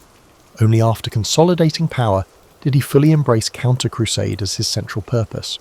The Battle of Hattin, in 1187, represented the culmination of decades of strategic preparation and ideological development.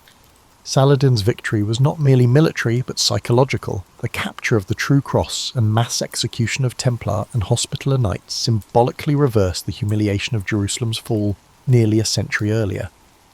When Jerusalem surrendered later that year, Saladin's calculated clemency toward its Christian inhabitants explicitly contrasted with the 1099 massacre, establishing moral superiority within the conflict's narrative. The Third Crusade from 1189 to 1192, revealed the changed dynamics of the conflict.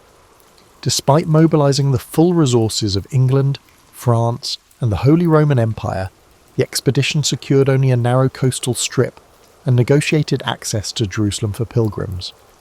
This limited outcome, despite unprecedented investment, illustrated the counter-crusades' effectiveness. The Muslim world had developed institutional resilience against external aggression, while crusading had become a fiscally ruinous obligation for European monarchs. Less acknowledged in traditional narratives is how the counter-crusade transformed Islamic institutions. The military dominance of slave-soldier Mamluk units accelerated during this period, eventually culminating in the Mamluk Sultanate that would deliver the final blow to Crusader presence in the Levant. Religious endowments were increasingly militarized, diverting resources from civil development. Political legitimacy became increasingly tied to anti-Frankish credentials, narrowing the space for pragmatic coexistence. The Ayyubid dynasty, established by Saladin, initially maintained his balanced approach, but gradually succumbed to internal rivalries. When Ayyubid rulers negotiated the surrender of Jerusalem to Frederick II during the Sixth Crusade in 1229, they faced intense opposition from religious scholars and the general population. The city was retaken by Ayyubid forces in 1244, demonstrating how counter-crusade ideology had become self-sustaining, able to override elite diplomatic calculations. The Mongol invasions of the mid-13th century initially appeared to signal a new Christian-Muslim alignment against a common threat. The Mongols destroyed the Abbasid Caliphate in 1258, creating a political vacuum that transformed regional dynamics. When Mongol forces entered Syria, they allied with Christian powers against the Mamluks of Egypt, who had overthrown the Ayyubids. The Mamluk victory at Ain Jalut in 1260 halted Mongol advancement and paradoxically reinforced counter-crusade ideology by linking it to broader resistance against foreign domination. The final stage of the counter-crusade culminated in the systematic dismantling of Crusader territory under Mamluk Sultan Baybars and his successors. The fall of Antioch, 1268, Tripoli, 1289, and finally Acre, 1291, eliminated Latin presence in the Levant. These campaigns were marked by meticulous planning, technological innovation, particularly in siege warfare, and strategic ruthlessness. The centuries-long encounter had transformed both Islamic military organization and religious thought, creating new paradigms that would influence Muslim societies for generations to come. The brutality of the Crusades extended beyond the battlefield into the realm of cultural warfare. While physical violence claimed immediate victims, the crusading movement's assault on cultural identity and knowledge produced casualties that would never be counted. This dimension of Crusader brutality remains underexplored, overshadowed by more visually dramatic aspects of military conflict. The Library of Tripoli, reportedly containing over 3 million volumes, represented one of the medieval world's greatest repositories of knowledge. Crusaders systematically destroyed this irreplaceable collection when they captured the city in 1189. Raymond of Aguilé, who had earlier glorified the bloodbath at Jerusalem, described this destruction as necessary because many texts contained the abominable teachings of Muhammad. The specific targeting of libraries was not incidental but ideological, an attack on knowledge systems that challenged Latin Christian exclusivity. The Crusaders' cultural program extended to the built environment. Upon capturing Jerusalem, they immediately converted the Dome of the Rock into a church called Templum Domini and Al-Aqsa Mosque into Templum Solomonis. These appropriations were coupled with iconographic additions that overlaid Christian symbolism onto Islamic sacred spaces. Art historians have documented how Crusader modifications deliberately obscured or defaced Islamic inscriptions, while preserving architectural elements that could be incorporated into Christian narrative frameworks. Linguistic violence characterized the Crusader states throughout their existence. Despite ruling predominantly Arabic-speaking populations for generations, most Frankish nobles never learned the language of their subjects. This linguistic isolation was not merely practical but ideological, a refusal to engage with local cultural frameworks. When administrative necessity required translation, this work was typically performed by local Christians or Jews, creating mediated power relationships that reinforced colonial hierarchies. The Crusaders' ideological impact extended beyond the immediate conflict zones. In Europe, the movement accelerated the development of a persecuting society that would reach its full expression in the late medieval period. the juridical framework was gradually turned inward, providing templates for persecuting domestic minorities after being established to identify and punish enemies of the cross abroad. The Fourth Lateran Council of 1215, which formalised much crusading theology, also mandated that Jews wear distinctive clothing, institutionalising their otherness. Intellectual casualties included the severing of philosophical and scientific exchanges that had previously flourished across religious boundaries. The translation movement centred in Toledo and Sicily, which had transmitted critical Greek texts preserved in Arabic commentaries, faced increasing suspicion. As crusading ideology hardened boundaries between Christian and Muslim intellectual worlds, opportunities for cross-fertilization diminished, delaying European access to crucial classical knowledge for generations. Even artistic production was militarized. The Chanson de Roland, initially composed before the First Crusade, was expanded and modified to incorporate crusading themes, transforming a regional conflict into an existential struggle between Christianity and Islam. This literary weaponization created cultural templates that would influence European perceptions of Muslims for centuries. Similar transformations occurred in visual arts, where depictions of Muslims became increasingly stereotyped and dehumanized in manuscript illuminations and church sculpture. Women's experiences during the crusading period reveal particularly complex dimensions of cultural violence. Anna Komnene's Alexiad documents how female Byzantine nobles were forced into marriages with crusader leaders, creating bloodline claims to eastern territories. In the Crusader states, policies regarding intermarriage shifted according to demographic necessity rather than principled acceptance. Local Christian families permitted temporary accommodations with Frankish women when they were scarce, but these arrangements remained exceptional rather than normative. The cultural legacy of Crusader brutality survived long after the military conflicts ended. The Portuguese and Spanish voyages of discovery explicitly framed their enterprises as extensions of crusading, with Columbus carrying a Crusader banner when he landed in the Americas. The juridical frameworks developed to dispossess Muslims and Jews in Iberia following the Reconquista were directly transported to the Americas, informing colonial practices toward indigenous populations. The papal bulls that divided the New World between European powers explicitly reference crusading precedents. In the Muslim world, the cultural memory of Crusader aggression created enduring suspicion toward Western intellectual traditions. The earlier openness toward Greek philosophical traditions, which had produced figures like Avicenna and Averroes, faced increasing resistance within Muslim intellectual circles. Theological positions that emphasized distinctive Islamic identity gained prominence over those that had sought common philosophical ground with other traditions. This cultural retrenchment represented a significant loss for intellectual exchange across civilizational boundaries. Perhaps most profoundly, the Crusades transformed religious violence from an incidental feature of political conflict into a central expression of devotion. By sanctifying warfare through elaborate theological frameworks, the movement created templates for religious militancy that transcended its immediate historical context. These templates proved remarkably adaptable, capable of being invoked in radically different circumstances across centuries. The cultural brutality of the Crusades thus extended far beyond the immediate violence of conquest and occupation, reshaping how religious communities understood themselves in relation to others. When the Crusaders ruled, people had to deal with intimate forms of violence every day that are often left out of stories that are mostly about battles. These daily acts of violence, which hurt people's bodies, families, and spiritual lives, were part of life for indigenous people living on Crusader lands. Evidence from archaeology, court records, and non-Latin chronicles shows patterns of dominance that went beyond regular military operations. Movement itself became a tool of control. The Crusader states set up complex networks of internal checkpoints that made it hard for Palestinian farmers to get to their farms and crops.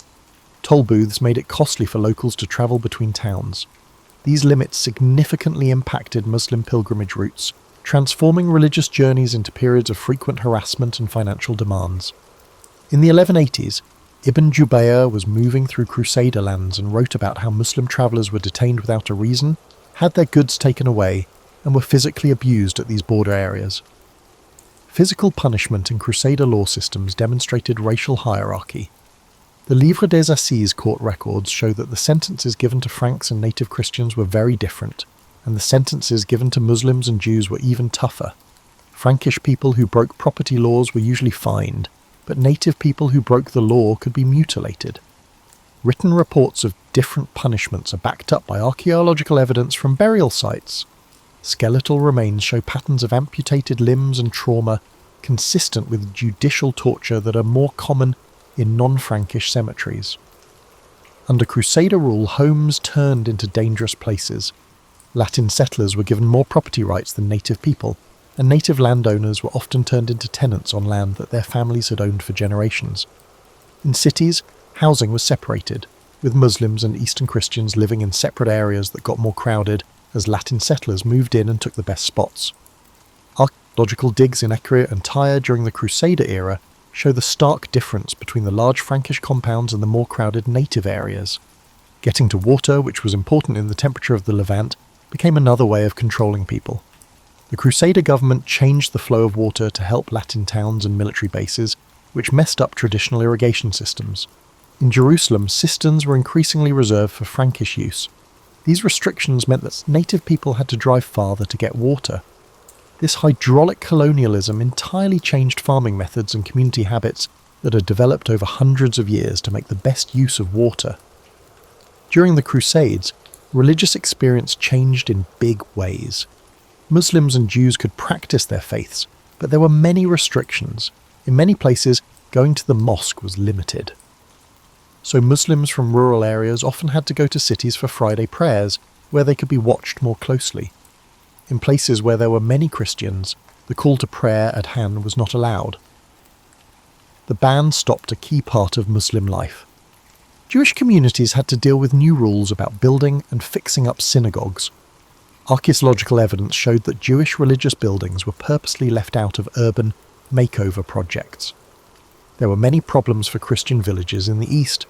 Theoretically, they shared the same faith as the Crusaders, yet their distinct religious beliefs and liturgical practices were increasingly undermining each other. The Latin Patriarchate regularly replaced Orthodox bishops with Latin-appointed ones, disrupting the historical lines of succession within the Church. Latin power stepped in and took away the religious freedom of Greek, Armenian, Syrian, and Coptic Christians. Their actions caused divisions within these Christian communities that lasted longer than the Crusader states themselves. During the Crusades, it was challenging to start a family and be sexual. When Latin men married local Christian women especially, it caused complicated legal questions about inheritance and status. These unions placed their children in a challenging situation, frequently facing abuse from both sides. For Muslim women, being Crusaders made them more vulnerable. Contemporary Islamic legal opinions, known as fatwa, discuss the prevalence of abuse against women by Crusader troops. These papers demonstrate the struggle of communities to maintain their unity amid systematic dominance. Under the Crusader seigneurial system, work in agriculture changed. Native American farmers were given new responsibilities, such as working as corvée on Crusader building projects. To meet the needs of European markets, traditional planting patterns were changed. Cash crops like sugarcane, which needed a lot of watering and processing, were given more attention. Archaeological and paleobotanical studies show that these changes had long-lasting effects on the environment, such as more soil erosion and tree loss that changed the Levantine landscape forever. Everyday conversations were full of linguistic abuse. Latin or Old French court cases often required native defendants to rely on biased translators. More business contracts required Latin documents, making it harder for Arabs to do business. Over generations, this linguistic exclusion led to a kind of cultural amnesia, as indigenous communities fought to keep up their literary and intellectual traditions while being shut out of government programs. Medical care showed and strengthened the order of things in society. Historical records praise the hospitals built by the military orders, but most of their clients were pilgrims and settlers from Latin America. Native people relied on traditional networks of healing that had fewer means when the Crusaders were in charge. Archaeological evidence from cemetery sites shows that the health of native people in those areas got worse during the Crusader time. Skeletal pathologies show that they were malnourished and sick more than people who lived there before the Crusaders. These kinds of personal violence were not just a side effect of Crusader rule, they were what it was. The Crusader states didn't just keep their power by the winning battles, they also kept it by enforcing daily rules of body control, space separation, and spiritual disturbance. When Saladin took back Jerusalem in 1187, It was just as important that he lifted these daily restrictions on movement, worship, and property ownership as it was that he won the war itself. Native peoples' support for his troops wasn't based on some vague theological agreement. It was a response to the personal violence of Crusader rule. The Crusades continued to be violent after Acre fell in 1291. Diplomatic relations, religious discourse, and cultural memory still echo its effects.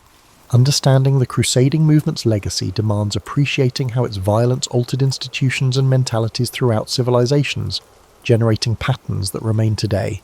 Diplomatic consequences followed immediately. In 1302, Mongol Emperor Ghazan Khan issued peace overtures to European nations, offering united action against the Mamluks and creating distrust. Pope Boniface VIII wondered if Islam had tainted the Mongols' Christianity. This diplomatic setback showed how much crusading ideology has limited cross-civilizational cooperation. Pragmatic coalitions were nearly unimaginable due to the religious warfare paradigm. Crusading violence set permanent precedents in European politics. Special levies for expeditions generated new fiscal mechanisms that increased state power. Henry II of England imposed the Saladin tithe in 1188, one of the earliest systematic national taxes in medieval Europe. Financial advances outlasted the Crusades and became permanent parts of new states. External cruelty helped extract resources from local communities. Crusading laws were assimilated in European communities. Domestic religious minorities gradually adopted Fourth Lateran Council restrictions against enemies of the faith. The medieval Inquisition used existing methods to locate and suppress Muslim resistance in conquered regions.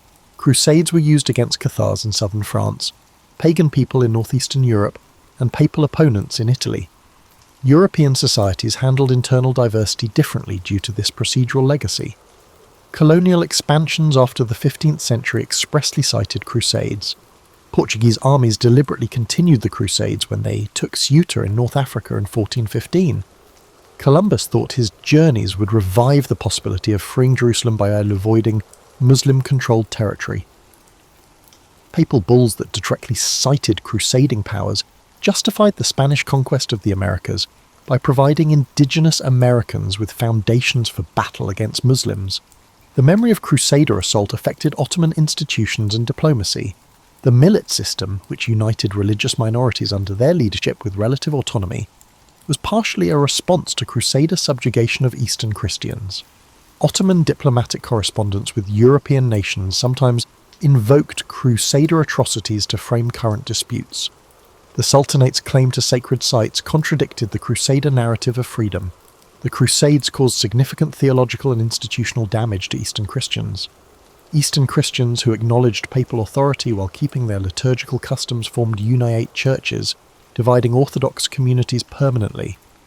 The Maronite Church in Lebanon, the Greek Catholic Church in Syria and Palestine, and the Armenian Catholic Church evolved from these difficult talks between Eastern Christians and Latin authority. Modern Middle Eastern sectarian dynamics are shaped by these ecclesiastical divisions' political identities. Jewish communities across Europe saw the Crusades as a major break with Christianity. The First Crusades' targeted brutality against Rhineland villages devastated centuries-old Jewish study centres and caused a steady eastward migration. Sacred poetry, piyutim, commemorated these massacres, preserving their memory. Theological links between crusading and anti-Jewish violence set precedents for successive persecutions, including expulsions from England 1290, France 1306, and Spain 1492. Cultural legacy created lasting symbols. Nationalist, colonial, and religious groups used the Crusader cross for centuries. The Swedish flag used during the Northern Crusades and the International Red Cross flag, paradoxically a humanitarian symbol, bear the Crusader cross. These visual continuities show how deeply crusading iconography shaped European culture, often without historical context. Literary and artistic depictions skewed stories. Medieval epic poems like the Song of Roland made Muslims into monsters, shaping European perceptions for generations. Renaissance paintings of Moors used Crusader iconography. These cultural productions actively maintained differences between Christian Europe and the Muslim world. Modern nationalism in the 19th century politicized crusading memory. European colonial powers in the Middle East justified their presence with Crusader tales. Press coverage purposely evoked Crusader imagery when British General Allenby invaded Jerusalem in 1917. Syrian-French Mandate authorities rebuilt Crusader castles as proof of their dominance. Arab nationalist organisations defined their struggle as continuing Saladin's liberation of Jerusalem in response to colonial appropriations. Political discourse about the Crusades shows their unfinished business. The immediate uproar demonstrated the lasting impact of the term when President George W. Bush referred to the War on Terror as a crusade in 2001. Extremist movements in Western and Muslim countries use crusading iconography, showing the conflict's enduring relevance to modern problems. Excavations continue to reveal Crusader violence's material legacy. Recent excavations at Caesarea Maritima found Frankish and Christian mass graves from Babar's 1265 conquest. The bone remains indicate hurried burial after systematic execution, echoing Crusader tactics at Jerusalem about 2 centuries before. Popular culture romanticizes, but this archaeological record is sobering. Many Eastern Mediterranean tourism economies whitewash Crusader bloodshed by commodifying their past. Crusader castles like Crac de Chevalier in Syria and Belvoir in Israel are portrayed as architectural marvels rather than military weaponry. This limited commemoration shows continued difficulties in confronting Crusader brutality and its effects on Western Middle Eastern relations. Epistemologically, the Crusades changed how different civilizations perceived themselves and others. This time hardened religious identities, associated territory with confession, and sanctified violence in defense of faith, all of which continue to impact contemporary conflicts. The Crusades changed the conceptual terrain of international contacts. True revolutionary historical events create new paradigms that last beyond their immediate influence. By this metric, the Crusades' violence was one of history's most significant events. After nearly a millennium, Urban II's fatal sermon at Clermont continues to impact our world because it cuts to the heart of how civilizations identify themselves and others. Crucifer violence haunts modern discourse as the Middle East struggles with recurrent wars and Europe grapples with religious and cultural identity. Addressing this history's enduring legacies requires understanding its complexity beyond triumphalist narratives and simplistic condemnations. The Crusades' cruelty was a revolutionary historical process with lasting effects.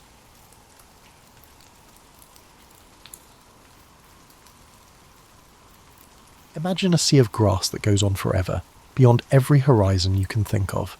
This is the Eurasian steppe, a huge area of rolling grasslands that makes the American Great Plains look like a lawn in a suburb. Here, where the ground curves away into nothingness and the sky seems close enough to touch, lived people who would eventually change the whole world. But when they woke up each morning to milk their horses, they had no idea what they were doing. You wouldn't call the Mongol steppes prime real estate. There are no fertile river valleys like the Nile in Egypt, no protective mountain ranges like the Alps in Switzerland, and no forests like those that covered Europe in the Middle Ages. Instead, you had grass that never ended and changed colour with the seasons like a living carpet. In the spring it would turn green so bright that it hurt your eyes. In the summer, waves of golden grain rippled in the wind all the time. In the fall it turned copper and bronze, and in the winter snow and ice covered it, which could kill a traveller who wasn't ready in a few hours. But if you knew how to read this landscape, if you knew its rhythms and respected its harsh beauty, the steppes could give you things that farming communities might never understand. The grass fed a lot of cows, sheep, goats and horses. People got everything they needed from these animals: milk for drinking and making cheese, meat for protein, hides for clothes and shelter, and wool for warmth on those cold winter nights when the temperature could drop so low that your breath froze. Before it left your mouth, the people who lived in this difficult landscape were nomads, but that word doesn't do justice to how advanced their way of life was. Instead of thinking of them as homeless people who were wandering around, think of them as highly specialised mobile communities that had mastered the art of living in harmony with their surroundings.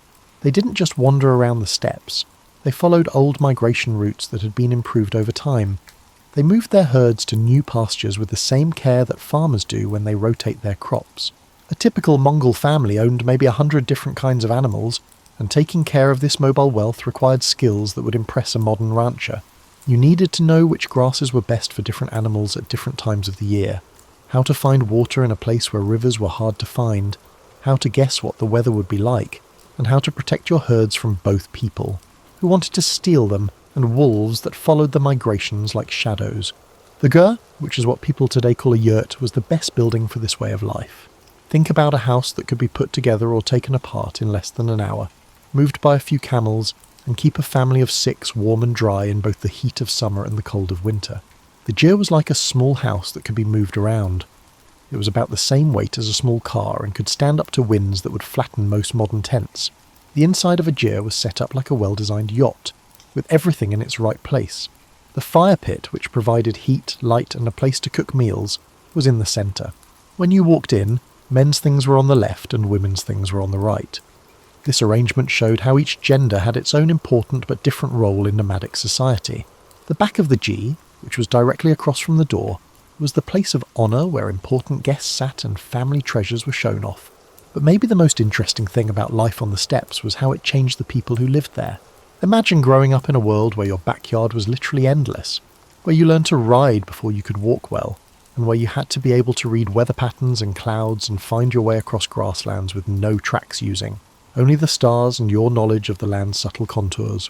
Mongol kids learned skills that would seem like superpowers to people who live in the suburbs today. They could ride horses bareback at full speed and shoot arrows with deadly accuracy. They could live for days on just mare's milk and dried meat. They could find water in places where others only saw grass that went on forever. And they could travel hundreds of miles of land that looked the same without getting lost. This wasn't just a way to get in shape. It was also a way to get your mind in shape. Living on the steppes taught you that the world was big, that there were always new places to go, and that you had to be able to change quickly to stay alive. It taught you to be independent, but it also taught you to value the strong ties of family and tribe that could mean the difference between life and death when winter storms hit or enemy raiders came. The steppes also taught you something else, that borders were made up, that the grass didn't care about the claims of sedentary people, and that being able to move around was more important than any fixed fortification. When the tribes of the steppes finally found a leader who could bring them all together into one terrifyingly powerful army, these lessons would be very important. But that's not the end of our story.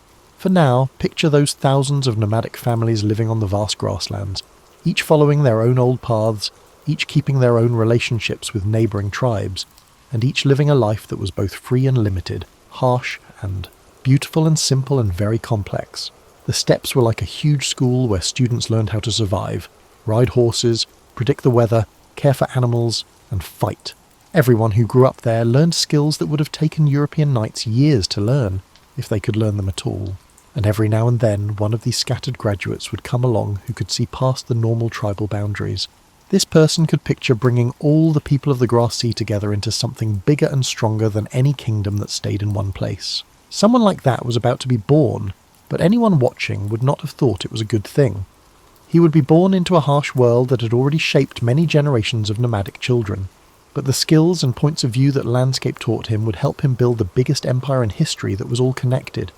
The steppes were ready, they just didn't know it yet.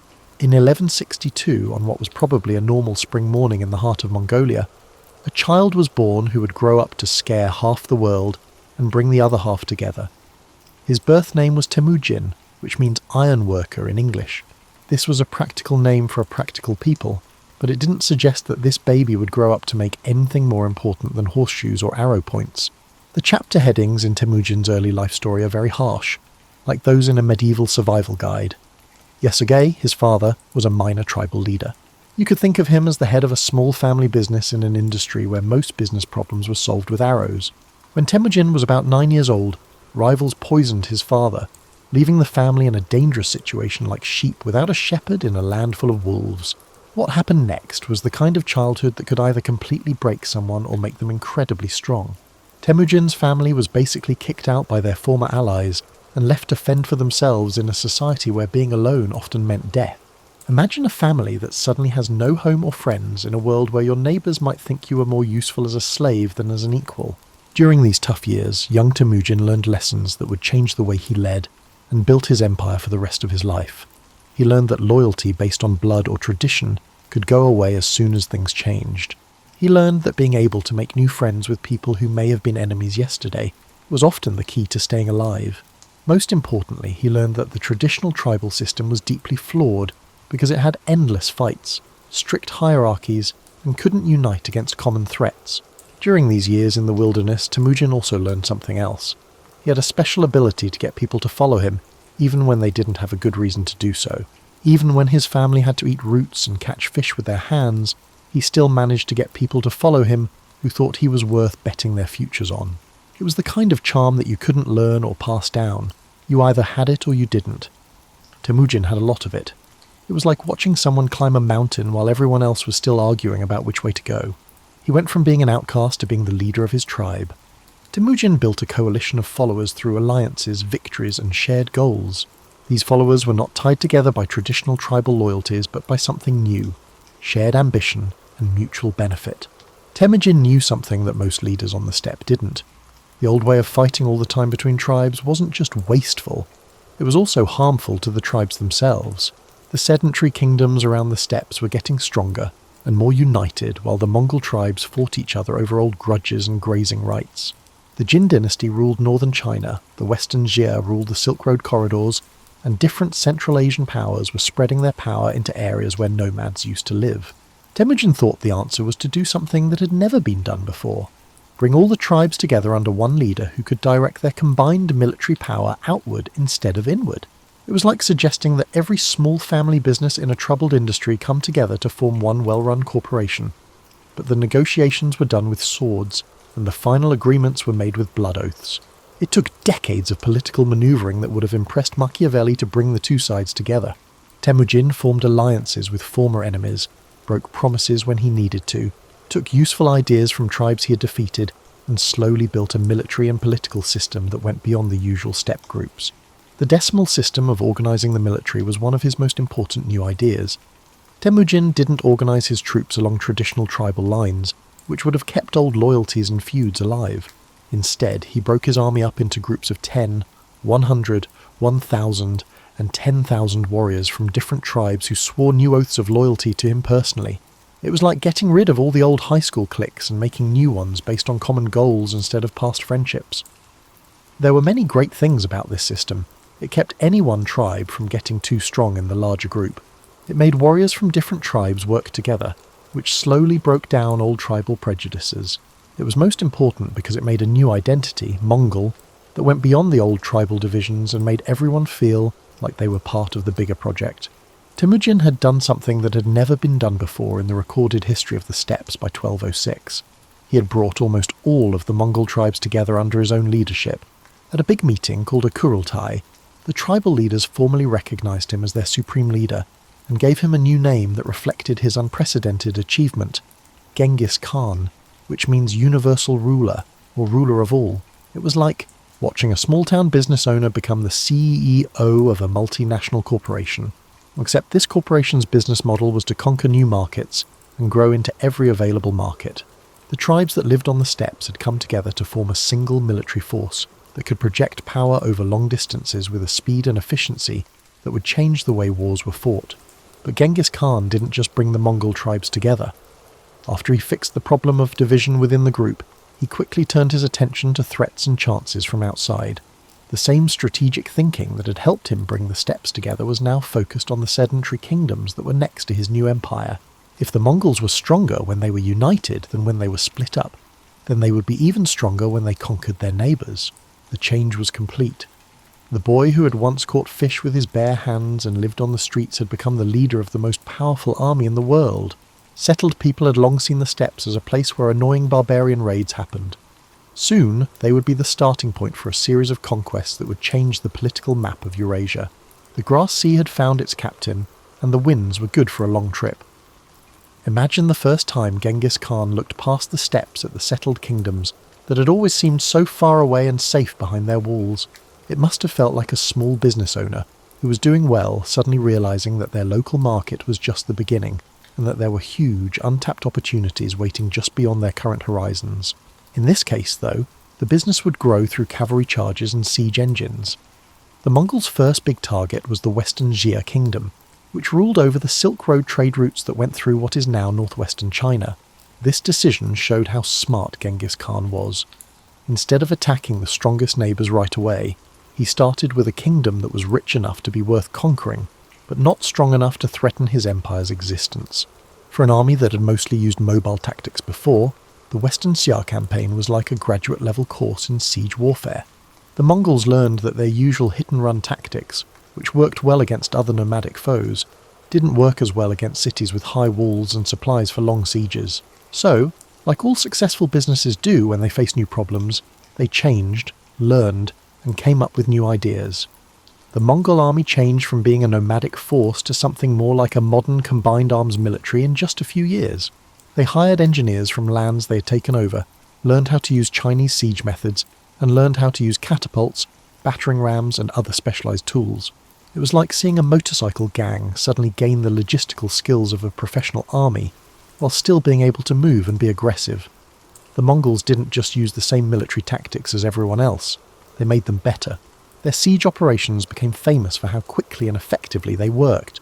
European armies might take months to break down a single fortress, but Mongol forces could sometimes take whole cities in just a few days by using both traditional siege tactics and new engineering and psychological warfare methods. The Mongol army's full range of skills was shown when they took over the Jin dynasty in northern China.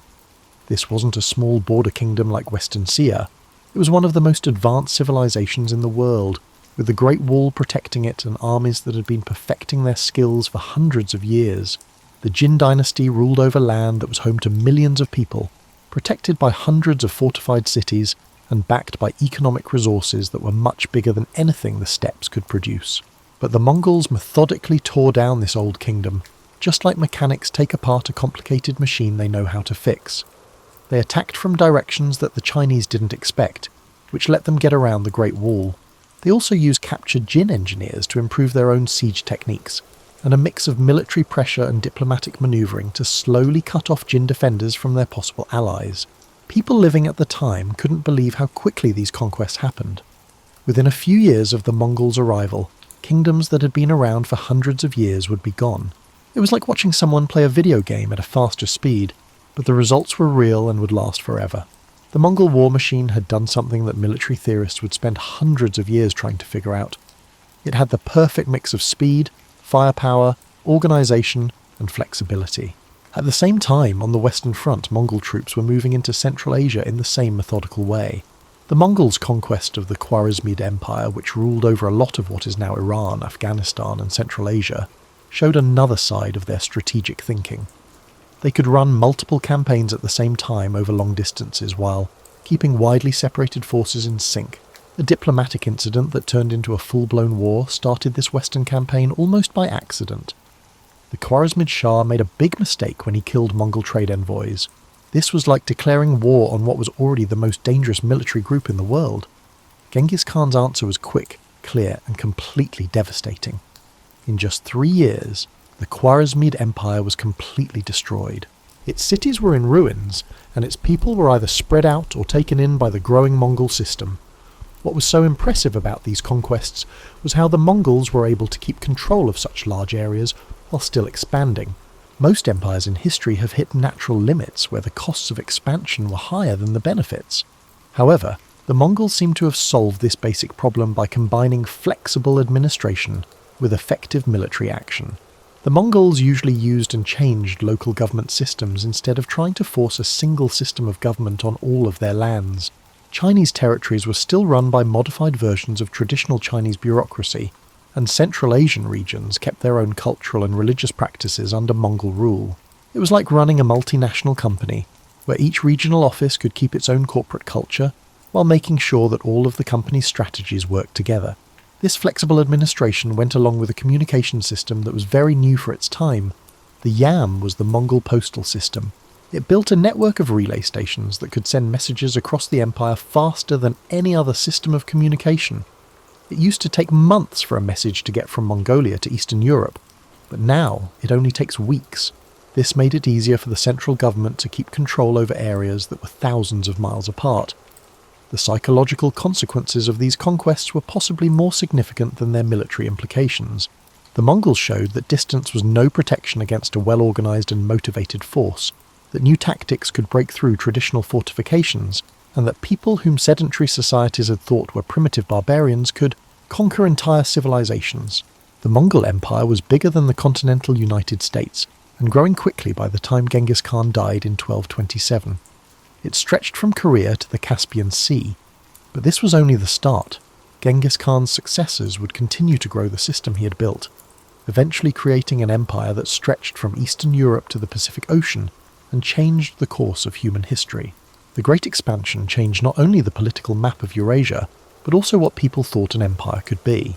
The Mongols showed that nomadic societies could not only compete with settled civilizations, but they could also be better at military effectiveness, administrative efficiency, and controlling territory. The Grass Sea had turned into an ocean, and its waves were crashing against shores that had never felt their power before. Imagine waking up one morning to find out that your city, your region, or even your whole country had been taken over by the biggest empire in history almost overnight. During the 13th and 14th centuries, millions of people in Eurasia lived like this. Surprisingly, for many of them, it wasn't as bad as you might think. At its peak, the Mongol Empire was less like a typical conquest state, and more like an ancient version of a multinational corporation with very good management. The Mongols figured out how to keep central authority while allowing local flexibility, how to bring together different cultures without losing what made them valuable, and how to make systems that were both efficient and adaptable. These are things that many modern organizations still have trouble with. Most people's daily lives in the empire went on as they had before the conquest, but there were some big changes that anyone who was paying attention would have noticed right away. Trade was safer and more profitable than it had been in hundreds of years. With the Mongol postal system, news, ideas, and new things could travel across huge distances at speeds never seen before. Instead of relying on the arbitrary decisions of local rulers, legal disputes could be settled through standardized procedures. The famous Silk Road, which had connected east and west for centuries, but had often been interrupted by warfare and banditry, became under Mongol protection what we might think of as the world's first truly international highway system.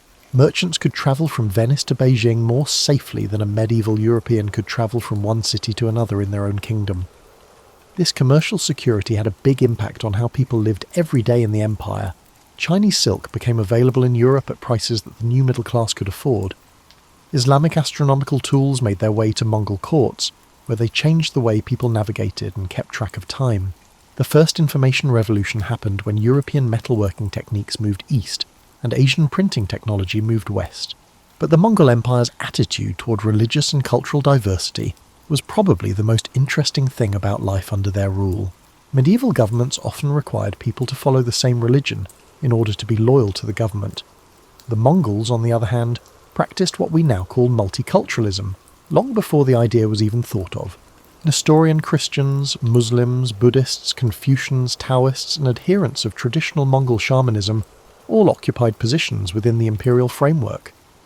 This tolerance wasn't just a nice idea, it was a practical need. The Mongol Empire was so big and so different that it would have taken resources that even the Mongols didn't have to try to make everyone follow the same religion or culture.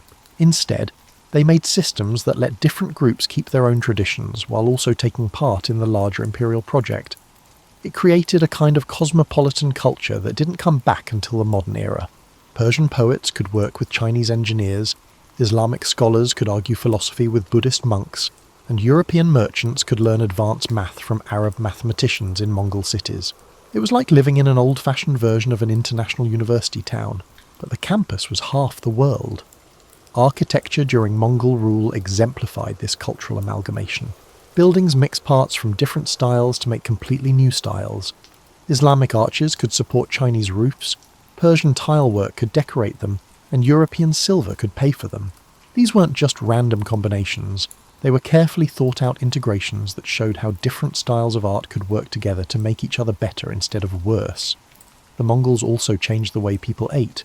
The traditional nomadic diet of meat and dairy was improved by adding foods and cooking methods from all over the empire. Mongol kitchens started using Chinese spices, Persian fruits, European grains, and cooking methods that had been used in isolation for hundreds of years, but were now mixed together to make completely new ways of cooking. The Yasa was the Mongol legal system. It was a complete and flexible way to get justice. The Mongols usually didn't force a single legal code on all of their territories. Instead, they let local legal traditions continue while setting up general rules that made sure important things stayed the same. It was like having a constitution that protected basic rights, while letting states keep their own rules and traditions. Compared to most other civilizations at the time, women had a relatively high status in Mongol society. Mongol women could own land, trade, and even sometimes make political decisions. When the empire took over areas where women had fewer rights, Mongol influence often led to slow improvements in their legal and social status. The Mongols supported education and scholarship because they knew that running such a large empire required advanced knowledge systems. They built libraries, helped people translate between languages, and paid for scholarly exchanges that sped up the spread of knowledge across cultural lines. Arabic translations of Chinese medical texts, Persian translations of Islamic mathematical treatises, and European astronomical observations added to Asian star charts. This cross-cultural exchange was shown in the art of the Mongol period. Painters started using techniques and subjects from different traditions, making works that would have been impossible without the mixing of cultures that the empire made possible. Musicians tried out different instruments and scales from all over the world, creating new ways to express themselves that were based on many different musical styles. Historians now agree that the Mongol Empire set the stage for the first truly global economy. This is perhaps the most important thing it did. Ideas, products, and new ways of doing things could travel farther than ever before. This economic integration meant that things happening in one part of the empire could have effects right away, in places thousands of miles away. This was the first time this kind of economic interconnectedness happened. For the average person living under Mongol rule, these changes may not have been immediately apparent in their daily lives, but their cumulative impact was transformative.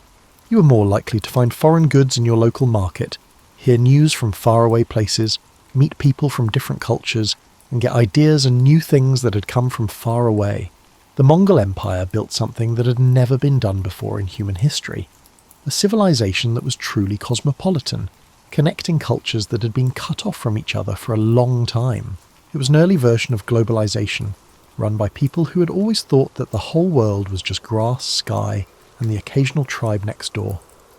The Mongols learned to think about big areas and long distances in the steppes. Now they had used that point of view to build a political and economic system that made the world smaller and more connected than it had ever been before. The signs of trouble in the Mongol Empire started out small, like clouds slowly covering up a perfect spring day.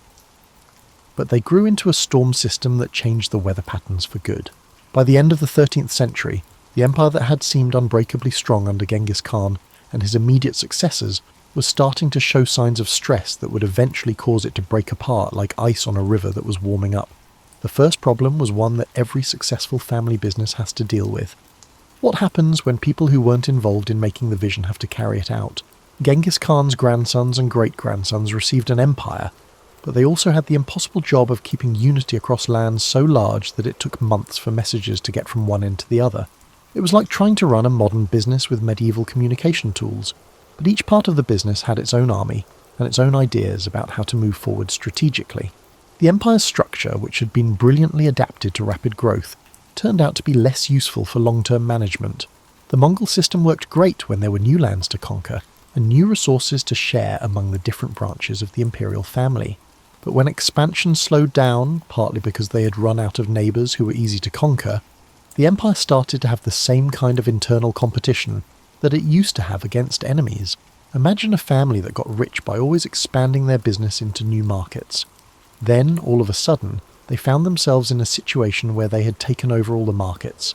The energy that had once gone into growing the family business now turned inward, and different family members started fighting over who would control the resources that were already there. The Mongol Empire was basically going through the biggest family business fight in history, but the family members were in charge of land the size of modern countries, and had professional armies to back up their arguments. As the empire grew, fights over who would take over became more bitter and complicated. Genghis Khan was able to get people to do what he wanted because of his strong personality and military success, but his descendants had to compete for loyalty among subordinates, who had their own regional interests and cultural identities. It was like seeing the corporate culture that a charismatic founder had worked hard to build slowly fall apart as different regional managers started to follow their own goals. As the Mongol military campaigns became less effective, the famous unity that had made them so effective began to break down into a patchwork of competing interests.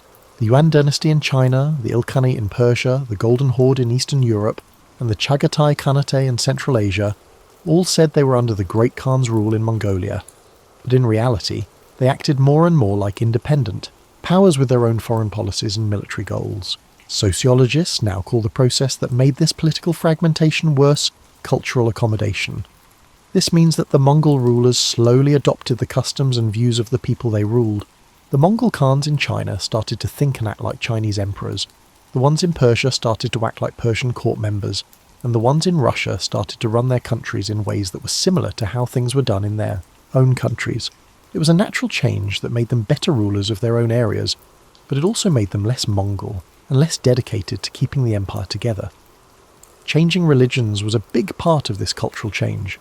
Some Mongol rulers followed the main religions in their areas, such as Buddhism in some places, Islam in others, and Christianity in still others. At first, the empire's religious diversity was one of its strengths. However, as different branches of the imperial family developed different religious beliefs and cultural identities, it became a source of division. The empire's economy was also starting to show signs of stress. The Mongol system relied heavily on tribute from conquered lands and money made from trade over long distances. But as political unity broke down, trade routes became less safe, and collecting tribute became harder and more expensive. Local officials, whether they were Mongols or locals, started keeping more of the money they collected for themselves instead of sending it to the central treasury. Changes in technology and the military also hurt the Mongols' advantages. People who lived near the Mongols and their subjects slowly started to use the new ideas in siege warfare and military organisation that had made the Mongols unbeatable in the 13th century. Gunpowder weapons, which had first given Mongol troops a big edge, became more common and advanced. The military strategies that were once only known to the Mongols became known to everyone, making the playing field more even between nomadic and sedentary forces. The Mongols began to feel the effects of empire building on their population, which was perhaps the most important thing. When Genghis Khan started his conquests, the original Mongol population was probably no more than 1 million people. Even with the help of allied tribes and hired helpers, ethnic Mongols were still a small group in their own empire. As time went on, intermarriage and cultural assimilation made it harder and harder to define or keep a Mongol identity. Climate change also contributed to the empire's slow decline, but its effects were small and took a long time to show. The medieval warm period, which had made it easier for steppe nomads to live during the empire's growth phase, was ending, and the weather was getting cooler and more unpredictable. These changes made it harder for nomads to live their traditional way of life, and the grasslands that used to support large Mongol populations and their herds became less able to support them. Natural disasters and disease outbreaks put even more strain on the empire's administrative systems. The Black Death, which killed millions of people in Eurasia in the 14th century, hit Mongol lands especially hard because the trade routes that had made the empire rich also helped spread the disease. The plague outbreaks that killed so many people in the empire made it harder to keep political unity at a time when it was getting harder to do so. By the early 14th century, the Mongol Empire, which had once been a single entity, had split into 4 separate khanates. These khanates still had diplomatic relations with each other, but they didn't work together on military or economic issues anymore. It was like seeing a successful multinational company slowly break up into separate regional companies that had the same corporate history but different business plans and market goals. The change didn't have to be bad for the people who lived in areas that used to be Mongol. Many areas continued to do well under their new Mongol-descended ruling classes.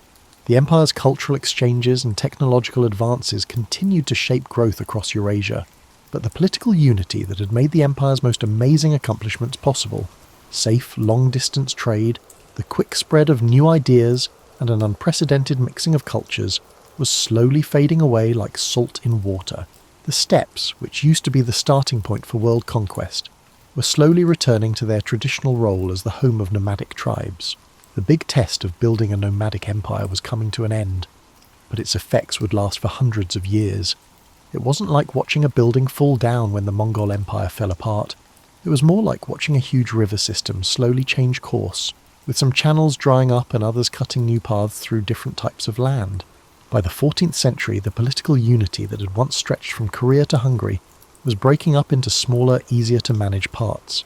Each part was changing to fit the needs and opportunities of the area, which would have been unthinkable during the empire's expansionist phase. The Yuan dynasty in China had problems that showed how Mongol rule didn't work in societies that were settled. The Mongol Khans had inherited the world's most advanced bureaucratic system, but they were still different from the Chinese people they ruled in terms of culture and ethnicity. It was like being the CEO of a company whose culture you respected but never fully understood. and you were in charge of people who knew much more about how the business worked than you did.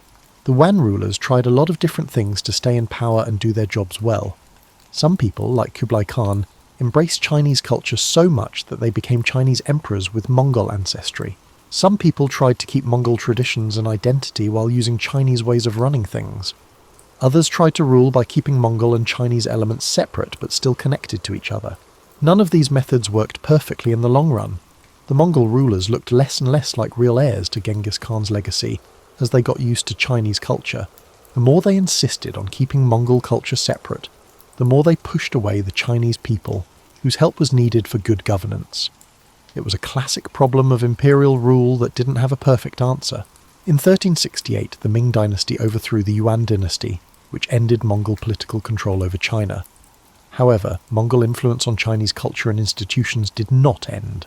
The Mongol period brought about changes in Chinese military organization, administrative practices, and even building styles that are still seen today. The new Ming rulers were against Mongols, but they quietly used many of the same government methods that had worked well for the Yuan. In the western parts of the old empire, on the other hand, different patterns of decline and adaptation were happening. The Ilkhanate in Persia fell apart in the 1330s, breaking up into many smaller kingdoms and city-states. But Persian culture, which had been greatly shaped by Mongol ways of running things and tastes in art, kept growing in ways that showed this mix of cultures. The Mongol period left a lasting mark on Persian miniature painting, architecture and literature. The Golden Horde, which ruled over a lot of Eastern Europe and Russia, lasted longer than some other parts of the empire. This was partly because its lands were better suited to a traditional nomadic lifestyle, and partly because it didn't have to deal with as much pressure to assimilate culturally.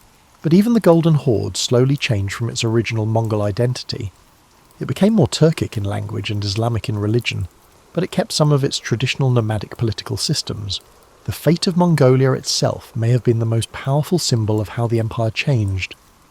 The country that started the biggest conquest in history slowly went back to its old ways of organising tribes and moving around with the seasons. The big cities that had been built to run the empire, like Karakorum, the capital and others, were either abandoned or turned into small trading posts. The administrative system that used to coordinate activities across half the world was cut back to only managing the affairs of small nomadic groups. But calling this process decline might be misleading because it makes it sound like something valuable was lost. In a lot of ways, what was happening was more like a natural evolution, where the empire's best ideas were kept and changed, and its less useful parts were allowed to fade away on their own. For a long time after the Mongol Empire fell apart, its postal system continued to have an effect on communication networks across Eurasia. The decimal military structure that Genghis Khan had established became the norm for armies across China and Europe. The legal principles found in the Yasa still had an effect on the law in many of the states that came after it. Trade networks and cultural exchanges that thrived under Mongol protection created patterns that lasted long into the modern era. The time when the Mongols ruled Russia, which later Russian historians called the Mongol Yoke, actually helped Russian power grow and become more centralized. When Russia started its own imperial expansion, the Russian princes who acted as middlemen between the Golden Horde and the local people learned a lot about how to run a government, fight wars, and make deals. The strategies and organizational methods that Ivan the Terrible used to take over Mongol successor states in the 16th century were first used by the Mongols themselves. It was like watching a successful business model slowly spread through an industry. The company that came up with the new ideas might be bought out or replaced by competitors, but the ideas themselves would still have an effect on how the whole industry worked. The Mongol Empire's political system was too ambitious to last forever, but its changes to government, the military and the economy became permanent parts of Eurasian civilization. The empire changed a lot because of disease, but not always in the way you might think.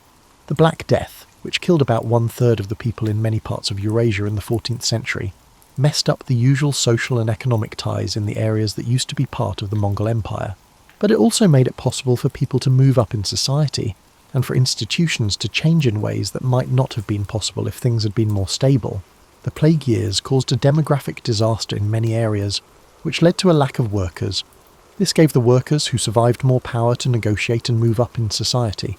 Old hierarchies became less rigid, new economic ties formed, and political systems changed to fit the new situation.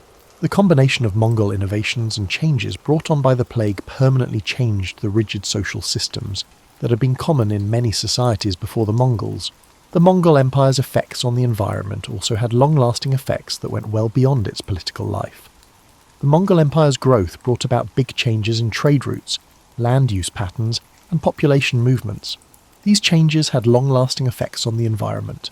Some areas that lost a lot of people during the conquest period stayed sparsely populated for many years, which let forests grow back, and animal populations recover in ways that affected later patterns of settlement and development. Most importantly, the Mongol period set up ways for people to talk to each other over long distances and share their cultures that are still important in world history today. The notion that innovations, artistic styles, religious concepts, and commercial practices could disseminate swiftly over extensive distances, an idea that was groundbreaking in the 13th century, evolved into a fundamental principle of global functioning. The Mongol Empire built what was basically the first global information network. Even though the empire itself fell apart, the networks it had set up kept moving ideas and new things across cultural lines. By the 15th century, the different successor states to the Mongol Empire were following their own paths of development that were influenced by their Mongol roots and the conditions in their own areas. The Timurid Empire in Central Asia mixed Mongol military customs with Persian cultural sophistication and Islamic religious devotion. The Crimean Khanate kept its nomadic political structures while adjusting to the changing political landscape of Eastern Europe. The Northern Yuan stayed in charge of Mongolia, keeping the traditional culture of the steppes while adapting to having less land to control. These successor states weren't just weak copies of the original empire, they were successful changes to the way things were. Each had figured out how to keep the most important parts of the Mongol culture, while also learning new skills that helped them do well in their own environments. It was like seeing a big company successfully break up into smaller parts that then became successful businesses on their own. The slow change in Mongol identity mirrored these larger trends of adaptation and growth. By the 15th century, the term Mongol had evolved into a cultural and political concept, in addition to its ethnic connotation. Individuals lacking direct biological ties to the original Mongol tribes could assert a Mongol identity if they embraced Mongol political customs, military practices, or cultural values. On the other hand, people of Mongol descent who had fully integrated into Chinese, Persian, or other cultural systems may no longer identify as Mongol in any significant way. One of the original empire's best features was its ability to change identity categories.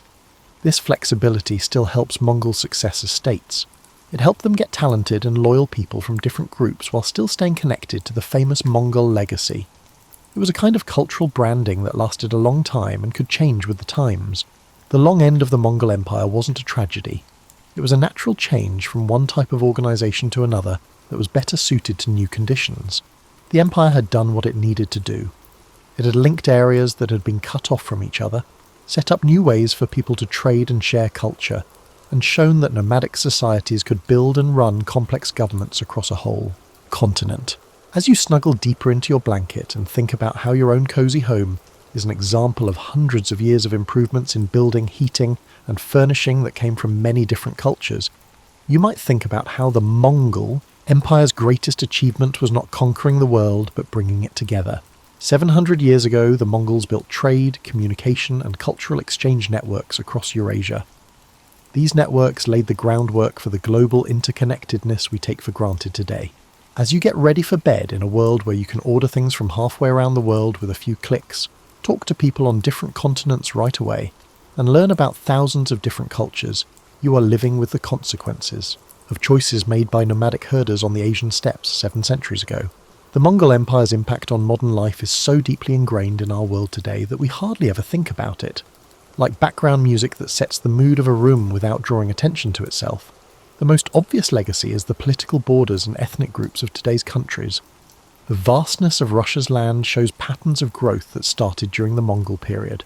The borders of China today include areas that were brought together into a single state during the Yuan dynasty. The different cultures in Central Asian countries are a result of people moving around and settling there during the Mongol conquests. The Mongol Empire's legacy shaped even the United States, which didn't exist at the time. For example, the horses that changed Plains Indian culture were descendants of animals that nomadic people had bred and improved, and the transcontinental trade networks that European explorers found in the Americas were based on patterns that were first established along the Silk Road the genetic legacy is just as strong. Modern DNA studies show that about 1 in every 200 men alive today has genetic markers that can be traced back to the Mongol Empire. The highest concentrations of these markers are in areas that were once part of the empire. This isn't just interesting from a historical point of view, it's proof of cultural integration on a scale that hadn't been seen before and wouldn't be seen again until the modern era.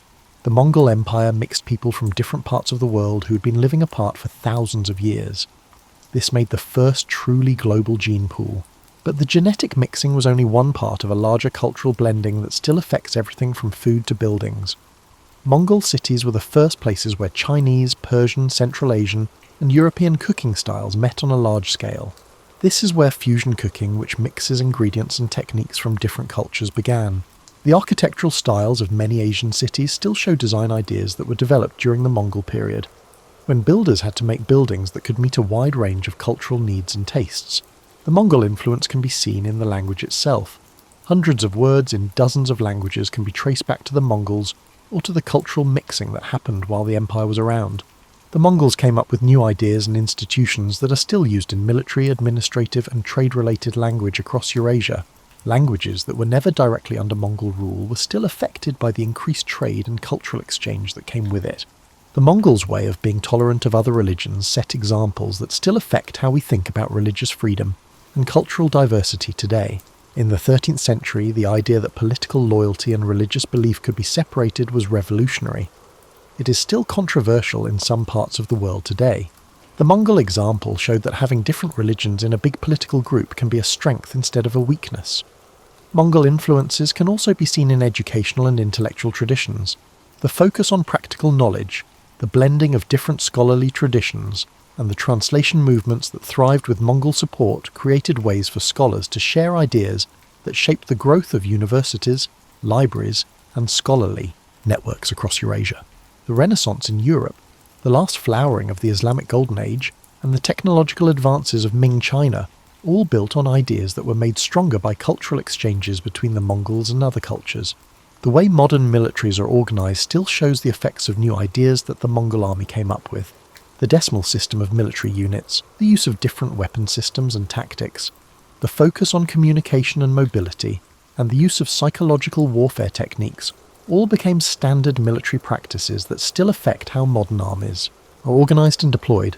The way NATO organises its military forces is based on the same ideas that helped the Mongol Empire turn warriors from many different cultures into effective fighting units. The trade networks that the Mongols protected and grew are where the idea of a global economy that connects all modern nations comes from. During the Mongol period, it was shown on a continental scale that goods, services and information should be able to move freely across political borders, that economic relationships could cross cultural and religious lines, and that prosperity depended on keeping peaceful trading relationships. The principles that were first used in the Mongol commercial code are still used in modern international trade law, which focuses on standardizing procedures and ways to settle disputes. Mongol innovations even changed how we think about geography and maps. The maps that helped Europeans explore the Americas used geographical information that Mongol leaders had collected and kept safe. The age of exploration was made possible by advances in astronomy, navigation, and surveying that were built on intellectual foundations that were strengthened by scholarly exchanges during the Mongol era. The Mongol Empire showed that cultural diversity and political unity could work together instead of against each other, which is perhaps the most important thing. This lesson is especially important for today's multinational states and international groups that need to find a balance between local freedom and central control. The European Union, the United Nations, and other modern organisations face the same basic problem that the Mongols did: how to keep good government in places where people speak different languages, follow different religions, and have different cultural traditions. The Mongol solution, keeping central control over important tasks while letting local groups have some freedom in cultural and religious matters, still affects how modern organisations deal with this problem. Mongol administrators were the first to use these ideas on a large scale in federal systems of government, international law, and multinational corporate structures. The empire's methods for innovation and technology transfer set trends that still affect how new ideas spread around the world. The Mongols were the first to systematically transfer technology by actively looking for useful new ideas, adapting them to fit their needs, and spreading them across their lands. The Mongol period was the first time that people came up with ideas for research and development, international scientific collaboration, and the quick spread of new technologies around the world. As you drift off to sleep, you might think about how the pillow under your head is probably made of materials from many different countries, how the building around you is built using methods that were developed in many different cultures, and how the electronic devices nearby can connect you to people and information from all over the world. All of these modern conveniences are based on the same idea that led to the Mongols' expansion, that societies are stronger and more successful when they are connected to each other, instead of being cut off from each other. The Mongol Empire didn't last as a government, but its idea of a world where everything is connected did. We all live in the world that the Mongols dreamed of. A world where distance doesn't stop people from talking to each other, where new ideas spread quickly across cultures, where people from different backgrounds can work together to reach common goals, and where the resources and knowledge of different societies can be combined to make something better than the sum of its parts. Before you fall asleep, think back to those wide-open grasslands where our story began. Not the Mongolia of tourist attractions and modern cities, but the endless steppe where a few nomadic families used to live in harmony with rhythms that are older than written history. Think about how the endless grass moved in waves under a huge sky, and how that landscape changed the people who would later change half the world.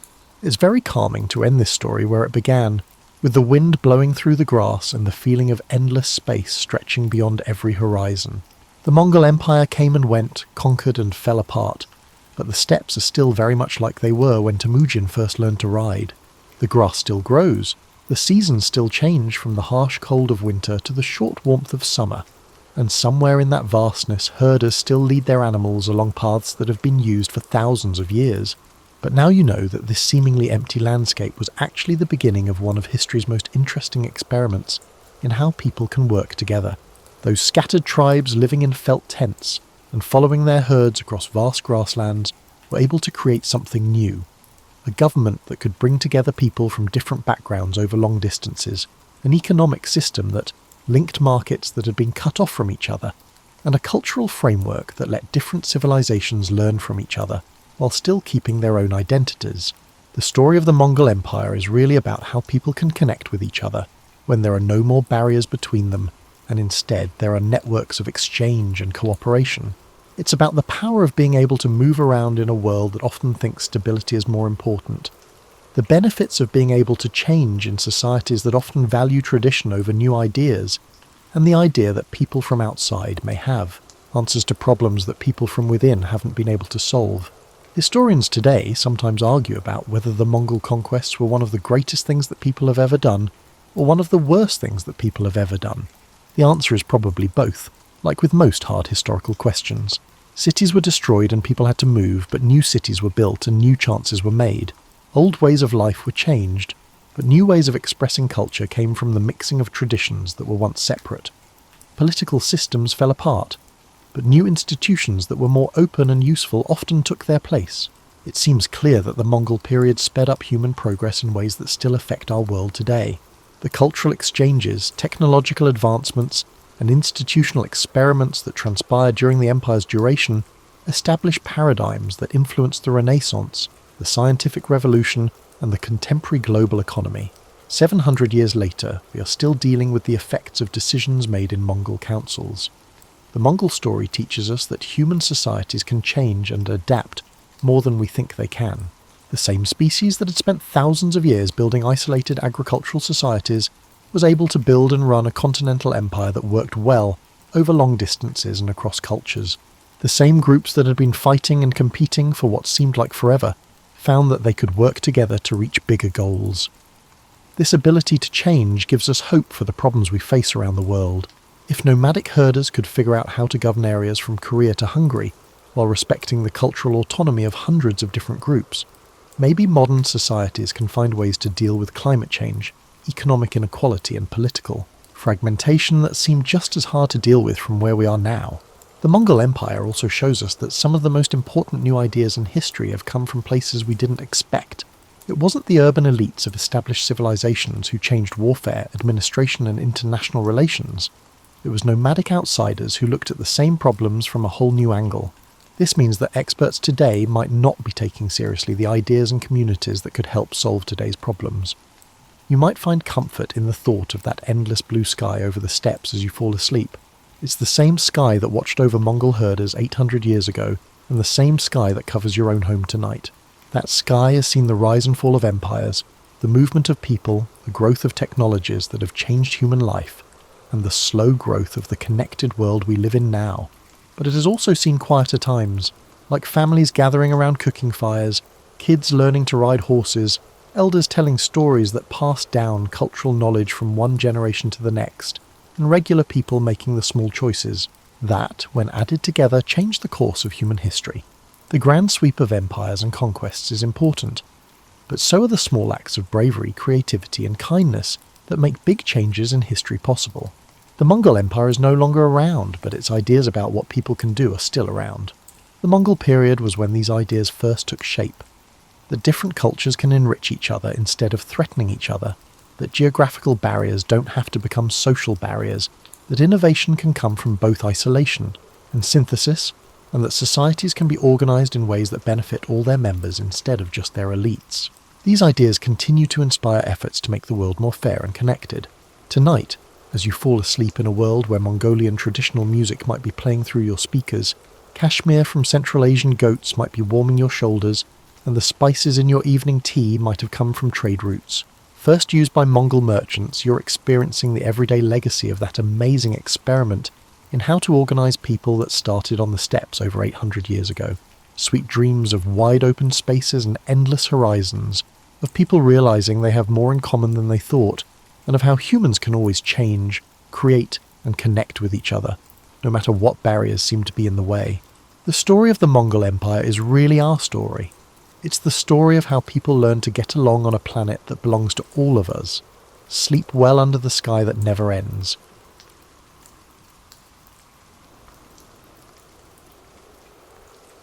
Imagine yourself curled up in a cosy chair with a mug of something warm, because we're going to meet one of the most misunderstood figures in American history. Perhaps you and your parents hummed the Disney song about Davy Crockett, the frontier hero with the coonskin cap. Instead of starting with bear wrestling or political speeches, the true tale of David Crockett begins with a restless lad who couldn't settle into anything, and he was far more fascinating than any myth. David, sometimes known as Davy, until the politicians had their hands on him, was born in 1786 into a nomadic family in a one-room cabin in what is now eastern Tennessee. John, his father, was the type of man who would constantly look to the adjacent valley for brighter prospects. Young David likely assumed that having a permanent address was something that only other people experienced because the Crocketts packed up and moved so frequently. Now, it's easy to picture rugged outdoorsy kids growing up on the frontier, but David was really quite the eccentric. Unlike his peers, David appeared to have an aversion to sitting still, even though they were learning to plough fields and tend to livestock. School as he knew it seemed as snug as a pair of pine bark shoes, and his thoughts ran amok like a free chicken. Formal education wasn't for him after only 4 days of class. This decision would come back to haunt him years later when he struggled to sound adult in letters to his wife. At the tender age of 13, David's father, likely distraught, rented him out to a cattle driver. Envision yourself as a 13-year-old who is unexpectedly tasked with transporting hundreds of finicky cows over uncharted land. David learned that cows had zero regard for a young person's timetable or dignity as he trudged through muck for months while sleeping under the stars. However, he felt a connection to that trip. Because of his restless personality, he thrived on the wide road, where he was always moving and had to tackle difficulties as they arose. David had gained the self-assurance that comes from facing adversity head-on, and had grown 3 inches by the time he reached home. However, he still had issues with his studies. In a family where everyone could write their names, he felt like the outcast because he still couldn't read past first grade when he was 15 years old. So he struck a bargain with his dad. He'd pay off the family's obligations if he could go back to school. Imagine a classroom full of 7-year-olds, with 15-year-old David crammed in, his knees banging the small desk, trying to learn his letters at a time when other boys his age were already planning marriage and starting families. Although it must have been difficult for his pride, David persisted for a few months as he gradually acquired the fundamental abilities necessary for the complex life that lay ahead. Like many other youngsters, David found himself thrust into manhood on the frontier before he was ready. At the age of 16, He had found a job with a nearby farmer where he could support his family and begin to shape his future. Even when things became rough, he had a way of making people laugh, and his stubborn streak would keep them going long after they gave up. He wasn't the brightest student or the toughest worker, but he had something else. In those formative years, he virtually appears as a towering, lanky boy with enormous hands and a wicked grin that seems to be perpetually hatching a plot. Parents were first frightened by his boundless energy, but they eventually came to forgive him for his charisma. Years would pass before he became the renowned frontiersman, but he had all the makings of an outlaw, an innate desire to strike off on his own, and the growing suspicion that the easy way out might not be the best choice. Delving further into our narrative, let us discuss how a young David discovered a profound truth. The ability to bring joy to another person's life is nearly as valuable as their material needs. Almost there. David was smitten with a girl from the neighbourhood named Polly Finley when he was 19 years old. Polly, the daughter of a fairly well-off farmer, had her misgivings about this clumsy young man who couldn't seem to commit to a career. She wasn't your typical frontier woman, though. By local standards, she was actually quite refined. As a charmingly awkward wooing tactic, David would attend social events in the hopes of winning her over with his impressive storytelling abilities and, more importantly, his still developing practical capabilities. The catch was that David had never mastered accurate shooting. To you this may not appear significant, but in 1805 Tennessee, a guy who failed to strike his target was as valuable as a chocolate teapot. David realised he was in over his head when Polly's father proposed they go hunting together. It was a test of David's suitability as a possible son-in-law. Thereafter, he did what any reasonable young man in love would do. He practised until his ears rang non-stop and his shoulder turned purple from overuse. Whenever he had a spare moment, he would borrow rifles, beg for ammunition, and shoot at anything that would remain still long enough. David transformed the entire county into his own private range by using objects such as tin cans, fence posts, and trees. He was able to thread a 50-yard musket ball needle by the time he wed Polly in 1806, a testament to his perseverance. I mean, not exactly, but it's near enough. Marriage was both a blessing and a curse for David. Though she brought stability, Polly also introduced expectations to his restless temperament. No one should live in a tent with a wife. It wasn't enough to just eat whatever the kids caught or foraged. They required regular meals. The age-old conundrum of how to reconcile risk-taking with one's responsibilities was before David. His response was as imaginative as usual. He would go on hunting trips for weeks at a stretch, returning with a bounty of wild turkey, bear and deer that would feed the family and be sold off. These were no ordinary camping excursions. Rather, David would go far into uncharted territory, often more than 100 miles from civilization, subsisting only on wild foods and his ever-improving marksmanship. The remarkable thing about David's hunting skills is that they came about almost unintentionally. He had no aspirations of becoming a world-renowned marksman. His only goals were to provide for his family and, on occasion, treat Polly to a store-bought dress. But David became someone special over those countless hours of tracking animals through dense forests and across rushing streams. He had an almost miraculous knack for reading the forest, foreseeing when and where animals would be and how they would act. When David returned from hunting trips with tales that were too fantastical to be true, his neighbours started to take note. Bears that he had pursued for several days prior to obtaining the ideal photograph. Using just his patience and knowledge of the deer's habits, he had successfully brought them within arm's reach. He seemed to have the power to hypnotise wild turkeys with his turkey calls. The unintended consequence of David's rising profile as a hunter, though, was that others began looking to him to fix their own issues as well. Animals in danger from a wolf pack? Dave Crockett should be summoned. Strange footprints surrounding the chicken coop? He'll take care of it. Unidentified rumbling in the forest late at night? Hopefully, my point is clear. The ability to narrate stories was what set David apart from other adept hunters. Along with the meat, he brought home exciting new experiences. Even a mundane hunting trip would seem like an epic adventure when he was in his element, what with all the close calls, flashes of genius planning, and of course the occasional somewhat idiotic move that almost cost him his life. David had a talent for making even old tales sound thrilling and new, so even though Polly would roll her eyes, she would listen intently. When David was in his mid-20s, he had settled into a routine: hunt, provide, tell stories, repeat. While he was still a young husband attempting to master the most important role of his life, he was laying the groundwork for the fame that would come later. You would think David's issues would go away if he just mastered hunting, but surprises are a part of life. David learned the hard way that not even his famed hunting abilities could ensure financial stability on the frontier as his family expanded. Polly had bestowed upon him 2 boys, John Wesley and William. Modifications that would radically alter David's life occurred in 1813.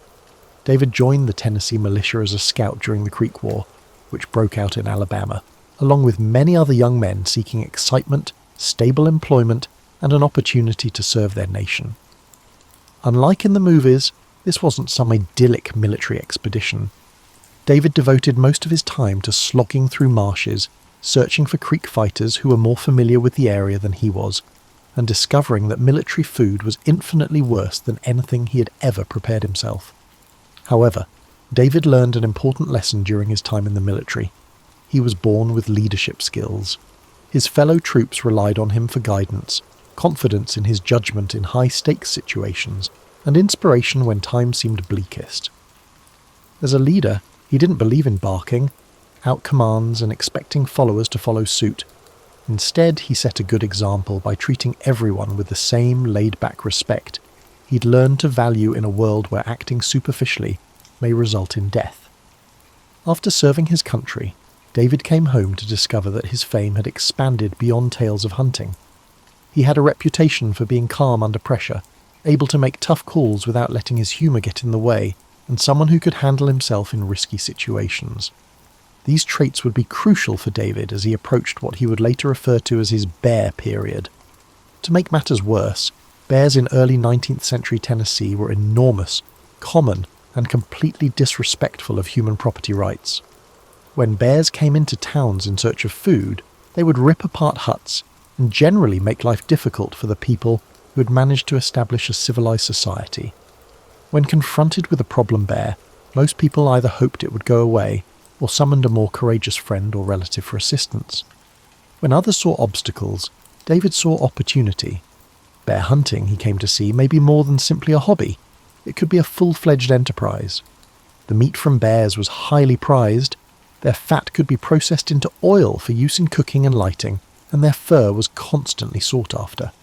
So when farms and municipalities needed help with a bear problem, they would call David, who became something of a specialist in the field. He was meticulous and, to be honest, slightly obsessed when it came to hunting bears. David would take on the role of a naturalist studying certain bears, observing and studying their behaviours for several days or weeks, before devising tactics that were adapted to their unique personalities. Yes, the bears' personalities, David maintained that each one was unique, with its own set of peculiarities, tastes, and degrees of brainpower. The outcomes were remarkable. David killed 58 bears in one very fruitful winter. Just one season, not across a number of years. He was able to become so proficient at hunting bears that he could find, kill, and prepare one in a day or less before moving on to the next. A title that David felt somewhat humiliating yet gratifying was Bear Hunter of the District, a moniker that his neighbours began to use about him. However, there were unforeseen obstacles on the path to success in the beer industry. David's hunting trips became increasingly longer and more frequent, often lasting weeks. It must have been incredibly challenging for Polly to manage their household and raise their children all by herself. The more muddy and wild-smelling David would come home after his bear exploits, the more varied feelings Polly would have. During his time spent hunting bears, David also began to rise from the status of local hero to that of legendary figure in his own right. His extraordinary success and amusing anecdotes made him a popular speaker, and people started asking him to parties only to hear about his travels. When David realised he could take his life's events and transform them into stories that could captivate an audience, he knew he had a great aptitude for performing. David never felt the need to embellish his hunting achievements, which is an intriguing aspect. It was astonishing enough that it was true. However, he did hone an ability to paint vivid pictures of everyday life, bringing drama and humour to what others might perceive as dull happenings. An ordinary bear hunt devolved into a titanic showdown between humanity and the natural world, replete with terrifying moments, brilliant moments, and, more often than not, at least one instance of David's actions that were ingenious at the moment, but almost cost him his life. As we wind down for the next chapter, it's important to discuss how, sometimes we have no choice but to start over, regardless of how prepared we are. While David was expecting to become famous in his hometown for his bear hunting exploits, he unexpectedly gained a reputation as someone who could solve problems and get things done. Because of his stellar reputation, his neighbours elected him to the position of magistrate in 1817. A magistrate was effectively a municipal judge who presided over smaller cases and disagreements. Just to refresh your memory, David's official education was limited to a few months in a one-room schoolhouse. So, when he was suddenly tasked with interpreting laws and administering justice, it was like expecting someone who had never piloted an airplane to ride horses. However, David brought his usual mix of modesty and common sense to the task. He had a really relaxed demeanour in court, fairness, practical solutions, and David's skill in mediating. Disputes amongst squabbling neighbours were more important than complicated procedures and legal precedents. David would advise the disputing farmers to go for a walk over the contested ground, and try to come to an agreement when they were arguing over who owned what. David may substitute community work for a fine where the offender is unable to pay the original amount. His rulings were mostly reasonable and equitable. However, they lacked legal sophistication. Greater political prospects arose as a result of the magistrate office. No one could have been more surprised than David when he was elected to the Tennessee State Assembly in 1821. Present in the state capitol was a man whose constituency was represented by someone who continued to struggle with language and spelling. However, David's political ideology was surprisingly uncomplicated. The government had to assist common people in resolving actual issues, not add further burdens to their lives. His character was congruent with his approach to legislation. In contrast to his fellow legislators, David spoke frankly about the issues at hand, rather than delivering lengthy ceremonial speeches replete with allusions to classical figures and legalese. Regardless of party pressure, he usually voted according to his conscience, which included supporting legislation that would help low-income households purchase land and opposing policies that appeared to benefit primarily the wealthy. However, everything changed when a tragic event occurred. David was left to raise their 3 children alone after Polly passed away in 1815. A devastating loss befell him. With Polly as his rock, he was able to channel his restless spirit while keeping the peace at home. David felt completely disoriented without her, and it had nothing to do with navigating the terrain. Hunting, farming, raising children, and attending to his political responsibilities were all things that David attempted to handle on his own for a period. It was a hopeless predicament. David sought assistance after realising he couldn't give his children the attention they required due to his busy lifestyle.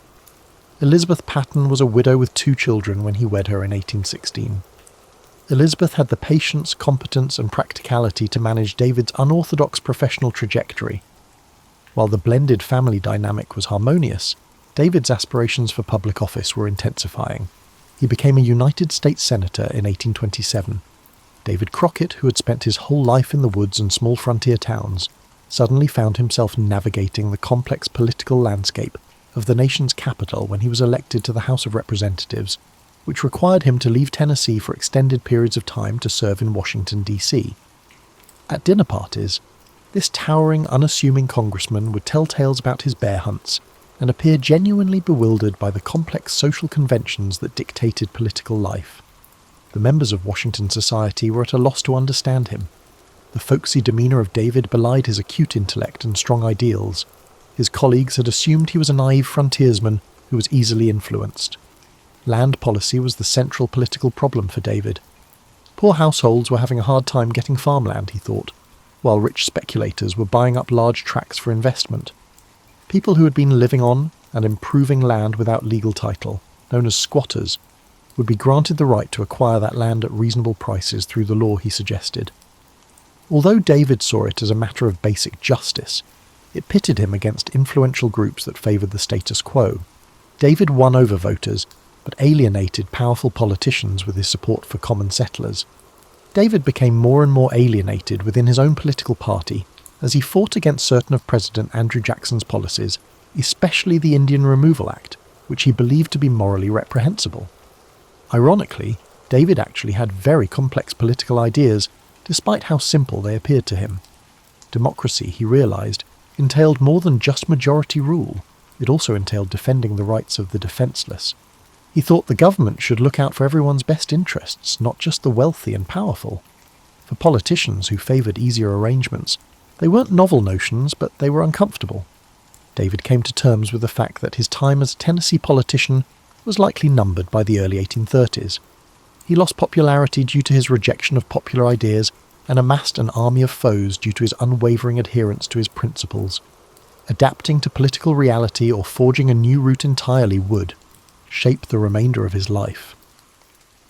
As you settle in for this section of David's journey, you'll find out how, at the same time, it can be freeing and terrible to stand up for your beliefs even if it means losing everything you've worked for. David's stay in the nation's capital was as entertaining as watching a fish scale a tree. It was his job to represent his constituents, vote on legislation, and serve on committees. But he felt like he was speaking a different language when it came to the culture of political manipulation. David adamantly refused to let the political ramifications of his votes influence his decision-making, in contrast to his fellow lawmakers who established coalitions and traded votes like poker chips. When David's beliefs were in line with public opinion, this strategy was effective. Nevertheless, it proved troublesome when they were not. Most of his Tennessee constituents wanted Native American territories opened for white colonization. Therefore, they supported the Indian Removal Act of 1830. Not because he was especially progressive on racial problems by today's standards, but because David had met and respected Native Americans as individuals, he was opposed to it. He thought it was morally reprehensible to forcefully uproot entire communities from their ancient homelands. Classic David Crockett, passionate, direct, and totally at variance with political acumen. That was his opposition speech in Congress. Concerning the distinction between what is legally required and what is morally acceptable, he spoke about Cherokee families he had known, as well as government dishonesty and broken promises.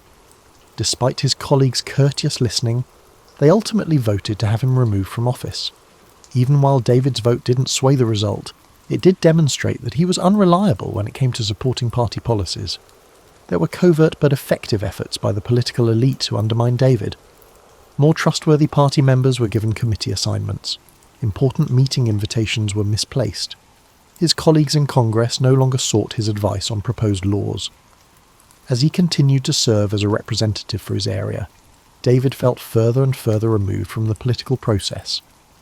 David faced political persecution in his home state of Tennessee due to his stance against Indian relocation. His detractors said he had been entangled in the corruption of Washington politics and had lost touch with his heritage, and that he cared more about Indians than his own constituency. Although David had changed while serving in Congress, it was not in the manner his detractors had envisioned, and this fact made the criticism all the more hurtful. David had grown increasingly certain that much political expertise was nothing more than a pretense to escape moral accountability, rather than being politically intelligent. He has seen co-workers vote for initiatives they were personally against just because it suited their political agenda. He was witness to the manner in which powerful people's pockets dictated laws that were ill-suited to the common welfare. Rather than turning him cynical, the experience had helped him better understand what was important to him. As usual, David remained unyielding in the face of political pressure. He did not learn to moderate his views or compromise more skillfully. Rather, he got more vocal. He started travelling around Tennessee giving talks in which he detailed his voting record, the reasons for his opposition to popular ideas, and his newfound knowledge of the inner workings of government. Though entertaining, David had a natural talent for storytelling. These remarks were political suicide. Campaigning for the 1833 election was a bloodbath. There was no shortage of ammunition for David's detractors. His stance against popular initiatives, his many trips out of Tennessee while in Congress, and his ties to controversial causes. For someone whose whole sense of self was based on serving the people, being portrayed as an alien who had become disconnected from everyday life must have been extremely hurtful. David retaliated with candour and humour, which proved ineffective against a well-organised political enemy. No matter the political fallout, he pledged to keep voting his conscience, and told voters just how he felt about a variety of subjects. It was noble, based on principles, and destined to fail. As the votes were tallied, David's congressional seat was vacated. He was out of politics and faced an uncertain future after years of public service. He was at the age of 47, which was neither too young nor too old to retire gracefully, but too old to start over comfortably. David was aware that he needed to find his life's purpose while. Elizabeth remained patient regarding their financial condition. Although David was disappointed, he was also liberated from unattainable expectations as a result of his loss. He was free from the burden of considering the potential political repercussions of his statements and the impact they could have on his career. It had been years since he could do or say anything he wanted without worrying about how it might affect his chances of winning the next election. The price he had to pay for this independence was financial instability, public disillusionment, and the realization that his time in politics was essentially over. It did, however, bring with it opportunities. Texas, that enormous western territory where independence from Mexico was being discussed, started to play on David's mind. To all appearances, it was the type of community where a guy could start over, where values might take precedence over party affiliation. As we settle in for the last stretch of David's journey, we'll witness firsthand how the conclusion of one dream may pave the way for a new and, perhaps, more significant one. David pondered his next move for months after his electoral loss. His life had been organised and directed by politics for more than 10 years, and now it was all gone. He resembled a river that had been blocked for a long time, and suddenly the barrier had broken, releasing him, but also leaving him with no idea where to go. Evidently suffering with what felt like early retirement from the only work that had ever truly suited him, Elizabeth observed, as Peter paced around their cabin, starting and then abandoning projects. David usually came up with the solution. If Tennessee wasn't interested in him, he'd look for another place that was. When Americans were looking for a location to start over, where land was inexpensive and prospects were endless, many began to hear stories of Texas. The Mexican government was actively courting American settlers by distributing large tracts of land to those families who were ready to uproot and go. Texas was the pinnacle of new beginnings for David, who had lived his whole life seeking opportunity. It wasn't just personal reasons that led David to Texas. Something major was about to happen, according to his political instincts, and he had been keeping up with the news about the escalating tensions between the Mexican government and American settlers. The settlers' dissatisfaction with Mexican policies, such as those that limited local autonomy, mandated Catholicism among settlers, and restricted immigration, was growing. Conflicts where regular people were caught between their everyday demands and faraway government policies were echoes of those that had moulded David's own political career, he saw. In late 1835, David set off for Texas on an exploratory mission. He intended to survey the area, perhaps purchase some land, and then return to Tennessee to finalize his plans to move. Nevertheless, he was also cognizant of the fact that, regardless of his intentions, he might find himself embroiled if political events in Texas were to escalate. When faced with disagreements about right and wrong, David had never been adept at maintaining objectivity. By travelling through Arkansas and into Texas with a small band of followers, David was able to learn about the local conditions and interact with American settlers on multiple occasions. What he discovered was a people who were both Mexican and American in their cultural and practical identities. They were attempting to form communities based on familiar traditions while also adjusting to new rules and expectations. Hard-working couples wanting a better life for their children, the settlers David met mirrored his neighbours in Tennessee. They want solitude to cultivate land, engage in trade, and rule themselves rationally. However, Mexican policies that appeared more intent on controlling them than helping them grow were becoming more and more frustrating for them. David came away from his talks with these families with the conviction that the settlers would require leaders with expertise in both military strategy and political reality in the event of an impending battle. The timing of David's arrival in Texas was impeccable, though he could not have predicted it. A tense situation had quickly developed between the Mexican authorities and the settlers. Dissolving the Mexican Congress and advancing for total control, General Santa Anna jeopardized the minimal autonomy that had initially attracted American immigration. The Texans, who had just begun to organize resistance, were in need of prominent political and military personalities who might provide credibility to their cause. The scenario seemed like an opportunity for David to put his political experience and knowledge to use for causes in which he truly believed. The Texas settlers weren't demanding much. They simply wanted to be able to follow their own traditions when it came to government, freely practice their religion, and have a say in matters that directly touched them. Now that he was away from home politics, David could endorse the same causes he had fought for in Congress. San Antonio was under siege when David arrived in February 1836. As General Santa Anna's Mexican armies closed in, the small garrison sought sanctuary in the Alamo, a former mission. With only 200 defenders up against thousands of Mexican forces, the situation was dire. However, David knew from his military experience that with persistence and cunning, even in the face of overwhelming odds, victory was possible. For David, staying in the Alamo wasn't a choice at all. Everything he had ever done up to this point had been leading up to this point. His years spent hunting alone in perilous wilderness, his lessons in leadership under duress from military duty, and the lessons he had learned about the value of sticking up for beliefs no matter the cost from his political career. 50 years old and still clinging to the belief that certain conflicts were worth fighting for, he had a wife and children back in Tennessee. The symbolic and military significance of David's presence at the Alamo cannot be overstated. He was willing to put his reputation on the line for Texas's independence, and he had served as a congressman in the United States.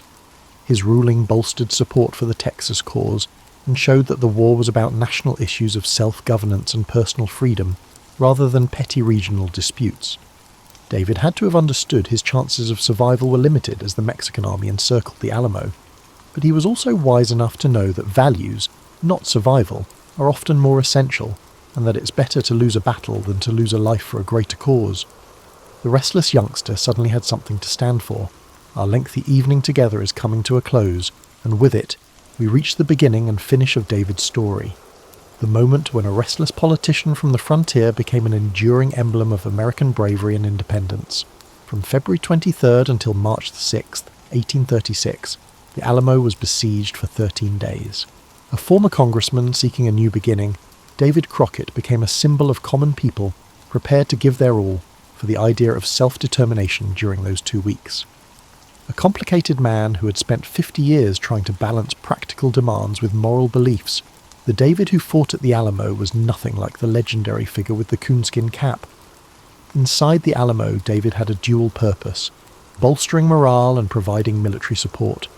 His background as a scout in the Creek War made him an asset for planning and reconnaissance, but more significantly, his storytelling skills lifted morale in what everyone knew would be their last days. Picture this. David was keeping his fellow defenders motivated during those long hours of waiting for the last attack by telling stories about his bear hunts and political experiences. In the mayhem of the last conflict, the precise circumstances of David's demise are murky at best. A generation of Americans was inspired by his presence at the Alamo and considered his death as proof that democratic ideas were worth dying for. We also know that he died fighting and never surrendered. The defeated congressman had figured out how to cast the most consequential vote of his life. Fascinatingly, though, the real David Crockett started fading into oblivion shortly after he passed away, and that is what truly defines his legacy. Newspapers began reporting greatly embellished accounts of his frontier adventures within a few months. In a matter of years, he went from being portrayed as a mere mortal to a superhero who could drink the Mississippi River dry and beat his weight in wildcats and cheap novels. Even though the real David most likely never sported a coonskin cap, it came to symbolize him. A meticulous and principled politician became a naive frontiersman. What this change reveals about the way Americans have historically treated their heroes is significant. Our heroes should be simple, and our symbols should be obvious. The complicated real-life David Crockett, who had difficulty spelling but had strong moral convictions, was an accomplished hunter and a brilliant political thinker, and was too complicated for simplistic mythology. Because of this, he became a cartoon character in popular culture, which oversimplified him.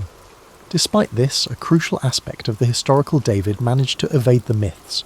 Regardless of the numerous urban legends surrounding him, the fundamental truth that captivated audiences, that common people are capable of extraordinary deeds, that principles take precedence over political expediency, and that at times doing the right thing demands giving up everything, remain powerful. The impact that David had on American society did not cease with his death. A regular guy thrown into extraordinary circumstances who rises to the occasion, he became an archetype of the reluctant hero. Throughout American storytelling for over 2 centuries, characters like Jimmy Stewart from Frank Capra films and contemporary politicians who highlight their humble origins have repeated David's example of honest leadership. The way David dealt with the conflict between pragmatic politics and moral convictions is what gives his story modern relevance. Compromise is inevitable in effective leadership, but he was also aware that there are certain beliefs that must never be compromised. The ups and downs of striving for moral integrity in intricate political institutions are laid bare by his political career. The lesson we may learn from David's tragic political career is that he was never effective because he refused to compromise his ideals. That seeming failure, however, became something far more substantial when he died at the Alamo. David, by laying down his life for the independence of Texas, demonstrated that there are values higher than political power, and that true citizens of a democratic society are willing to put their personal interests on the back burner in order to uphold greater ideals. Think about David's rise from a fidgety youngster to an American icon as you drift off to sleep tonight. He was never able to settle down, become politically powerful, or amass substantial riches. The knowledge that he had spent his life in accordance with his own moral compass, that he had utilised his talents for causes he believed in, and that he had not backed down when faced with the final test was something more significant to him. Instead of being the heroic frontiersman portrayed in popular culture, the real David Crockett was a multifaceted, imperfect human being who demonstrated that regular individuals are capable of remarkable acts of moral bravery. Being heroic isn't about having it all together. It's about having the courage to fight for what you think is right, no matter the cost. His narrative serves as a reminder of this. As we wrap up our evening together, it's worth reflecting on how we all encounter situations where we have to decide between doing what's easy and what's right, or putting our own interests ahead of our moral compass. The moral decisions made by average citizens form the bedrock of our democratic and free society. As David Crockett's account hints, rest easy, and always keep in mind that being heroic does not necessitate a coonskin cap. No matter the cost, you must have the guts to follow your own moral compass.